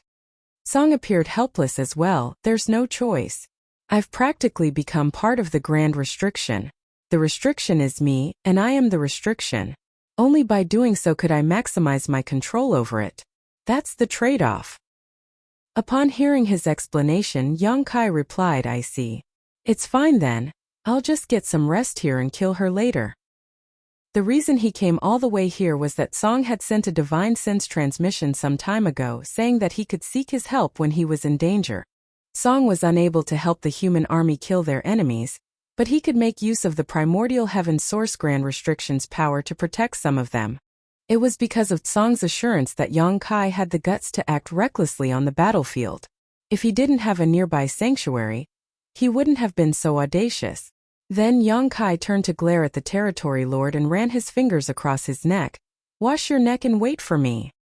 He conveniently ignored the fact that he was just a 7th Order Open Heaven Realm Master, and that even if he was at full strength, he couldn't defeat the other party. Enraged by Yang Kai's arrogance, the territory lord sported a dark expression and lifted her hand to summon her black ink strength, which turned into a dark flood dragon. As it widened its jaws, it came charging towards Yang Kai. "Idiot," Yang Kai snickered, was unfazed. As he was now protected by Tsong, in the primordial heaven source grand restriction, no one else could harm him. Therefore, he didn't even bother to blink when he was faced with this ferocious strike. All of a sudden, Tsong chuckled and performed a different hand seal. About 10 meters before Yang Kai and Tsong, the dark flood dragon was stopped by an invisible barrier. A turn of events took place suddenly. The dark flood dragon instantly turned around. As its body expanded, it reached for the territory lord and opened its mouth wide. While the territory lord was flabbergasted, the flood dragon swallowed her before shaking its head and flicking its tail smugly. Yang Kai was equally astounded. The next instant, Yang Kai shot out with his spear in hand as a great sun rose from behind him. This time, no golden crow was heard cawing, nor was there any scorching heat, for this great sun was formed from flawless purifying light.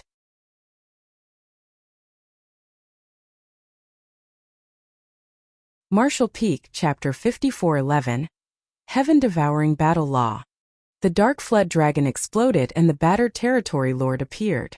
Even though the secret technique was powerful, she was the one who activated it after all. Song managed to hijack it and send it back against her. But even though the flood dragon had been strengthened, it couldn't possibly kill her. However, it was inevitable that she would be hurt since she was caught completely off guard. The moment she extricated herself, a great sun exploded in front of her and made her unable to open her eyes. At the same time, she was engulfed in a great sense of danger. Instantly, this territory lord screamed as her black ink strength madly left her body and was dispelled by the purifying light. As though having a spirituality of its own, the white light streamed into her body through her 7 orifices and freshly opened wounds. In an instant, her expression turned hideous and she howled in agony. At that moment, she did not only feel that her black ink strength was being destroyed as though it had come across an arch-nemesis, but also that her very body was melting like snow under a scorching Sunday. Her alluring face literally began to warp like a burning candle. Just then the azure dragon spear stabbed right between her eyes. Black blood spattered as she instinctively threw a palm on Yonkai's chest. Yonkai didn't bother to dodge it, taking the blow directly as he infused all of his strength into the azure dragon spear and thrust it forward. Fall! The spear penetrated the territory lord's head and a violent world force exploded, causing her skull to shatter to pieces. At the same time, Yonkai was sent flying away as he plunged back beside Song and gasped, clearly in pain. Song looked down at him, and upon seeing his chest caved in, he was surprised as he commented, "You were almost killed." In that moment earlier, the territory lord didn't just land a palm on Yonkai once. In fact, she had struck him several dozen times on the same spot. Otherwise, he wouldn't have been so horribly injured given the fact that he had an extremely powerful dragon vein. Any other 7th Order master would have lost their life if they were in Yonkai's shoes, as not just anyone could kill an opponent that was far more powerful than themselves. In Song's eyes, the battle between Yonkai and the territory lord was no different from two small children fighting with each other. But to those involved, given their powers, it was truly a life-and-death contest. The moment the territory lord suffered a backlash of her own divine ability, Yonkai directly charged forward, which went to show how determined he was. When he saw a chance, he did not hesitate to seize it. Not many could be as determined and ruthless as he was. Any hesitation at that moment would have cost him the chance to kill his enemy. Even faced with the counterattack of an enemy much stronger than he was, he didn't back down and instead risked being further injured in order to end the enemy's life, which showed how ruthless he was to both his enemies and himself. Even though the process was short, it was a life-and-death moment that even somewhat surprised someone like Song. Yonkai sat down with his legs crossed and spat out a mouthful of blood before grinning. "I certainly had to do my best to kill the enemy. If the human race had backed down at any point, we would have lost the fight long ago." Then he gulped down some healing pills and started recuperating. The reason he came to Tsong's side was to seek his refuge and restore some strength. It never crossed his mind that the territory lord would be so relentless, or Tsong would create a chance for him to turn things around. Song had never expected that his nonchalant move would lead to such an outcome. Upon hearing Yonkai's words though, he turned to look at the battlefield in silence.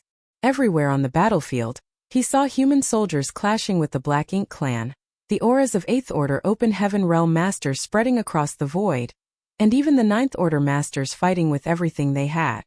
They were all risking their lives to destroy the enemy. At that instant, Song fell into a dazed state. They're the humans of the current generation. It was because of their willingness to sacrifice themselves that they managed to reach this place. Song had been waiting for millions of years, and only this generation of humans allowed him to see the silver lining. The battlefield was filled with chaos, and with every breath there would be powerful auras withering.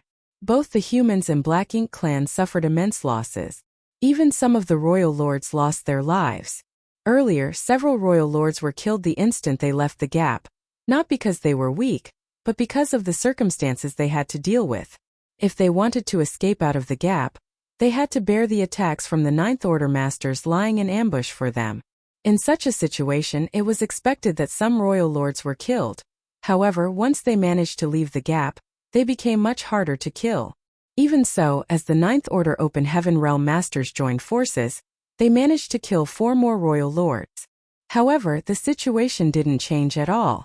After 4 royal lords were killed, another 4 royal lords appeared from the gap to replace them.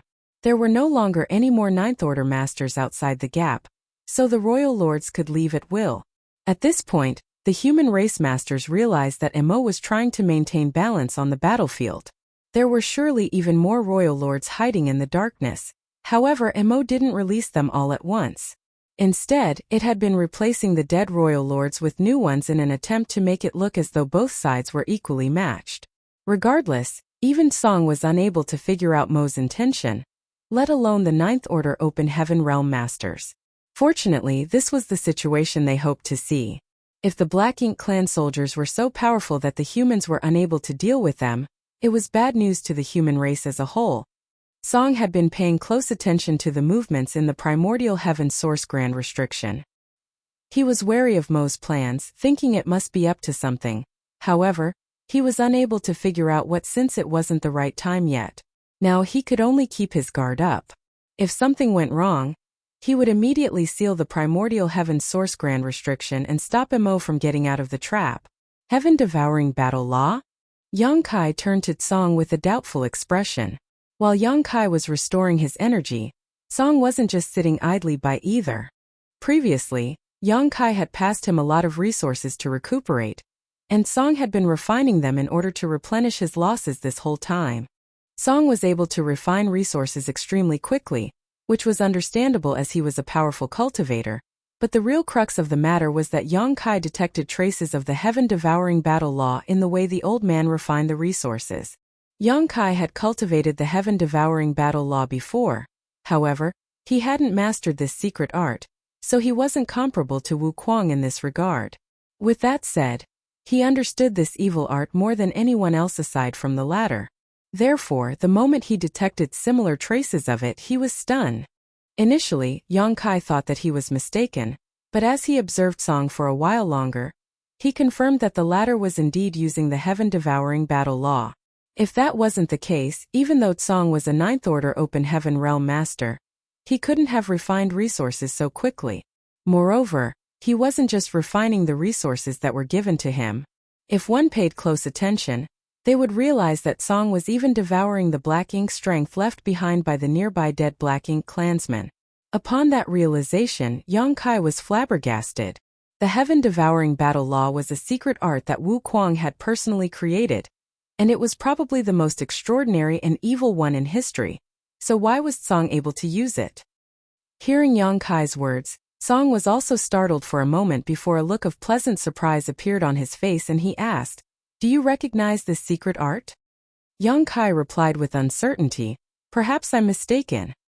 There were countless secret arts in this world, and even though heaven-devouring battle law was quite possibly the evilest secret arts in existence, Song was someone who had lived for millions of years, so it shouldn't be surprising that such an unrivaled master knew some amazing secret arts. Perhaps his secret art only shared some similarities with heaven-devouring battle law. Song said, "It's fine. Look closely." Saying so, he openly used his secret art again. In order to let Yang Kai see clearly, he exhibited the movements of his aura and the fluctuations of energy in detail. Yang Kai's expression turned more and more stunned as he watched. Although this secret art was slightly different from the one he knew, it was indeed the heaven-devouring battle law. The two secret arts shared more than 90% of the same circulation paths, while the remaining 10% seemed to be due to some kind of personal abstrusity that he couldn't quite grasp. A puzzled Yang Kai asked, "Why does Senior know the heaven-devouring battle law?" He was even more perplexed at the fact that Song appeared so thrilled at this moment.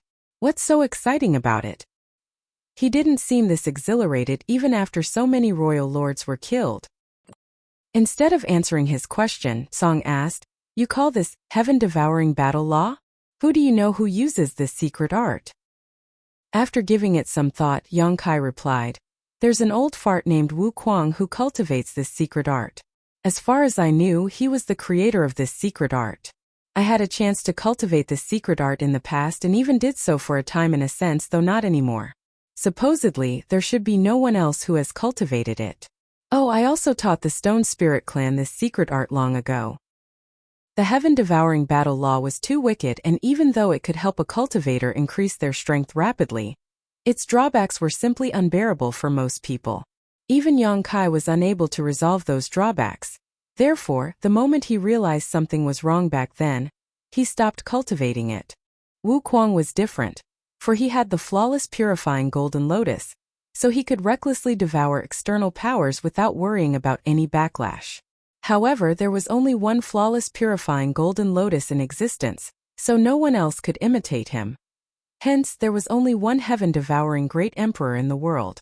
The reason the Stone Spirit clan members were able to cultivate the heaven-devouring battle law was that their physiques were unique.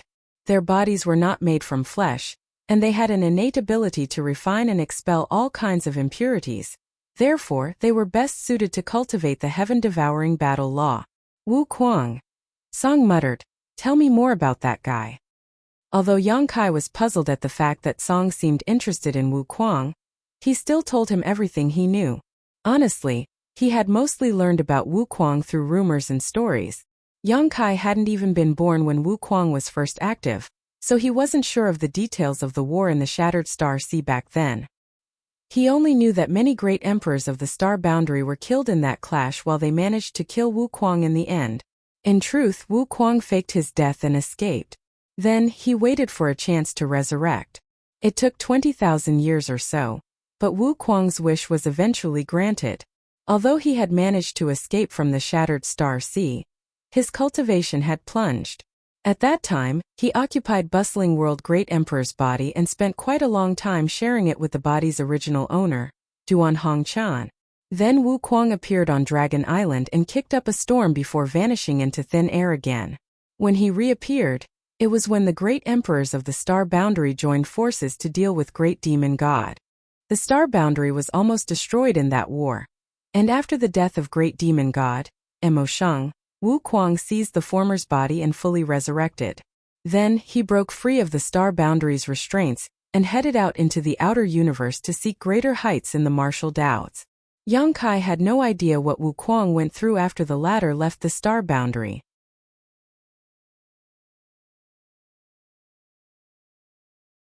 Martial Peak. Chapter 54:12 Ways to Save Itself.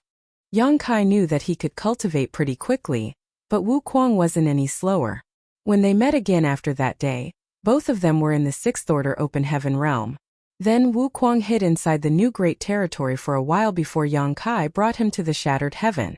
Someone like Wu Kuang could only be in his own skin in a place such as the Shattered Heaven. After that, Yang Kai never heard from him again. Sometimes, Yang Kai wondered what would have happened if he hadn't defeated Blood Crow, who was later brought away by the fisherman uncle from Bright King Cave Heaven. He imagined that when Wu Kuang arrived at the Shattered Heaven, there would have been a fierce battle between two evenly matched opponents. Both the Heaven-Devouring Battle Law and the Grand Evolution Immortal Blood Light Scripture could absorb and refine other people's powers, so they shared some similarities. It would surely be an interesting fight if Wu Kuang and Blood Crow encountered one another. In a straightforward comparison, there was no denying that the Heaven-Devouring Battle Law was more powerful, as there was nothing that the Heaven-Devouring Battle Law could not refine as long as it had some energy. On the other hand, even though the Grand Evolution Immortal Blood Light Scripture could devour another person's strength, it was mainly focused on refining their blood essence. In that sense, it was inferior to the Heaven-Devouring Battle Law. With that said, Blood Crow had been subdued and brought back to Bright King Heaven a long time ago. When Wu Kuang arrived at the Shattered Heaven, only the stories of Blood Crow remained. Yang Kai reckoned that if the two of them ever met, there was no doubt Blood Crow would be at a disadvantage. Several hundred years had passed since then, and he wondered how Wu Kuang had been doing in the Shattered Heaven. Given the wickedness of his secret art, he must be the focus of much ire and contempt. At that moment, Yang Kai even felt a bit sorry for him. Wu Kuang, Song muttered before he started guffawing. He appeared so exhilarated that he almost broke into tears of joy as he chanted, "Wu Kuang." Yang Kai was astounded. "You know Wu Kuang, senior?" Song shook his head. "No. It's the first time I've ever heard his name." That Yang Kai was baffled. "Since you don't know Wu Kuang, why are you so happy to hear about him?" Unbeknownst to him, even though Tsong wasn't aware of who Wu Kuang was today, he knew someone else similar to him. In fact, the Heaven-Devouring Battle Law was the primary secret art that other person cultivated. There was no denying that this secret art was evil. With that said, there was no such thing as right or wrong when it came to secret arts, only people who could be divided into good and evil. Whatever secret art it was, the person using it would determine whether it was just or malevolent. Part of Shi's plan succeeded. Otherwise, the Heaven-Devouring Battle Law wouldn't have been passed down to someone else. However, looking at the matter from another perspective, his plan also seems to have failed. Although Tsong had never come into contact with Wu Kuang, through Yang Kai's words he could tell that Wu Kuang never inherited all of Shi's memories. Perhaps after Shi left this place back then, his soul was gradually worn down after encountering many different crises. As such, Wu Kuang had no idea what had happened in his previous life. He only retained knowledge of the wondrous secret art, named the Heaven-Devouring Battle Law. Regardless, this was the best news Song had heard in the past few millions of years. Have you been to the grand ancient ruins boundary? Song suddenly asked. Kai was caught off guard by the sudden change of topic, but he was even more astounded by the old man's question and couldn't help asking, "How do you know, Senior?" Song replied with a smile, "I can feel the world tree's aura coming from you." Only then did Kai understand. "I saw you running around the battlefield without worrying about getting corrupted by Black Ink's strength. It's apparent that you have a world tree clone protecting your small universe." Kai nodded. "You have sharp eyesight, Senior. There's indeed a world tree clone in my small universe, but I didn't get it from the grand ancient ruins boundary. I acquired it from a universe cave heaven that was left behind on the battlefield." The world tree clone he had obtained from grand ancient ruins boundary was planted in the star boundary, an action that saved the star boundary from collapsing, and also transformed it into the open heaven realm cradle it was today. Then Kai realized something and asked in shock, "The world tree and the grand ancient ruins boundary existed in your era, Senior?" Song had been guarding this place and separated from the outside world for millions of years, so it surprised Kai that he was aware of the world tree and the grand ancient ruins boundary. Song chuckled. "The world tree and grand ancient ruins boundary are far more ancient than you think. I heard that the world tree was born the moment heaven and earth split apart. It was born with the universe itself." Recently, Kai had learned quite a number of secrets that were previously unknown to him. As for the grand ancient ruins boundary, Song frowned. "No one knows how exactly it was formed. I told you all that in the late ancient era, a mighty force realized that the humans were suffering in hardship, so it gathered together 10 humans to spread the martial Tao. Only then did the human race truly learn to cultivate." Kai nodded as Song had told them about it before. Song and the other 9 martial ancestors were those 10 people who had created the primordial heaven source grand restriction. Millions of years had passed since then, and the other 9 people had all passed away. Only Song was left guarding this place. At that time, an old ancestor asked what the mighty force was, but Song only replied with a smile that it was the will of the heavenly way.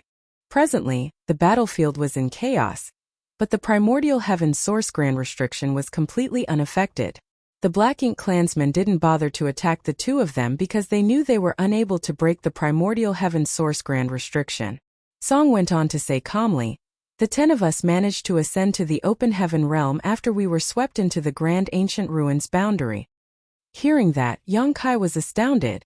Before that, even though the humans could gain some power through simple cultivation, we could only reach somewhere below the open heaven realm. At that time, the realm below the open heaven realm was the end of martial Tao. Kai hurriedly straightened his back. He had a feeling that he was about to hear some incredible secret.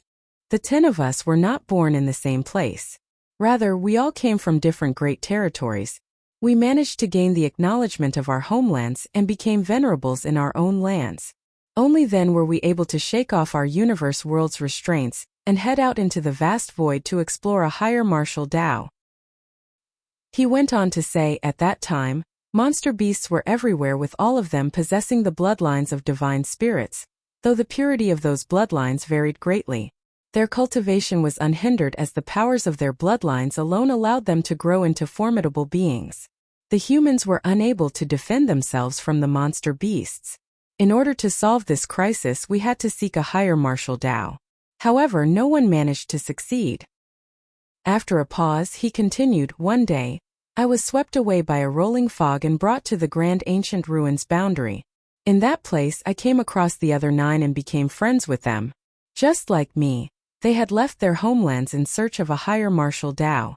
A long time has passed, so I can't remember many of the details, but with that said, I will never be able to forget the strangeness of the grand ancient ruins boundary. While we were there, we experienced countless crises, but by working together, we eventually resolved all of them.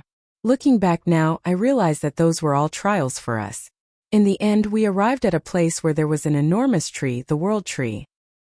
Kai nodded, for he had seen the world tree as well, though it wasn't a pleasant encounter. Still, he had gained some benefits from the world tree. Otherwise, the 7th order would have been his limit in this lifetime. The tree gave us 1 fruit each. Hearing that, Kai was surprised. The world tree was so generous. At that time, he had gone through the trials of different worlds before he acquired some low-rank and mid-rank world fruits, and the only reason he obtained a root was because the world tree sacrificed it to throw him out. However, Song and the other martial ancestors were just given world fruits without doing anything. What's more, the achievements of Song and the others suggested that the world fruits they had acquired were high-rank world fruits. Perhaps they were even superior to high-rank world fruits. In comparison, what Yang Kai had obtained was nothing worth noting. He had the urge to head to the Grand Ancient Ruins boundary again and rob the world tree. Song went on to say, after we consumed the fruits, we were able to open small universes in our bodies and step into the open heaven realm. Only then did we comprehend the cultivation method of the open heaven realm.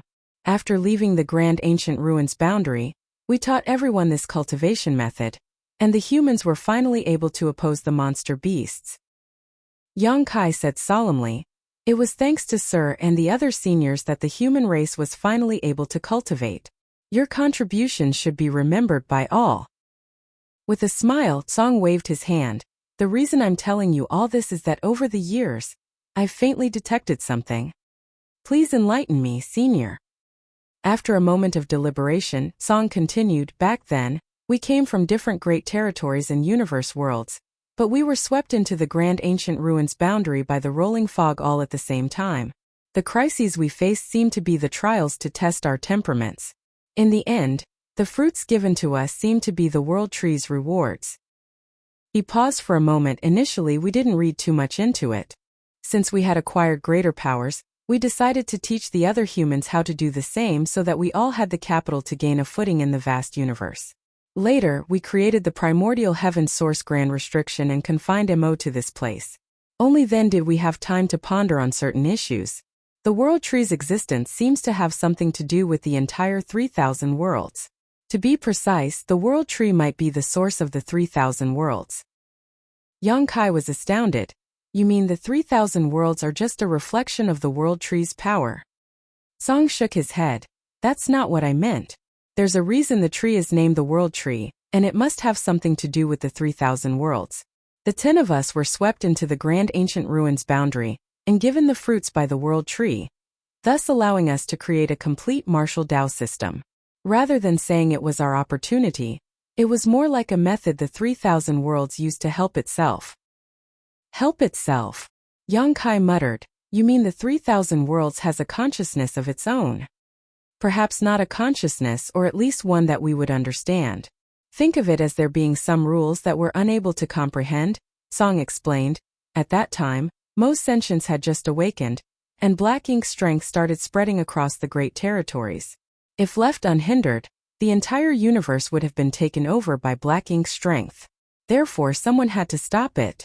Even if it was not us, there would have been another 10 to take up that role. Song stared fervently at Yang Kai. What's more, there must have been more than one attempt to help itself. The world tree gave you a clone. If I'm not mistaken, you're also one of the ones selected by these rules.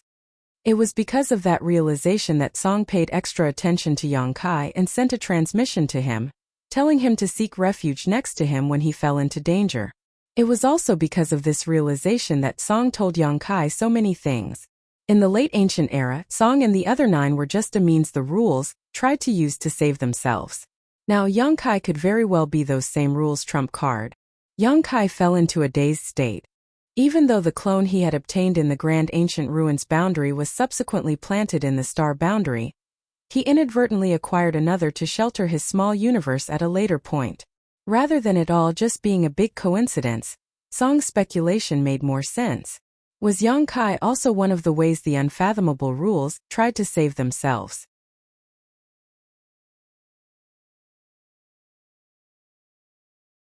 Martial Peak, Chapter 54:13, Mo's Trump Card. As Yang Kai looked back, he realized it was inconceivable that he even managed to snatch a root from the world tree. At that time he was pretty weak as he wasn't even an open heaven realm master yet. He had only condensed his Tao seal, and had yet to even refine all the necessary powers. On the other hand, the world tree was an ancient existence born with the universe. As time passed, it must have developed spirituality of its own and grown into a powerful being. How was an Emperor Realm Master supposed to snatch a root from the World Tree? After he acquired the root, the World Tree just swept him to a faraway place, which showed that it was fully capable of dismissing him. It just didn't bother to do so until after the fact. If Tsong's speculation was right, Yongkai was also one of the ways the unfathomable rules tried to save themselves, which explained everything. The Grand Ancient Ruins boundary was where the trials took place, and the root and the world fruits were the rewards granted by the World Tree. Millions of years ago, Tsong and the other 9 martial ancestors were selected and given world fruits by the World Tree, thus allowing them to enter the open heaven realm and teach the others how to do the same. When the humans grew stronger, they were able to fight against the monster beasts and Mo itself. Millions of years later, Yongkai arrived at the Grand Ancient Ruins boundary and obtained a root from the World Tree. Even though the outcomes were different, they were both methods the 3,000 worlds used to help themselves when they found themselves in crisis. In that case, the original owner of the World Tree clone in Yongkai's small universe was likely also one of the ways the rules had selected to save themselves. Unfortunately, that senior passed away on the Black Ink battlefield, and his or her small universe was left behind as a universe cave heaven. Countless years later, Yongkai had the opportunity to enter it and obtain the World Tree clone. Perhaps there were other people just like them over the eons. However, Yongkai didn't have a way to find out who they were, nor did he know whether they were even still alive. Tsong's words were too shocking but believable. After all, he had lived for millions of years and his life in this place gave him ample time to ponder on some deeper issues. Even though Yongkai found his words inconceivable, it could very possibly be the truth. "You must be careful," Tsong suddenly said. A puzzled Yongkai asked, "What do you mean, senior?" With a solemn expression, Tsong explained, "Many years have passed, and Mo might have also realized what I've come to understand. Perhaps it even knows things that I don't. If my speculation is right, you are in a perilous situation." Yongkai was startled for a moment, but he soon realized what Tsong meant. If he was indeed one of the ways the rules had selected to save themselves, he must be special in some way. As long as Mo noticed his presence, he wouldn't let him off. "You swaggered around the battlefield without worrying about getting corrupted by Black Ink strength, so perhaps you've already caught Mo's attention." Yongkai replied, "The 4 universe pillars are also able to protect one small universe and fend off Black Ink strength. It might not realize that I have a World Tree clone." Tsong nodded. "You have a point, but you still have to be careful. Also, even though you have the World Tree clone which makes you immune to the Black Ink strength of ordinary Black Ink clansmen, that might not be able to drive off Mo's source strength. Its strength is far greater than that of ordinary Black Ink clansmen. Perhaps it might be able to break through the barriers of your small universe." "Oh," Yongkai said with a smile, "with you around, Mo won't be able to get out of the trap, so how is it going to make a move against me?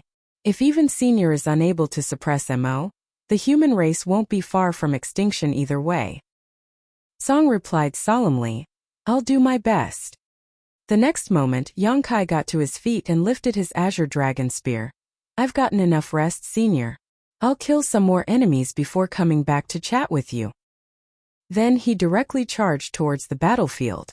Half a day later, Yongkai returned covered in blood. The territory lords chasing after him appeared furious. For the moment Yongkai landed beside Tsong, they had no choice but to leave. This time he was in a better state than before, so it took him less time to recover. After getting some rest, Yongkai continued battling against the enemy. As he repeated this over and over again, the Black Ink clansmen grew annoyed. Some of the territory lords now directly waited outside the safe zone on the Primordial Heaven Source Grand Restriction, so that they could kill Yongkai the moment he left Tsong's shelter. However, Yongkai was a master of the Tao of space, so as long as the space around him wasn't sealed, these territory lords had no way to capture him. Eventually, the Black Ink clan stopped bothering with him, and without any restraints, Yongkai was able to kill even more enemies. Nevertheless, he was the only one capable of such things, as the other humans were unable to imitate him. As they were not experts in the Tao of space, they couldn't cross the vast battlefield quickly and safely. Therefore, only Yongkai could run to Tsong's side to seek refuge and recuperate. Although he had made significant contributions, he was unable to single-handedly change the tide of battle. Several months had passed since the war started, and 30% of the original 2 million human soldiers had been killed in action. In other words, some 600,000 human soldiers had lost their lives, all of them in the Fifth Order Open Heaven realm and above. The losses they had suffered were simply staggering. There was no denying that the losses that the Black Ink clan had suffered were dozens of times greater than those of the humans, as innumerable territory lords and royal lords had lost their lives. Still, even more Black Ink clansmen continuously poured out from the opening and entered the battlefield to make up for the losses. All the humans were exhausted, and even the Eighth Order Open Heaven realm masters appeared weary. The two races had been fighting against one another on the Black Ink battlefield for many years, and although some wars lasted for months or even years, it was always a process of intense battles, followed by a period of rest and recovery before they clashed once again. This time was different, as the two races had never stopped fighting since the war started. The chaos on the battlefield was constant. Fortunately, the various army commanders had already expected that this war would be a long one, so the 2 million soldiers were divided into two groups that took turns to battle the enemy. If not for this rotation of troops, the humans would have been defeated by the Black Ink clan long ago. At this point, the Black Ink clan had gained the upper hand. Although it wasn't conspicuous, they were indeed in a favorable position. This was the balance Mo had been trying to sustain. Had it recklessly released all its servants to the battlefield, the humans would have been defeated long ago. Song's expression became increasingly solemn, as he felt that it was time to seal the gap in the primordial heaven's source grand restriction. If this dragged on and the humans were routed, the situation would surely get out of hand. After months of releasing Black Ink's strength, he could feel that the pressure within the primordial heaven's source grand restriction had been alleviated somewhat. Although it wouldn't be as much as he hoped for if he stopped now, it was still acceptable. At the thought of this, he hesitated no more. As he performed a different hand seal, the primordial heaven source grand restriction started vibrating. All of a sudden Mo, who had remained silent all along, said, "I thought you were going to wait for a while more." Song snorted, "You'd better quickly show us what tricks you still have. Otherwise, you won't have the chance to do so soon." Since the beginning, Song had realized that Mo must have been holding something back. Otherwise, it wouldn't have tried to maintain the balance of powers between the two sides. It knew that once the balance was broken and the humans were defeated, Song would immediately seal the gap, giving it no chance to escape. While the balance was being sustained, Song was more than happy to weaken Mo's power. It could be said that the situation on the battlefield was a tacit coordination between the two races, with the 2 million human soldiers and the tens of millions of Black Ink clansmen serving as chess pieces. Song also knew that once he started sealing the opening, there was no way Mo would sit idly by. There was bound to be a fierce fight where both sides did everything they could to gain the upper hand. "You've grown old, Song." Mo let out a sigh of pity. Even a cultivator as powerful as Song had grown old after staying here for millions of years. As Mo recalled the days when it and the 10 humans were still friends, it couldn't help but feel rueful. Those were the best days of its life. It could talk with his friends, travel with them, and share tea and wine together. It was carefree. Those days were gone for good once it was confined to this place. There wouldn't be another Mu or Song in this world. It was fully aware that they didn't hold any malicious intent trapping it in this place, but it was unresigned. It was born the way it was. It didn't acquire its strength through cultivation. Since the heavens had given it a power to turn others into the same beings as it, it was destined to rule over the universe. As all its friends were gone for good, so it stopped having any pity for this world. Everyone was bound to be subservient to it. "All of you have underestimated me." As Mo roared, an immense force burst out of the endless darkness. A magnificent aura spread out and shocked both the Black Ink clansmen and the humans on the battlefield. It was a power that was so overwhelming that even the Ninth Order Open Heaven realm masters were dazed by it. Song's expression changed, for he realized that the resistance coming from the opening was making it impossible for him to reseal it for the time being. With that said, he wasn't flustered. He wouldn't think that Mo didn't even have the capabilities to do such a thing. Everything was well within his expectations. This wasn't Mo's trump card.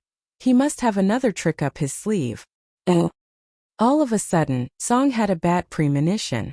After several months of intense fighting, countless Black Ink clansmen had lost their lives on the battlefield. Black blood, Black Ink strength, and severed limbs were everywhere in the void. The moment Mo's will spread out, these miscellaneous scraps on the battlefield started squirming and shooting towards the same place as though they had been guided by a mysterious force. The expressions of all of the humans changed. That was because these miscellaneous things were moving towards the opening. In just a moment, the black blood, black ink strength, and the hashed flesh left behind from fallen black ink clansmen formed a colossal dark tide. The dark tide crossed the battlefield, and along the way, some human soldiers were accidentally swept into it and killed. The entire universe trembled as the primordial heaven's source grand restriction shook. Even more dark blood, black ink strength, and smashed meat joined the dark tide and fortified it. Besides that, even the black ink clansmen, who had been dealing with the humans, abandoned their opponents and dashed towards the dark tide before disappearing. The turn of events stunned the humans. They had been in a disadvantageous position on the battlefield when they suddenly lost their opponents. Damn! Song exclaimed as he hadn't expected that Mo was able to use such a move. In fact, even though the 10 of them were close friends with Mo in the past and they subsequently confined it to this place for millions of years, they didn't really know its capabilities very well.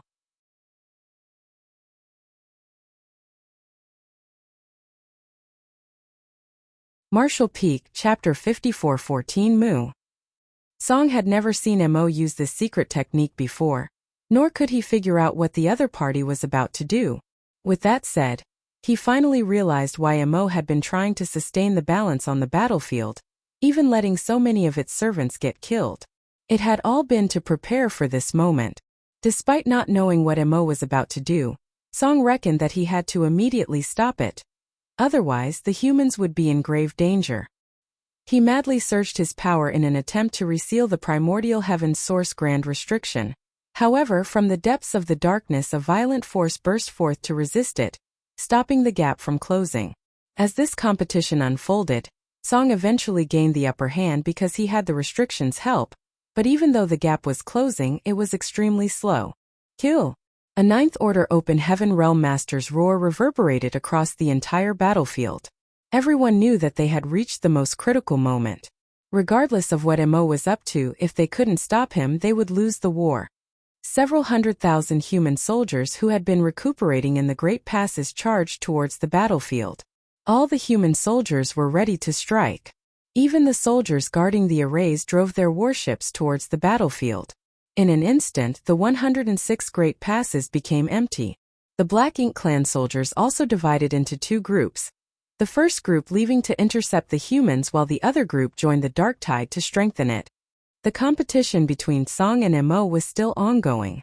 Having said that, Song was apparently in an advantageous position as the speed at which the opening of the primordial heaven's source grand restriction was closing had increased. Just then, a force that was as immense as a tidal wave gushed out from the depths of the darkness and penetrated the gap before joining the squirming dark tide. Then, the dark tide contorted and wiggled before forming into an arm. The arm was made from countless limbs, black blood, and black ink strength, but it wasn't engulfed in death chi at all. Instead, it was as vibrant as a real arm. The bulging muscles of the arm suggested that it was full of strength. It was so gigantic that everyone could see nothing else, and the aura billowing from it shook all beholders to the core. The arm was connected to the force coming out from the gap. Looking from afar, it was as though a giant was sticking a hand out from the opening. In fact, Song could indeed feel a horrifying aura coming to life from the darkness where a giant was rapidly taking shape. The arm that penetrated the gap became a force that stopped the restriction from sealing. Song's expression changed drastically as he exclaimed, "Have you reached that realm?" The realm that was beyond the Ninth Order Open Heaven realm. In the past, Song and the other 9 had been trying to ascend to that realm, but none of them succeeded. Even though Song was more powerful than the average Ninth Order Open Heaven Realm Master, he still hadn't broken free from the Open Heaven realm. He believed that beyond the Open Heaven realm was the creation realm that no humans had ever reached. However, Mo's voice sounded dispirited. That realm? Maybe. I don't know. Do you think I've reached that realm? I don't think so. Song was flabbergasted as he recalled the turmoil that took place in the restriction back then. At that time, Mo almost managed to break free from the trap. It seemed that Mo had already reached the creation realm at that time, as in the endless darkness, it had created a lot of powerful beings. After giving it some thought though, Song realized it wasn't surprising. Mo was able to create innumerable servants. All the Black Ink clansmen were created from its black ink strength, and given its innate power and years of accumulation, it shouldn't be shocking that it had reached the creation realm. In truth, Mo didn't directly create Black Ink clansmen. It was fundamentally the initial darkness of the heavens and earth. What it had created were the Black Ink nests, and all the Black Ink clansmen were nurtured in those Black Ink nests. It was Mo's innate ability. However, this time this powerful being in the darkness was indeed created by Mo. All of a sudden, Song turned calm and let out a sigh. Mo, you were born alongside the universe with unrivaled gifts and incredible capabilities. You're supposed to be free from any restraints, but your strength dictates that you'll not be accepted by everyone else. Mo asked hesitantly, what are you trying to do? Song replied impassively, millions of years have passed, so this matter should come to an end. I'm worried that my friends have grown anxious from waiting for so long. All of a sudden, Mo had a bad premonition and shouted, don't do anything silly. Song guffawed. You're the one who's doing something silly. Saying so, he flicked his fingers as a ray of light broke through the air. Wherever the light went, it penetrated the Black Ink clansmen and destroyed them. Previously, he told Yongkai that while he was part of the primordial heaven source grand restriction, he could only make a move within the restriction. He was unable to have a hand in the affairs outside the grand restriction. That wasn't a strict rule though, but there was a huge price to pay for breaking it. In order to send this ray of light out of the restriction, he had no choice but to put himself at stake. The moment he made a move, the entire primordial heaven source grand restriction seemed to have become unstable. Seizing the chance, Mo exerted more force to expand the gap. The arm that spanned the gap was shaking in an attempt to enlarge the opening. Stop it! Mo's divine sense spread across the void. Even though it had no idea what the ray of light was, it couldn't let Song achieve his goal at this point. A royal lord extended his hand to catch the ray of light, but before he could even grasp it, his arm exploded. The power within the light was unimaginably horrifying. Seeing that, the Ninth Order Open Heaven Realm Master, who had been chasing after this royal lord, immediately summoned his divine manifestation that turned into a hideous giant beast and swallowed the royal lord whole. Then, the Ninth Order Master cast several seals at the royal lord and directly refined him. Driven by Mo, the other Black Ink clansmen along the way tried to stop the ray of light. However, even a royal lord was unable to intercept it, so how were the other Black Ink clansmen supposed to achieve anything? The ray of light crossed the void and left behind a vacuum in its wake before it actually penetrated Yongkai. Upon impact, Yongkai's figure shook, and before he could figure out what was going on, he saw countless Black Ink clansmen savagely coming at him from all directions. He promptly retreated and dashed towards the place where the human race soldiers gathered together.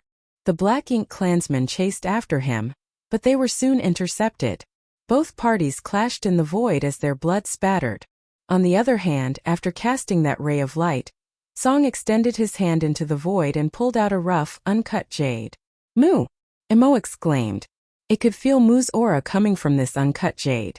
This was definitely something Moo had left behind after her death. Among the 10, Mo was most fond of Moo, and it was also closest to her. However, in the end it was confined to this place because of her. Millions of years had passed, but it didn't hold hatred for her. Nevertheless, when it felt the familiar aura again, it couldn't help but have conflicted feelings. Mo soon pulled itself together and roared in a voice that still sounded childlike, what do you plan to do, Tsang? As it spoke, another hand stuck out from the opening and clenched the edge. The other arm that had originally penetrated the gap retracted and grasped the other side.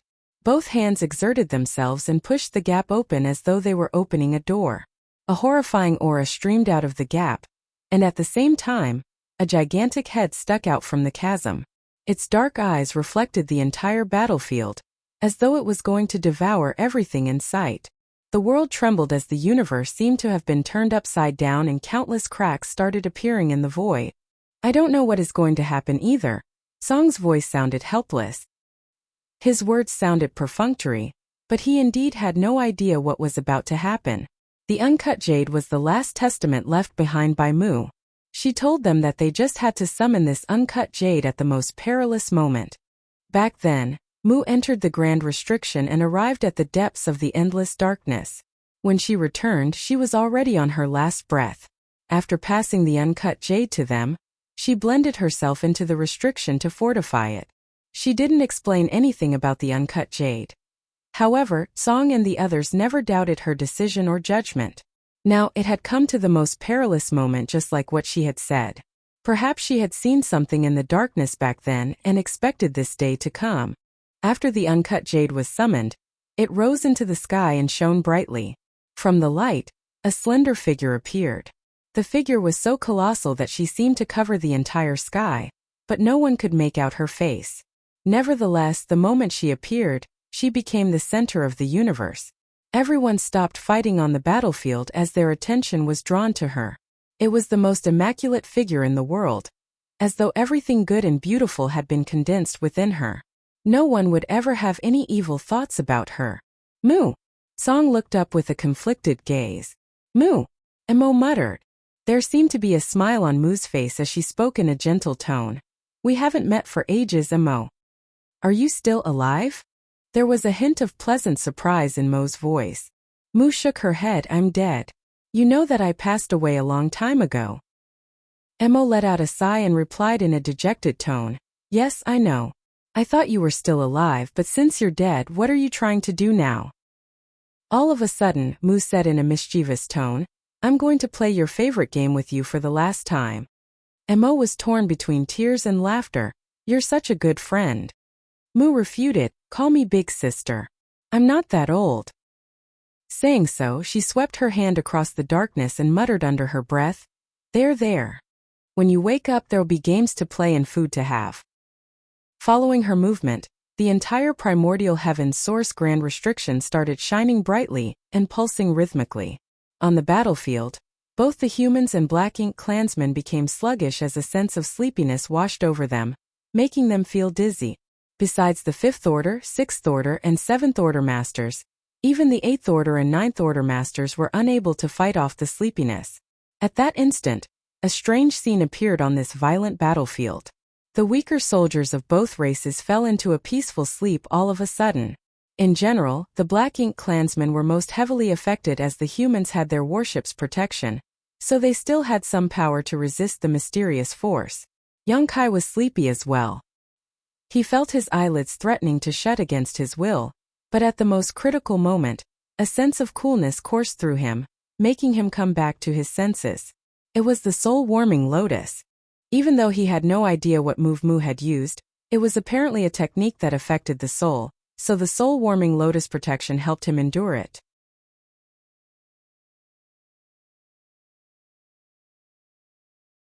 Martial Peak, Chapter 54:15. Have a good sleep.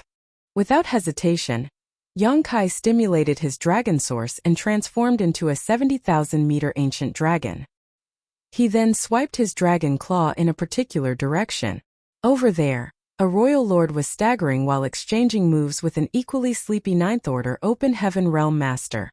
Unlike the violent fight earlier, they now looked like two kids haphazardly slapping at each other. Yongkai directly grasped the royal lord in his claw and clenched. The royal lord's figure was huge, but while he was in Yongkai's claw, only his head was shown outside the iron grip. The royal lord struggled hard but couldn't get out of the trap. As he felt intense pressure from all directions, his bones cracked and his dark blood gushed out of his body. You're pretty tough, Yongkai grumbled. After all, this was a powerful royal lord. Yongkai was unable to squeeze him to death, and hadn't even managed to severely injure him. At most, he had slightly wounded the royal lord. As a sharp pain shot through him, this royal lord showed signs of regaining his senses. Instantly, Yongkai felt an immense force of resistance coming from his grip, and his claw was forced to expand as the royal lord was about to free himself. At the critical moment though, a flash of sword light repeatedly cut across the royal lord's throat. His head was sent flying away and dark blood spurted out of his neck as his vitality swiftly drained away. The 9th Order Open Heaven Realm Master struggled to keep himself awake as he smugly lifted his sword and said to Yongkai, Kid, you're still too weak. Yongkai refuted through clenched teeth, You'd better not fall asleep, Senior. This person was none other than the Ninth Order Old Ancestor from Blue Sky Pass, so Yang Kai was naturally familiar with him. The Old Ancestor had been tangled up with the Royal Lord for a long time, with neither side able to deal critical damage to the other party. But with Yang Kai's help, the Old Ancestor finally managed to kill his opponent. Hearing Yang Kai's mockery, the Old Ancestor did his best to stay awake as he retorted, "Why would I fall asleep? Are you mocking me?" Saying so, he turned into a sword light and dashed towards the battle between a nearby Ninth Order Open Heaven Realm Master and a Royal Lord. Yang Kai shook his head and charged towards the vast battlefield. Presently, both the humans and the Black Ink clansmen, regardless of their cultivation, had been affected by Mu's soul technique, and their combat effectiveness plummeted while Yang Kai was safe and sound with the soul-warming lotus protection. On the entire battlefield, he was probably the only one who was still wide awake and fully able to use his power. Therefore, it was time for him to deal a fatal blow to the enemies. As he let out a dragon breath, his dragon form zigzagged across the battlefield. He wielded his dragon tail and easily slaughtered countless Black Ink clansmen along the way. Soon, he approached the battle between a Royal Lord and a Ninth Order Master. With the previous experience, he directly extended both claws this time and shouted, "I'm here to assist, Old Ancestor." As the Royal Lord saw the claws closing in on him, he felt his face twitching. He wanted to dodge, but he realized that the space around him had become viscous. Unable to escape, he was grasped by Yang Kai with both claws, leaving only his head exposed outside the grip. The Ninth Order Open Heaven Realm Master's eyes brightened when he saw this and immediately launched a series of divine abilities. Upon impact, the dragon scales on Yang Kai's claws were blown off and his skin started bleeding. He was in so much pain that he roared at the top of his lungs. Above the primordial heaven's source grand restriction, Mu's colossal figure shone even more brightly, as though she was radiating the last gleam of light in her life. She was singing a song in a language no one could understand. No one knew what the lyrics meant, but as they listened to it, they realized they could barely keep themselves awake. While still singing, Mu suddenly turned to Tsang and said, "Thanks for everything." Tsang let out a sigh. At this point he finally figured out what Mu's plan was. He replied, "Don't mention it. I'm finally able to feel relieved. It's a shame that you passed away so early." Mu's talent was unfathomable. Among the 10 of them back then, even though she was the only woman, none of the other 9 were comparable to her. If not for the fact that she passed away so early on, given her intelligence and skill, she may very well have come up with a real solution to the problem. Mu replied with a smile, "The moment we were chosen back then, the outcome was determined. There's nothing to feel regretful about. We've done our best, and the rest is beyond our control." All of a sudden, she turned to the battlefield, her eyes reflecting the 70,000-meter ancient dragon. "Is he also a chosen one?" Song nodded. A glint flashed across Mu's eyes. "He's not bad." Despite her seemingly perfunctory remark, Song knew that she had acknowledged Yang Kai to be a capable youth. "All of you are so noisy," Mo muttered under its breath from the darkness, as though it was talking in its sleep. It seemed to have returned to millions of years ago when it was taking a nap on Mu's lap, but it was helplessly disturbed by the discussion among them. "You're making it hard for me to fall asleep." Mu said gently, "We'll be quiet." Then she turned to Tsang. "We're still not there yet. I need to borrow some power." Tsang nodded solemnly. "I've been waiting for this moment." Saying so, he performed a different hand seal and yelled, "Take my body and strengthen the restriction." Following that, all the power in his body dissipated as he assimilated his very essence into the primordial heaven's source grand restriction. The restriction was originally invisible and intangible, but after it absorbed Tsang's power, the barrier became obvious to all. The barrier covered a radius of hundreds of millions of kilometers and didn't seem to have an end to it, while inside was only endless darkness. Tsang's aura gradually withered and eventually disappeared. Even his figure turned into motes of light and dissipated.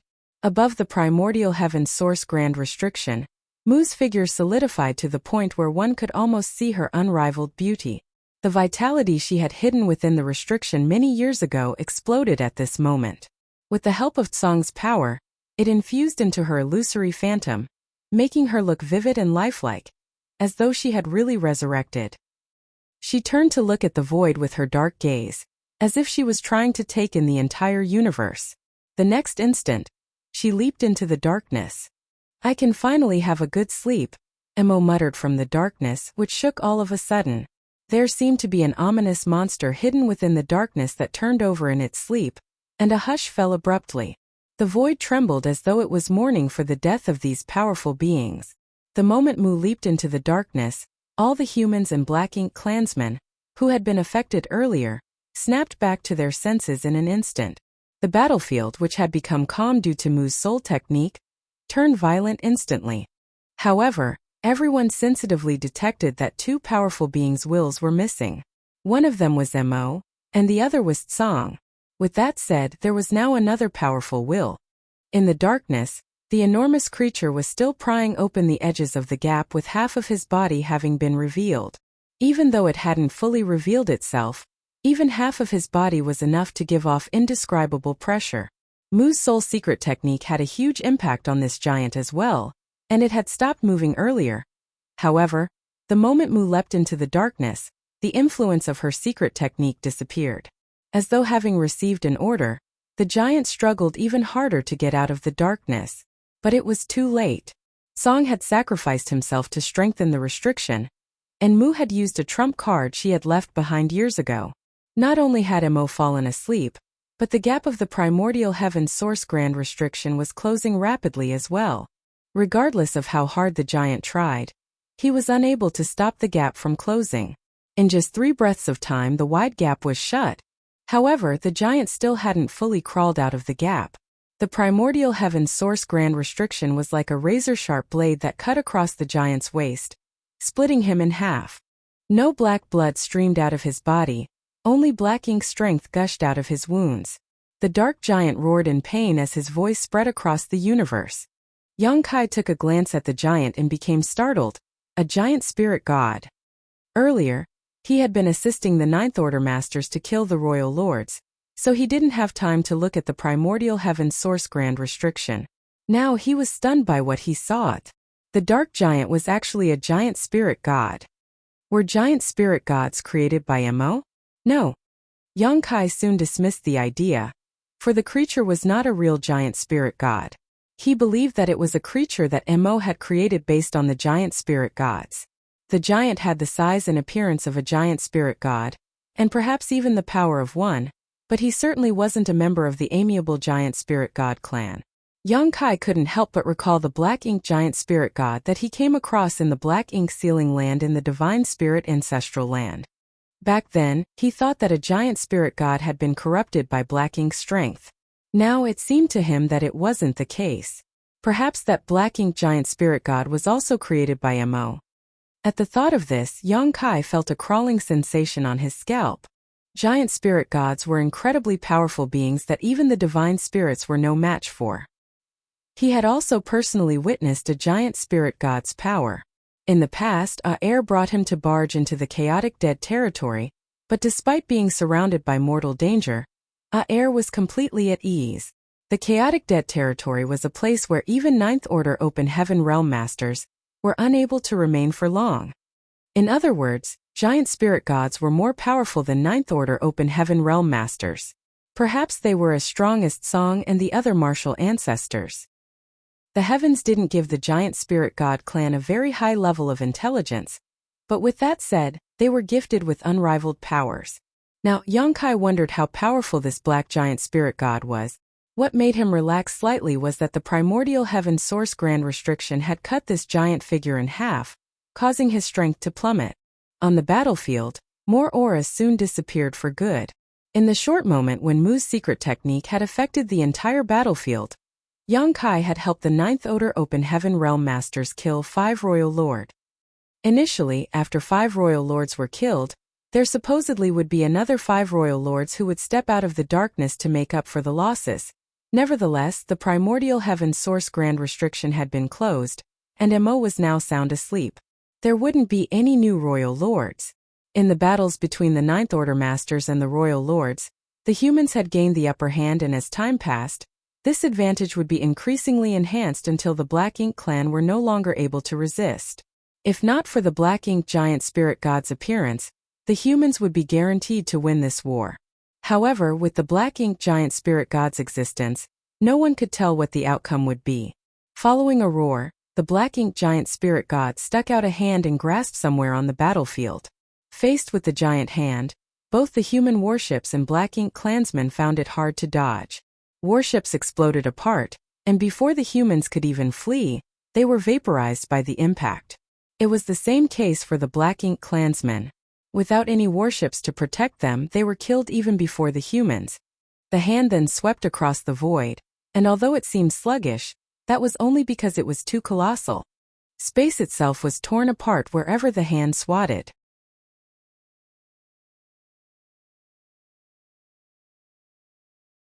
Martial Peak, Chapter 54:16, targeted by a royal lord.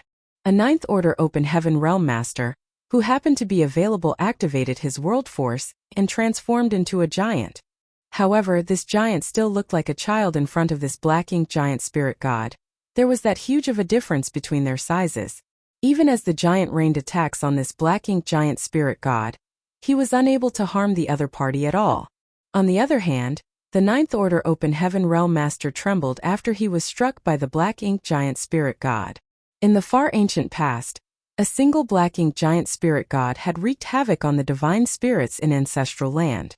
In the end, it was the Dragon Emperor and Phoenix Empress of that generation who made use of the sacred treasures of the different clans, along with burning their entire blood essence and vitality, to finally suppress and seal the rampaging Black Ink giant spirit god. This resulted in the Dragon Emperor and the Phoenix Empress passing away, and as the void itself collapsed, the Dragon Emperor source and the Phoenix Empress source were lost for millions of years, eventually being acquired by Yongkai and Su Yan. Since they were both Black Ink giant spirit gods, they were supposedly equally powerful. However, the one before their eyes only had half of his body left after the primordial heaven's source grand restriction sliced him in two. As such, he wasn't nearly as powerful as the one who had kicked up a storm in ancestral land in the past. Even so, a single Ninth Order Master still wasn't a match for him. Although the Black Ink giant spirit god didn't have a lower body, he was still pretty agile. Soon, he left the primordial heaven's source grand restriction and barged into the battlefield to begin a slaughter. In his eyes there were no friends or foes, be it the humans or the Black Ink clansmen. As long as they were in his way, they were targets to be destroyed. Within moments, many from both races lost their lives, while the flesh and blood of the dead humans and Black Ink clansmen, as well as the Black Ink strength on the battlefield, all seemed to be drawn to his figure. As he absorbed more and more, the Black Ink giant spirit god's lower body showed signs of taking shape again. He was already so overwhelmed with just his upper body, so if he managed to form a complete lower body, the situation would only become more dire. More Ninth Order Open Heaven Realm Masters charged towards him, but it wasn't until the 13 old ancestors joined in that they managed to pin down the Black Ink giant spirit god, an almost inconceivable reality. For a very long time, the Ninth Order Masters were thought to be the most powerful beings in the world that only the Royal Lords were a match for. Now it required 13 of them to stop a Black Ink giant spirit god who was missing half a body. It was unimaginable how powerful he would be if his body was whole. The humans had initially gained the upper hand in the battles between the Ninth Order Open Heaven Realm Masters and the Royal Lords. However, with 13 old ancestors needed to restrain the Black Ink giant spirit god, the momentum of the battle had shifted again. Many Ninth Order Open Heaven Realm Masters had to deal with 2 Royal Lords on their own, while some of them even had to fight 3 at once. Only by doing so could they stop the Royal Lords from slaughtering the human soldiers. The appearance of a Black Ink giant spirit god with only half a body destroyed the advantage that the humans had accumulated. Even though the humans were still in an advantageous position in the battles below the Ninth Order Open Heaven realm, their edge would disappear if this dragged on. Yongkai had kept his dragon form and returned to his human form. With the azure dragon spear in his hands, he charged around the battlefield. The turn of events at the primordial heaven source grand restriction happened too suddenly. Song wanted to seal the restriction, but his actions triggered Mo's trump card in the process. Then Mu, who passed away eons ago, appeared and sang an unknown lullaby as she stimulated the restriction's power. Now, Song's figure was nowhere to be found, and the auras of Mu and Mo had disappeared. The primordial heaven's source grand restriction had become as flawless as it used to be. Yongkai knew that Song had passed away.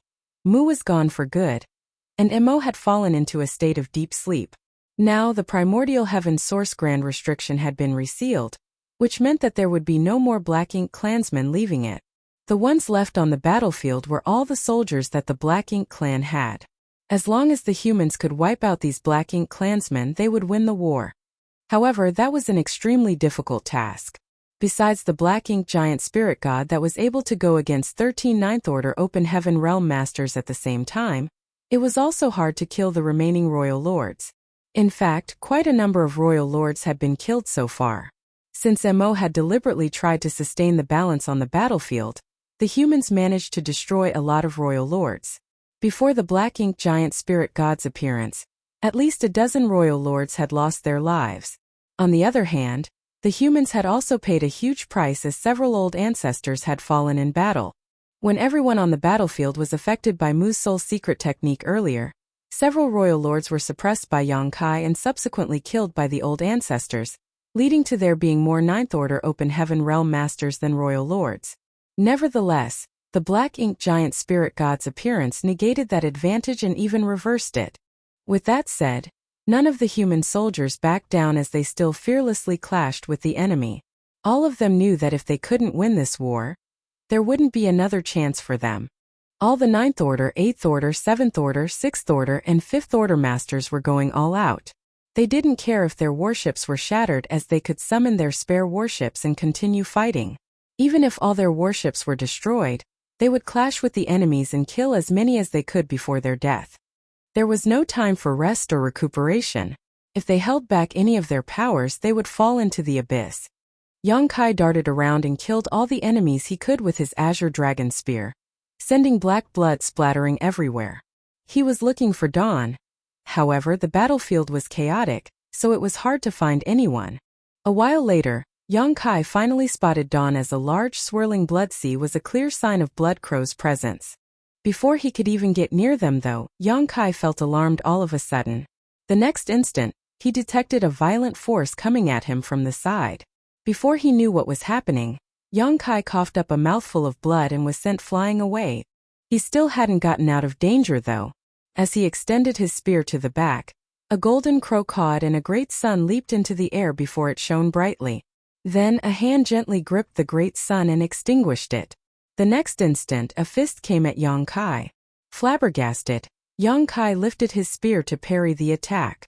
The next moment, he shook as if struck by lightning before he was sent flying again. While tumbling, he sprayed out more blood. It wasn't until this moment that he made out the person who was attacking him. It was a royal lord with a sheep head and human body. Just like Mo Zhao from Great Evolution Theater, this royal lord had a pair of dark wings extending from his back. As their eyes met, a hint of surprise flashed across the royal lord's eyes. He hadn't expected that he wouldn't be able to kill Yongkai after striking him twice. Although he hadn't used his full power, he was certain Yongkai wouldn't stand a chance to survive given the fact that the latter was just a 7th Order junior. Regardless, that was indeed what had happened. On the other hand, Yongkai felt a metallic taste in his mouth as he choked down the blood in his throat. While bearing the pain, he kept his guard up. He had just escaped from death's door. The moment he detected danger earlier, he drew upon his dragon source madly and covered himself with dragon scales. If not for that, he would have exploded upon impact. Even though his dragon scales were sturdy though, they were still smashed through after being struck twice. What he had been most worried about eventually happened. Since 13 Ninth Order Open Heaven Realm Masters had to deal with the Black Ink giant spirit god, the humans, who were in a favorable position earlier, had completely lost the advantage. Some of the royal lords were now available to deal with the weaker human soldiers, and this particular royal lord had set his eyes on Yongkai. Having said that, Yongkai wasn't surprised that he was being targeted. Song had told him to be careful because he had been charging around the battlefield without worrying about getting corrupted by Black Ink's strength, perhaps drawing Mo's attention. What's more, in his last moments, Song had cast a ray of light which then penetrated Yongkai's body. The Black Ink clansmen all saw this and were certainly concerned about what that ray of light was. Since this royal lord was unrestrained, he naturally had to hunt Yang Kai down and find out what the ray of light was. Yang Kai released his divine sense and scanned his surroundings. He realized that all the Ninth Order Open Heaven Realm Masters were already locked in intense battles with the Royal Lords, and the Eighth Order Masters were occupied with the Territory Lords. All the warships were dilapidated, and the Fifth Order and Sixth Order Masters on the vessels were in danger of dying at any moment, while the Seventh Order Masters around the warships were soaked in blood.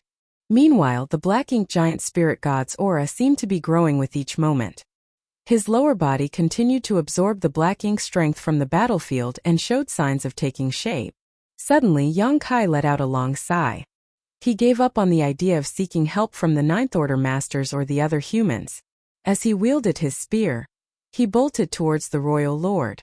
A hint of contempt and mockery flashed across the Royal Lord's eyes as he extended his hand towards Yang Kai. His nonchalant manner made it look as though he was trying to swat dead an insect. As a royal lord, he indeed didn't have to exert himself to deal with a Seventh Order human. Even though he didn't manage to achieve his goal earlier, he had severely injured the other party. This time he had the confidence to kill Yang Kai. All of a sudden, he was dazzled by a pure white light, which expanded and dispelled the black ink strength around them before it engulfed the royal lord. The sheep-headed royal lord was enraged. He was certainly aware of the purifying light, which was the arch-nemesis of black ink strength, but all else aside, he was still a royal lord. Even though the purifying light could harm him, it couldn't kill him. Therefore, the instant he realized Yang Kai's intention, he didn't dodge the attack and instead directly extended his hand into the purifying light. Yang Kai skirted past the royal lord, whose black blood spattered from a wound on his face. The royal lord turned around and saw the battered Yang Kai running away. Without hesitation, he raced after him. While coughing up blood, Yang Kai felt that he had never been so severely injured before. After he was struck by the royal lord 3 times, half of his bones were broken, and his 5 viscera and 6 organs were a mess. If not for the fact that he had a potent dragon vein, he would have already been killed. On a nearby battlefield, when a Ninth Order Master saw that Yang Kai was in danger, he intended to lend him a hand. However, his opponent suddenly flared up and held him down. Left with no choice, the Ninth Order Master could only watch as Yang Kai fled. Along the way, several Ninth Order Masters wanted to save him, but the Royal Lords turned even more ferocious and refused to allow them to do so. All the same, Yang Kai never intended to seek the Ninth Order Master's help. He had seen the big picture after scanning the battlefield and knew if he lured the Royal Lord behind him to any old ancestor, the latter would be at risk of losing their life. It wasn't fun dealing with 2 equally powerful opponents on your own. Yang Kai couldn't pin his hopes on the Eighth Order Masters either. Perhaps they couldn't even persevere as long as he did.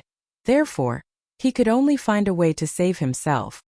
He had no idea if he could escape from a royal lord, but Yang Kai knew that the humans were now in a disadvantageous position on the battlefield.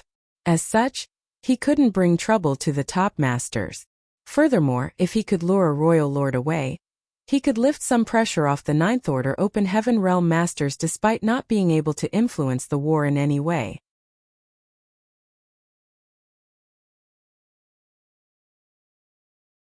Martial Peak, Chapter 54-17 Life and Death Tribulation. 2 figures dashed across the bloody battlefield that looked like a living hell. While Yang Kai never stopped fleeing, the Royal Lord relentlessly chased after him.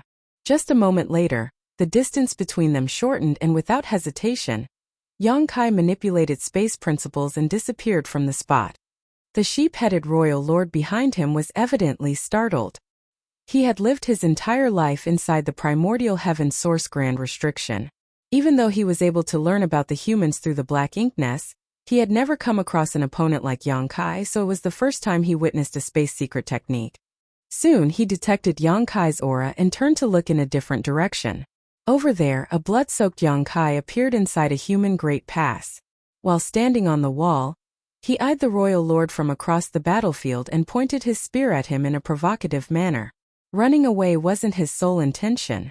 On such a vast battlefield, Yang Kai couldn't just focus on his own safety. Since this Royal Lord had set his eyes on him, Yang Kai had to come up with a way to lure him away from the others. He had no idea which great pass he was in, as all the humans had left to attack the enemy, so all the great passes were empty with not even a single person remaining behind. Therefore, he didn't have to worry about luring the royal lord to this place.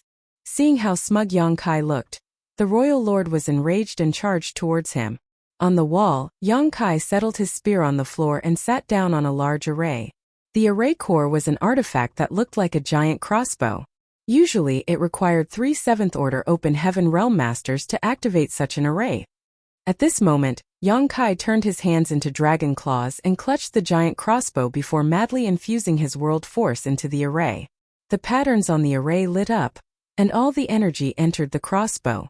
Despite being strong, Yang Kai realized he almost couldn't control this crossbow. He activated his divine sense and locked onto the royal lord with his aura, a hideous expression on his face. Following a buzz, the entire wall started shaking, and the next moment, a gigantic light column condensed into an arrow and shot towards the royal lord. This violent attack was equivalent to an 8th Order Master's all-out strike. There were only a small number of arrays of such powers in the Great Passes, and they were the most powerful and lethal ones the humans could refine. Most of the artifacts and arrays could only cast attacks that were equivalent to a 7th Order Master's attacks. The arrow formed from the light column was not only intimidating but also rapid. In the blink of an eye, it was about to strike the royal lord. However, he didn't seem to have the intention of dodging it. The black wings on his back folded in front of him to cover his body as he withstood the light arrow and dashed towards the great pass before shattering the array and artifact on the wall with a punch. A large part of the wall collapsed, and as his force spread, leveling many buildings in the great pass. It didn't matter if the attack was equivalent to an 8th Order Master strike. He was a royal lord, so why would he be afraid of such a blow? However, he soon frowned as Yang Kai was nowhere in sight. In fact, right after Yang Kai fired the arrow, he disappeared. Detecting something, the royal lord turned to look at a nearby great pass and saw Yang Kai standing on the wall. Again, he was trying to activate the power of an artifact. Enraged, the royal lord pounced on his opponent once again. The same thing happened again. However, this time what shot out of the great pass wasn't a light arrow but a rain of sword waves. The royal lord surged his black ink strength and blocked all the sword waves. Seeing that Yang Kai was about to jump to another great pass, he locked onto him with his aura, which then burst and caused Yang Kai to stagger as he fell out of the void. Yang Kai clenched his teeth as he retreated and concealed his aura. He directly entered the great pass and used the buildings as cover. Booms were continuously heard from behind him as the royal lord hunted him down and destroyed countless buildings along the way. The entire great pass soon turned into ruins. Finally, Yang Kai found a chance to manipulate space principles and escape. The moment he reappeared, the royal lord locked his aura onto him and pursued him like maggots on rotting bones. Yang Kai's expression darkened as he realized he couldn't go on doing this. The royal lord hadn't dealt with someone who was a master of the Tao of space before, which was why Yang Kai managed to escape from him earlier. Now that the royal lord had a way to deal with him though, Yang Kai was no longer able to use instantaneous movement as he pleased. At this rate, he would be cornered sooner or later. After glancing at the chaotic battlefield, Yang Kai grit his teeth, turned around and charged towards the depths of the void. It had come to a point where the 9th Order Masters were all engaged in life and death battles against the Black Ink Clan Masters. With that said, the human race masters below the 9th Order still had a slight advantage against the Black Ink Clan. As long as they could enlarge that advantage, they would be able to influence the battles between the 9th Order Masters and the Royal Lords. When the 8th Order Masters were free from restraints, they would be able to lend the 9th Order Masters assistance. Nevertheless, it remained hard to deal with the Black Ink Giant Spirit God. All the same, this wasn't a problem that Yang Kai could solve. He was in a perilous situation himself, so he had to focus on staying alive first. Yang Kai's action surprised the Royal Lord. As he looked in the direction Yang Kai was fleeing, he hesitated for a bit before chasing after him. Even though no one knew anything about the ray of light that Song had cast into Yang Kai at the last moment, it was obviously something important. That was why the Royal Lord decided to personally deal with him. He initially thought that he could easily achieve his goal, so it surprised him that there were so many twists and turns. Certainly, He wouldn't let this seventh-order brat flee from the battlefield as the latter clearly intended. The black wings on his back flapped before he turned into a flash of light and shot towards Yong-kai. On the battlefield, when the Ninth Order Open Heaven Realm Masters saw this, they wanted to help, but they were unable to shake off their opponents. Only a few Eighth Order Masters managed to break free from their entanglements and rush towards Yong-kai from different directions. While running across the void, Yong-kai stuffed a handful of spirit pills into his mouth, and even consumed a low-rank world fruit that he had kept in storage for years. At this point, nothing else mattered than restoring his reserves. He had consumed too much of his world force, and only a bit of power was left in his small universe.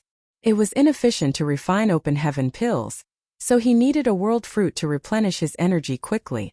He knew that this was a life-and-death tribulation for him. Everything would be fine if he managed to shake off this royal lord. However, if he was captured, he would be doomed despite being able to transform into an ancient dragon. In fact, he wasn't sure if he could escape. After all, the royal lord could move much faster than he did. The only thing he could rely on was space principles. Yong-kai had quite several experiences when it came to fleeing from masters who were more powerful than him, but in such a situation, he could only do his best and let the heavens decide his fate. He was aware that several Eighth Order Masters were trying to aid him. However, they were no match for a royal lord. Once both parties clashed, those Eighth Order Masters would certain die. Therefore, he wouldn't dare to stop. Yong-kai madly pushed his world force and Dragon Clan secret techniques as he moved across the void at the speed of lightning, soon leaving the battlefield behind as he escaped further and further away. However, the threat behind him was only getting closer. In less than an incense stick worth of time, Yong-kai was engulfed in a great sense of crisis. This sense of danger suggested that he was already within the range where the royal lord could strike him. He wanted to manipulate space principles to teleport away, but the royal lord had locked his aura onto him. Once he made a move, that aura would explode and destabilize the surrounding void. When that happened, his instantaneous movement would be disrupted and he would be killed. Silently, he flicked a bead out as he wanted to use a space beacon to save his life. However, the royal lord was extremely vigilant and didn't even let something as small as a space beacon off. From a distance, he cast an attack and destroyed the space beacon. Yong-kai secretly cursed at the royal lord. Since he was unable to make use of space beacons, he could only try to cut off the aura on him if he wanted to make use of space principles. After giving it some thought, Yong-kai decided to engulf himself in purifying light. There was no doubt that purifying light was the arch-nemesis of Black Ink's strength, but he wasn't sure if this power could cut off the royal lord's aura. Aura was invisible, but strictly speaking it was also a form of divine sense. Since purifying light could restrain the Black Ink clan's power, it could also theoretically cut off a thread of aura. What disappointed Yong-kai was that as he was covered in the purifying light, the aura wasn't thrown off. However, he was pleasantly surprised at the fact that even though the aura locked onto him, he was able to isolate himself from it temporarily. The next moment, he pushed space principles and disappeared from the spot. At the same time, a brutal force came at him from a distance. Apparently, the royal lord wanted to kill Yong-kai upon seeing that the latter was about to flee. When a battered Yong-kai reappeared in a place that was a few million kilometers away, he sprayed out a mouthful of blood.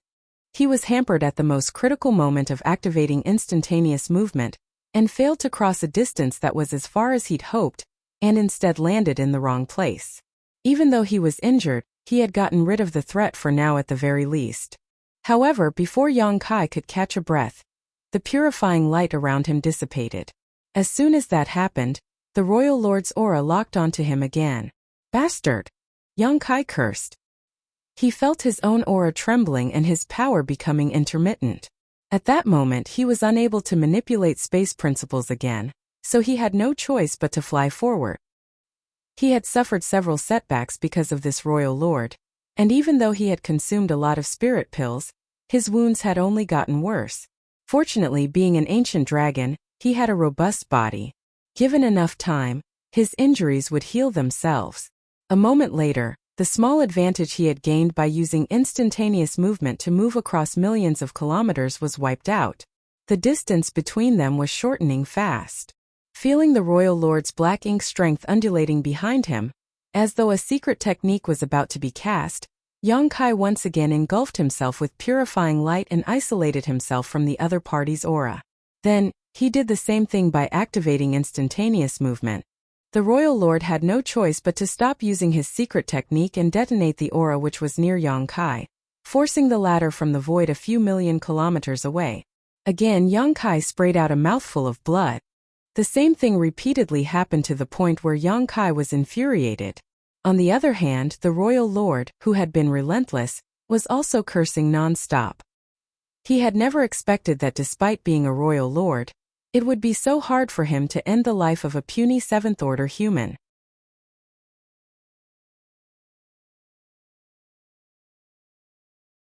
Marshall Peak Chapter 54:18 Pursuit and Escape.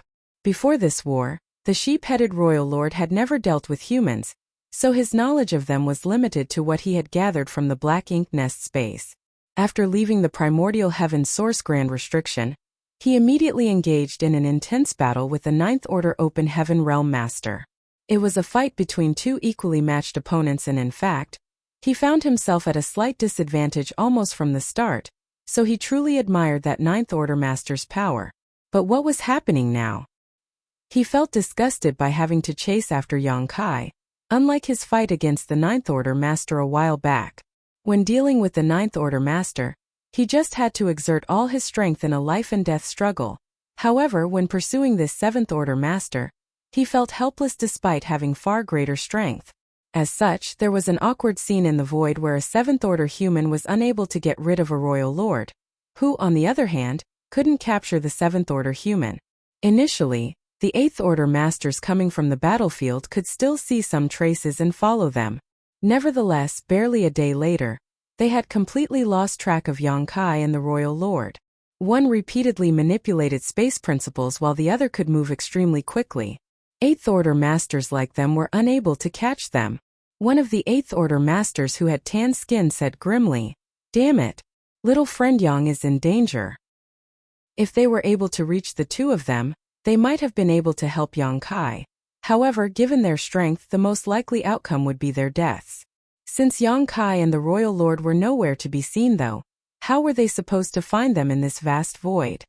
Without their help, could a Seventh Order junior like Yang Kai even hope to get rid of a royal lord's pursuit? Despite being a master of the Tao of space, he couldn't possibly persevere for long. The others remained silent, but they shared the same sentiment. After they exchanged glances, another Eighth Order Master sighed. Perhaps this is his fate. Let's go back. The war was still raging, and as Eighth Order Masters, they had to return to make some contributions. Doing nothing in this place was meaningless. Being Eighth Order Masters, they were all decisive people. Since they were unable to save Yang Kai, they wouldn't force themselves, so they returned to the battlefield. On the other hand, Yang Kai kept activating purifying light to separate himself from the royal lord's aura, before using instantaneous movement to widen the gap between them. When the gap shortened to a certain point, he would do it again. By doing so, he could ensure his safety with some difficulty. Nevertheless, it was impossible for him to completely get rid of this royal lord. Aware of this fact as well, the royal lord relentlessly pursued him. Regardless of how hard Yang Kai tried, he was unable to escape this royal lord. Having witnessed Yang Kai's methods, the royal lord soon acclimatized himself to the strangeness of space principles. Although he was indeed unable to stop Yang Kai from using instantaneous movement after the latter used purifying light to block his aura, he could still bombard the void itself from a distance the moment Yang Kai activated his space secret technique. Without much effort, he could harass and disrupt Yang Kai.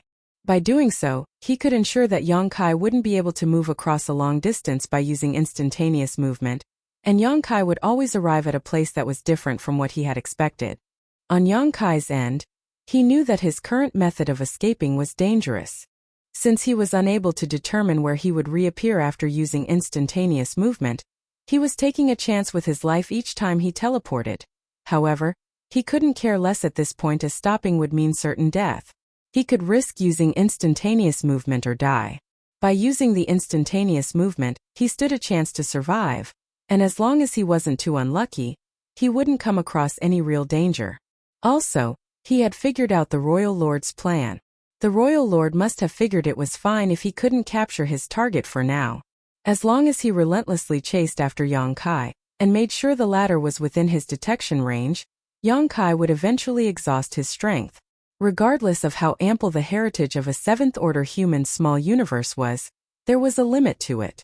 Even though this human brat could replenish his energy with pills, he should only be capable of persevering for a while longer. On the other hand, the Royal Lord was barely expending any of his strength or stamina, so he had ample time to hunt down Yang Kai. Realizing the other party's thought process, Yang Kai secretly sneered. If this was indeed the Royal Lord's plan, he was bound to be disappointed. During the war some time ago, Yang Kai had indeed exhausted himself, but after he consumed a lot of spirit pills and a low-rank world fruit, the heritage in his small universe had mostly been restored. Furthermore, as the living beings in his small universe went through the vicissitudes of life, they continuously helped increase his heritage. Having said that, he would eventually run out of energy if this dragged on for too long. All the same, he had more than one low-rank world fruit, and although he didn't have many of them, they could allow him to persevere for a while longer. Once again, Yang Kai was disturbed while using instantaneous movement. When he abruptly appeared somewhere, his 5 viscera and 6 organs weltered and he started seeing stars. To say that he was feeling uncomfortable would be a gross understatement.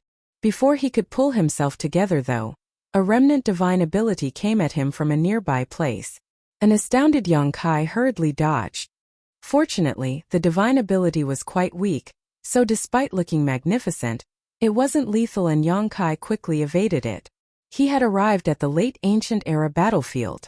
Basically, he had rushed back along the route the human race army had used on the crusade and made it past the region that could be considered the spiritless land. When they initially arrived here, the humans had no idea why this vast area of void was a spiritless land. It wasn't until Tsong explained to them that it was the Black Ink clan's doing to prevent him and the other martial ancestors from replenishing their energy. After crossing the vast spiritless land, one would arrive at the late ancient era battlefield. In the late ancient era, the humans and the Black Ink clan fought for 10,000 years without pause, causing countless people to lose their lives. As such, there were a lot of hidden dangers on this battlefield. Many restrictions and divine abilities remained dormant, but they would explode if someone approached them. The Great Passes had suffered miserably when they passed this area. Yang Kai knew that he was no match for the sheep-headed Royal Lord, and he couldn't even get rid of him using space principles. Therefore, he decided to make use of this late ancient era battlefield. Although he had to be careful as well, it was better than letting the other party keep chasing him. Perhaps he could make use of the hidden dangers in this place to shake off his pursuer. The divine abilities and restrictions in the periphery were weak, so Yang Kai ignored them and charged towards the battlefield's depths. Wherever he went, the dormant divine abilities and restrictions would be triggered. Like cats that caught a whiff of fish, they all came alive and pounced. A few divine abilities and restrictions were triggered the moment Yang Kai arrived, striking at him almost instantaneously.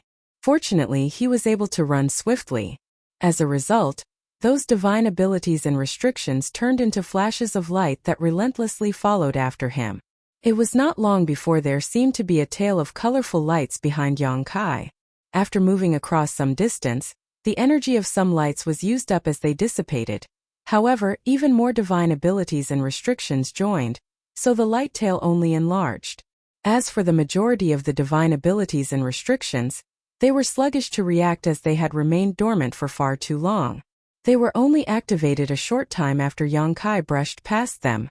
As a result, the Royal Lord, who was chasing after Yang Kai, became the target of these divine abilities and restrictions.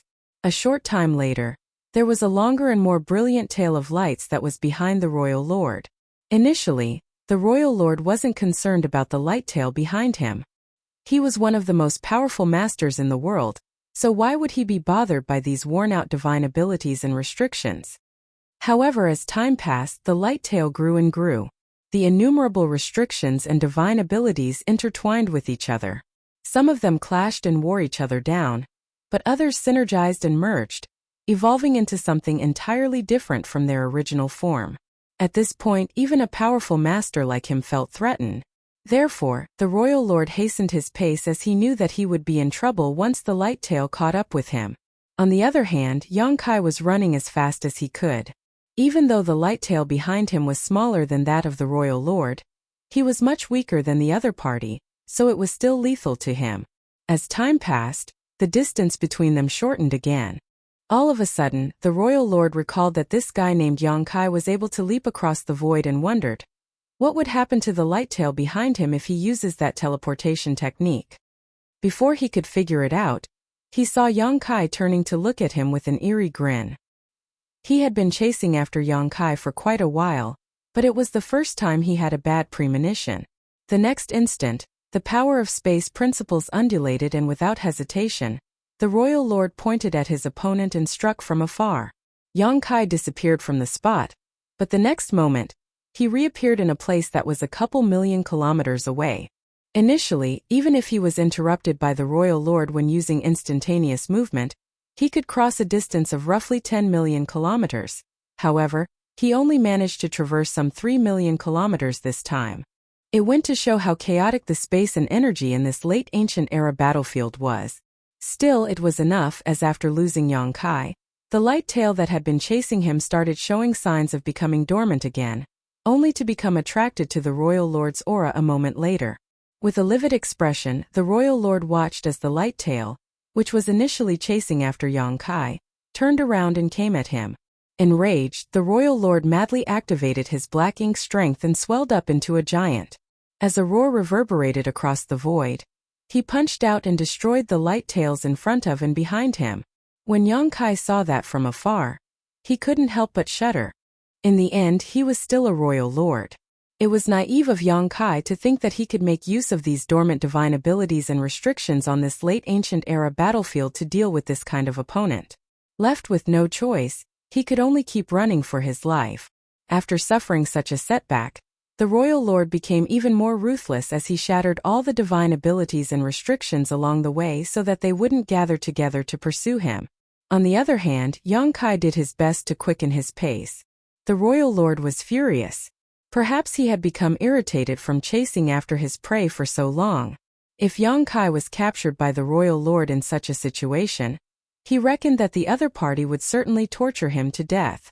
After moving around the late ancient era battlefield for a month, Yongkai dismally realized that he had become lost. His initial plan was simple. Since he wasn't a match for this royal lord, he could make use of the restrictions and divine abilities on the late ancient era battlefield to distract him. By doing so, he would stand a chance to shake him off his trail. Even if he couldn't achieve his goal by making use of the late ancient era battlefield, he could still cross this place and head to the No Return Pass. The Dragon and Phoenix clans were standing guard at the No Return Pass, and with the Divine Dragon and Divine Phoenix who were even more powerful than Ninth Order Masters, if this royal lord chased him all the way to the No Return Pass, he would be doomed. Certainly there was a huge risk to take, for it would take Yongkai a long time to arrive at the No Return Pass. Back then, after the humans set off on the crusade, it took them several years to arrive at Mo's whereabouts. Even though Yongkai was a master of the Tao of space, which allowed him to move extremely quickly in his current battered state, and not fully able to make use of his space principles, he estimated it would take him about a year to reach the No Return Pass.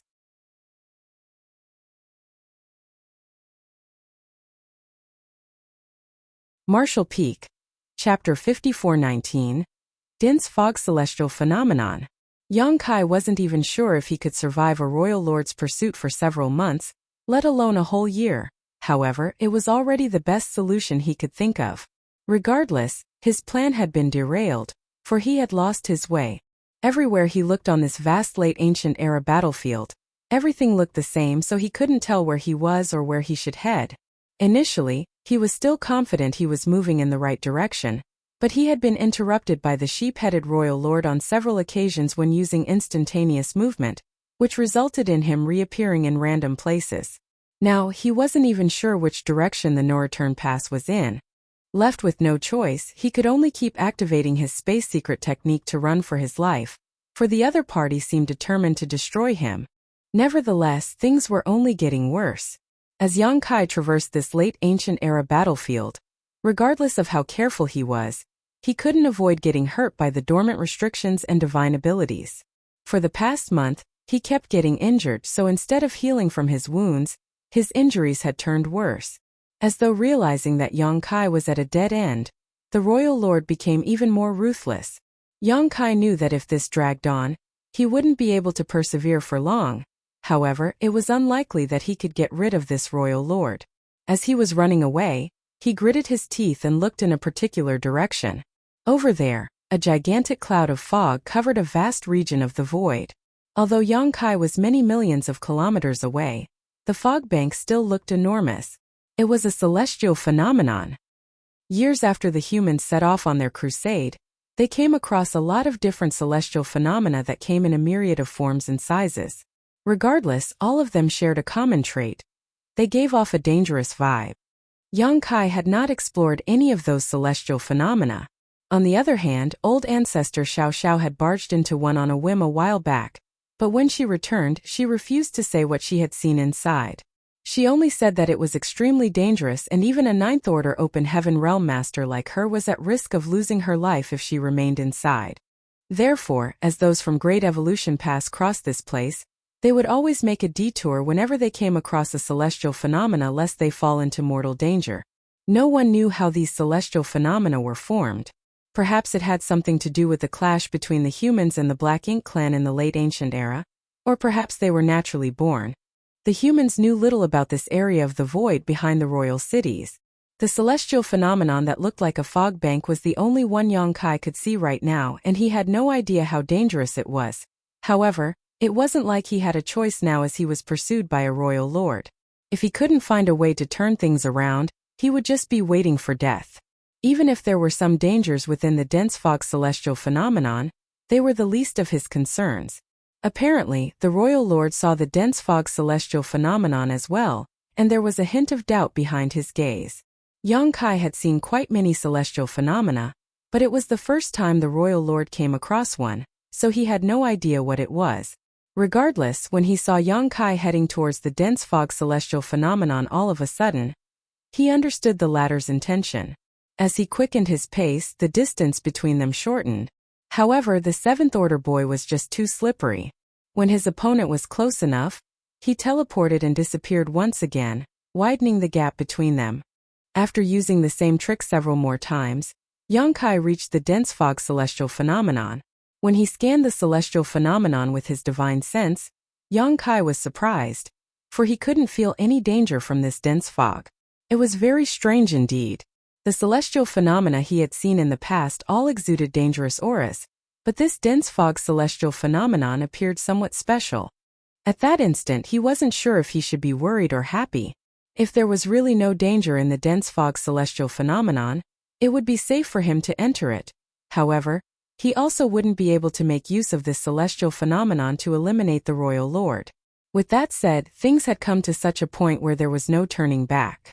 Having made up his mind, Yang Kai crashed into the dense fog celestial phenomenon. Following that, he realized that something was off. He couldn't detect any danger when he was outside the celestial phenomenon, but once he was inside, he immediately found himself in a perilous situation. An ominous aura engulfed him like death itself. At that moment, all his hair stood on end as he activated the power of his small universe and raised his guard as high as it would go. Outside the celestial phenomenon, the royal lord was stunned. That was because he lost track of Yang Kai the moment the latter entered the celestial phenomenon. The brat named Yang Kai seemed to have entered another world, as even his divine sense was unable to penetrate the fog and find out what was going on inside. After a moment of hesitation, he too dashed inside. The next instant, he was baffled by what he saw. Yang Kai was indeed in the fog, but at this moment he seemed to be battling against an invisible enemy. His world force burst forth, and his golden blood spattered. Within a breath, he was completely battered. As a dragon roar reverberated, Yang Kai even transformed into his 70,000-meter ancient dragon form. Still, he was unable to ward off the danger within the fog, as even his dragon scales were being blown off. The royal lord was perplexed, as he had no idea what was going on. However, he didn't have time to ponder on it. Just like Yang Kai, the moment he stepped into the fog, he was deluged with an enormous sense of crisis that came at him from all directions. which prompted him to madly push his black ink strength. Soon he realized what Yang Kai was fighting against. There seemed to be immense pressure that was intent on crushing him to death. Certainly, he wouldn't stand idly by and wait for death to come. He immediately activated his power to push back against the fog. At the same time, he tried to leave this area. What shocked him was that, even though he had moved backwards a long distance, he still couldn't escape the fog. He had just entered this dense fog celestial phenomenon, so he should have been able to leave by taking a single big step back. However, as though a mysterious force had sealed off this space, he was unable to escape. The pressure around him intensified, and left with no choice, he could only surge his power to resist it. From the corner of his eye, he could see that the 70,000 meters ancient dragon had stopped moving and now hovered in the distance. Half of his dragon scales were gone, and his entire figure was soaked in blood, making him look totally battered. Seemingly having lost consciousness, Yang Kai reverted from a dragon back into a human. Is he dead? The royal lord found it hard to believe. He had been chasing after this human for so long but hadn't managed to kill him. Yet now this brat had lost his life just like that. At that instant, the royal lord had some conflicted feelings. Regardless, he wasn't in the mood to find out whether Yang Kai was dead or alive, because he realized he had come across the biggest crisis of his life. If he couldn't find a way out, and soon, he would be accompanying this human to the Yellow Springs. A long time later, Yang Kai finally regained consciousness and immediately realized some energy fluctuations were coming from a nearby place. Instantly, he recalled what he had gone through before he blacked out. To shake off the royal lord's pursuit, he barged into a dense fog celestial phenomenon and faced a mysterious attack. He tried his best to resist the pressure coming from all directions, but in the end, he was in so much pain that he passed out. He still hadn't figured out what it was in the fog that had attacked him. Although he was equally puzzled why he was still alive, he hurriedly circulated his power and kept his guard up. The next instant, his expression darkened. Here it comes again. Just a dozen breaths later, he once again passed out due to the pressure coming from all directions. Before that though, Yang Kai caught a glimpse of the battered royal lord who was not far away. He seemed to be fighting against an invisible enemy as well, the energy fluctuations Yang Kai felt earlier obviously coming from him. He's a royal lord after all. I'll pass out again soon, but this guy is still engaged in an intense battle. He's simply more powerful than I am. Oh. When Yang Kai woke up for the second time, he once again felt energy fluctuations nearby, and they were even more violent this time. He hurriedly turned his head and saw the royal lord casting a divine ability. Black ink strength billowed from his body, and turned into a gigantic illusory phantom before it covered him like a protective film. At this moment, the royal lord was in a sorry state. He was badly wounded and his aura was unstable while he was covered in dark blood. Seeing that, Yang Kai snickered. It was indeed embarrassing that he had blacked out twice, and he didn't even know who his enemy was. Regardless, it seemed he had made the right decision by diving into this dense fog celestial phenomenon. At the very least, the royal lord had also suffered a setback. But soon Yang Kai became doubtful. He had passed out twice, so if there was really an invisible enemy in the fog, why hadn't it seized the chance to kill him? Moreover, as he carefully reviewed what he had gone through, Yang Kai found that the odd pressure didn't feel like a kind of attack. Instead, it was like an automatic response similar to the effect of some arrays. Quite a number of arrays could do the same by reflecting one's own strength to wound them. After giving it some thought, Yang Kai decided to not immediately make any moves. He just secretly activated his power and kept his guard up. Just like what had happened previously, he felt pressure coming from all directions. The last time he subconsciously tried to resist and push the pressure away. But this time he didn't make a move and instead let the pressure do as it pleased. He still felt some discomfort, but it was bearable. Still, even this mild force had irritated his wounds, causing him to gasp. After remaining still for a moment, Yang Kai realized the pressure didn't intensify. As he pondered on it, he stopped circulating his world force entirely and completely relaxed. Just like he had expected, as his power dissipated and he became at ease, the pressure coming from all directions diminished and eventually disappeared. Upon that realization, Yang Kai was dumbstruck. There was no invisible enemy in this fog. In fact, he was his own enemy. Although he had no idea how this dense fog celestial phenomenon was formed, he believed that it was similar to a powerful reflection array. The pressure that came at him was actually caused by him. As he let his power go, the pressure also vanished. Yang Kai was torn between tears and laughter as he realized that he had blacked out twice because he was essentially bludgeoning himself. As he glanced at the royal lord, who was still fighting against the dense fog celestial phenomenon, Yang Kai felt a bit better about himself. At least he wasn't the only idiot in this place.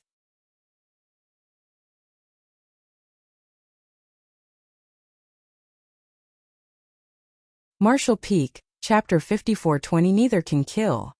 Upon figuring out the dense fog celestial phenomenon's secret, Yang Kai darted his gaze around while continuing to lie in the same position. As he never activated his power, the fog around him remained calm. Next, he examined his body and couldn't help feeling sorry for himself. In summary, his condition was terrible. Before he was hunted down by this sheep-headed royal lord, he was already badly injured. Then, during the pursuit, he was repeatedly struck by this royal lord and his injuries exacerbated after he entered this dense fog celestial phenomenon. His 5 viscera and 6 organs were a mess as they all nearly exploded. About 70% of his bones were broken and there were even sharp bones stuck out from his flesh here and there. Half of his dragon scales, which were originally hidden under his skin, were gone. If he transformed into his dragon form now, he would be half naked. Fortunately, despite his serious injuries, he wasn't at risk of losing his life. Coupled with his own restorative power and his potent dragon vein, he was actually on the mend. He stealthily stuffed some spirit pills into his mouth and took a glance at the royal lord, only to see that the other party was still engaged in an intense fight. Amazing divine abilities and secret techniques were cast from the royal lord's hands, as his fight against the fog seemed to have turned the entire universe upside down. That guy is really dumb. Yang Kai was gleeful, however. It wasn't until he blacked out twice that he realized the secret behind the fog.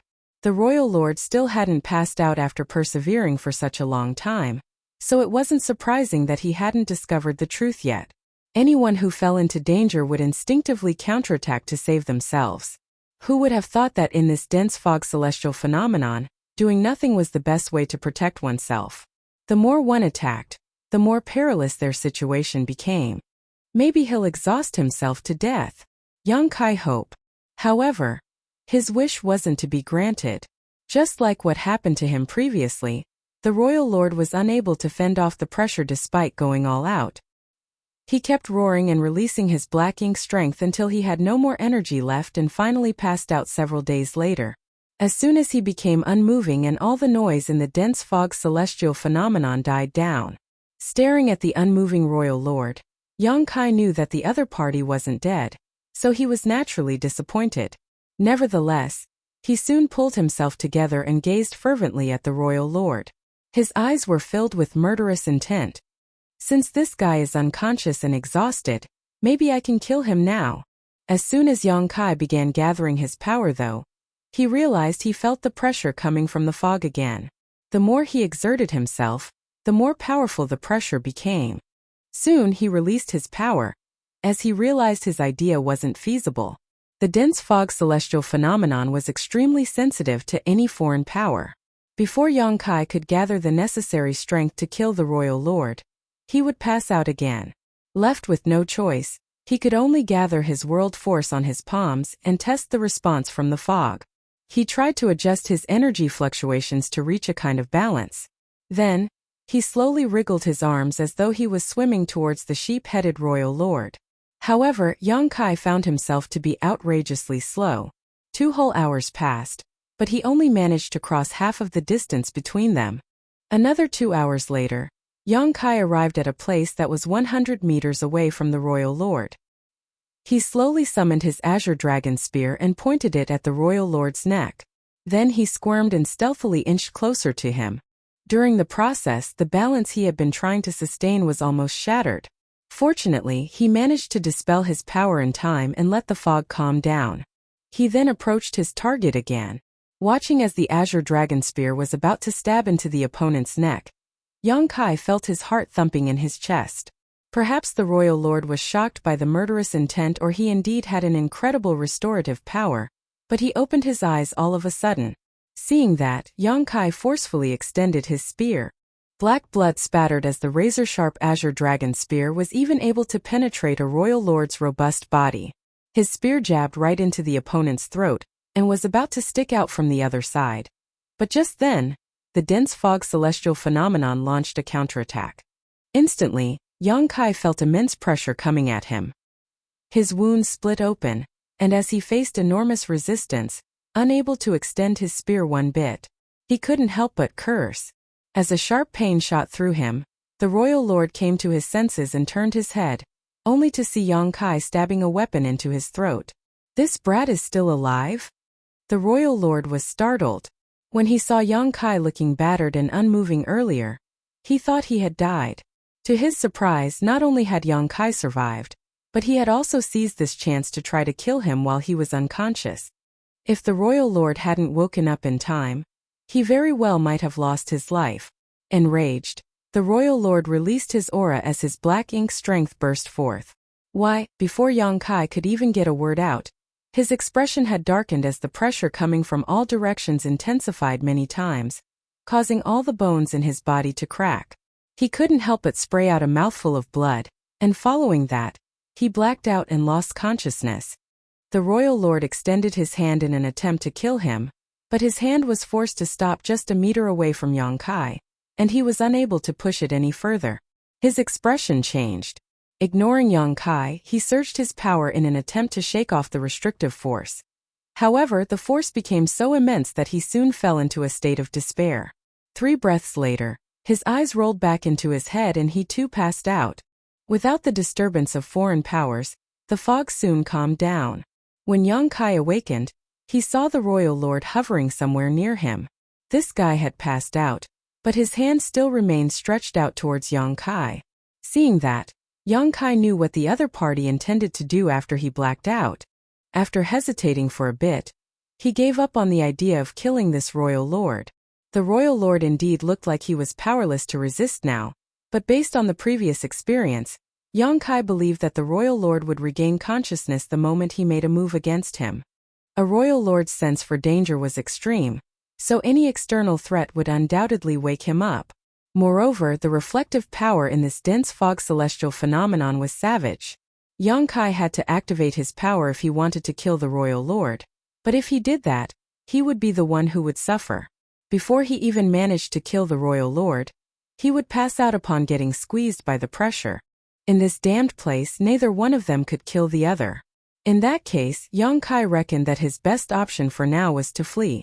Since the royal lord was still unconscious, he had to try to leave the dense fog celestial phenomenon. Perhaps he could return to the battlefield and join the war again. Making use of his previous experience, Yang Kai carefully activated his power and infused energy into his hands. Then, he flailed about as he awkwardly swam away from the royal lord. Half a day later, the royal lord also regained consciousness. This time he didn't immediately make a move. Instead, he remained still and fell into his thoughts. It wasn't until Yang Kai blacked out twice that he found out the dense fog celestial phenomenon's secret. Since the royal lord was not a fool, he certainly could do the same. If there was really an invisible enemy in this fog, the two of them would have died after falling unconscious. Since he and the human brat were still alive, something was obviously off.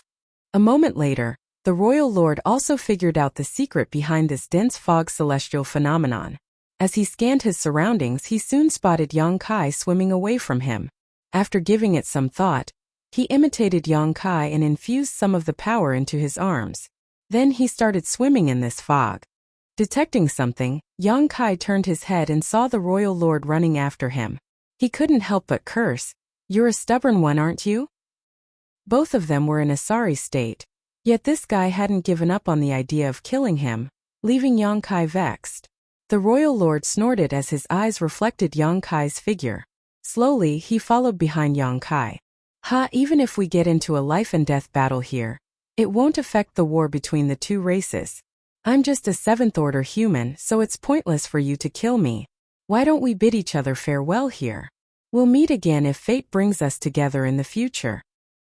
With a cold expression, the royal lord remained unfazed.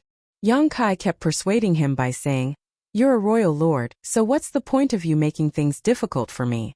If you spare my life now, I'll spare yours in the future. Who knows? We might even be friends." However, the royal lord remained silent. "It's not like you'll be able to reach me, so stop wasting your time. I can see that you're horribly injured, so why don't you recuperate now to prevent your injuries from becoming worse?" Seeing that the other party totally ignored him and refused to back down, Yang Kai grew incensed and said through clenched teeth, "Injured Black Ink clansmen have to recuperate inside Black Ink nests. You're badly wounded now, so I guess you can only use half of your strength right now. On the other hand, I'm different. My wounds are healing quickly, and I'll be energetic again in a few days. Chase after me all you like. When we leave this place, let's see which one of us will die." When the royal lord heard that, his expression changed slightly. Yang Kai had a point. The royal lord indeed needed a Black Ink nest's help to recuperate, and given how wounded he was, using half his strength would really be his maximum. He was already unable to capture Yang Kai when he was at the peak of his power, so now that he only had half of his strength left, he probably wouldn't have a way to deal with this tricky opponent. Nevertheless, he was still a royal lord. He had personally made a move against a single 7th Order boy, yet after such a long time, he was the one who ended up in a horrible state. He was simply unresigned. As for Yang Kai's threat, that didn't bother him one bit. Even though he was only left with half of his power, that was still significantly more than a 7th Order human could hope to handle. He could even deal with an 8th Order master with ease in his current state. If Yang Kai had the guts to make a move on him, he would be the one who would suffer. As the royal lord squinted his eyes, he said, "Pass me the last thing Song gave you and I'll leave." A helpless Yang Kai sighed. "Will you believe me if I say that old man never gave me anything? That was his way of diverting all your attention away from him so he could use that strange jade. It's laughable that you all believe it to be true." The royal lord sneered while relentlessly pursuing him. A frustrated Yang Kai roared, "It seems that you don't believe me. Forget it. It's not like there's anything I can do about it. Just chase after me all you like." Without speaking further, he tried to control his power and strike a balance with the fog. As he waved his hands, he swam further away. Somewhere behind him, the royal lord imitated him and pursued him, the two of them swimming forward ever so slowly. You're tuning into the Li Mei's Sword of Destiny YouTube channel. We're so grateful for your support, and don't forget to subscribe to join us on this incredible journey through captivating stories. Your generosity through donations truly makes a world of difference, as it's the primary source of revenue that allows me to expand and enhance this channel for you. Thank you from the bottom of my heart for being a part of this adventure.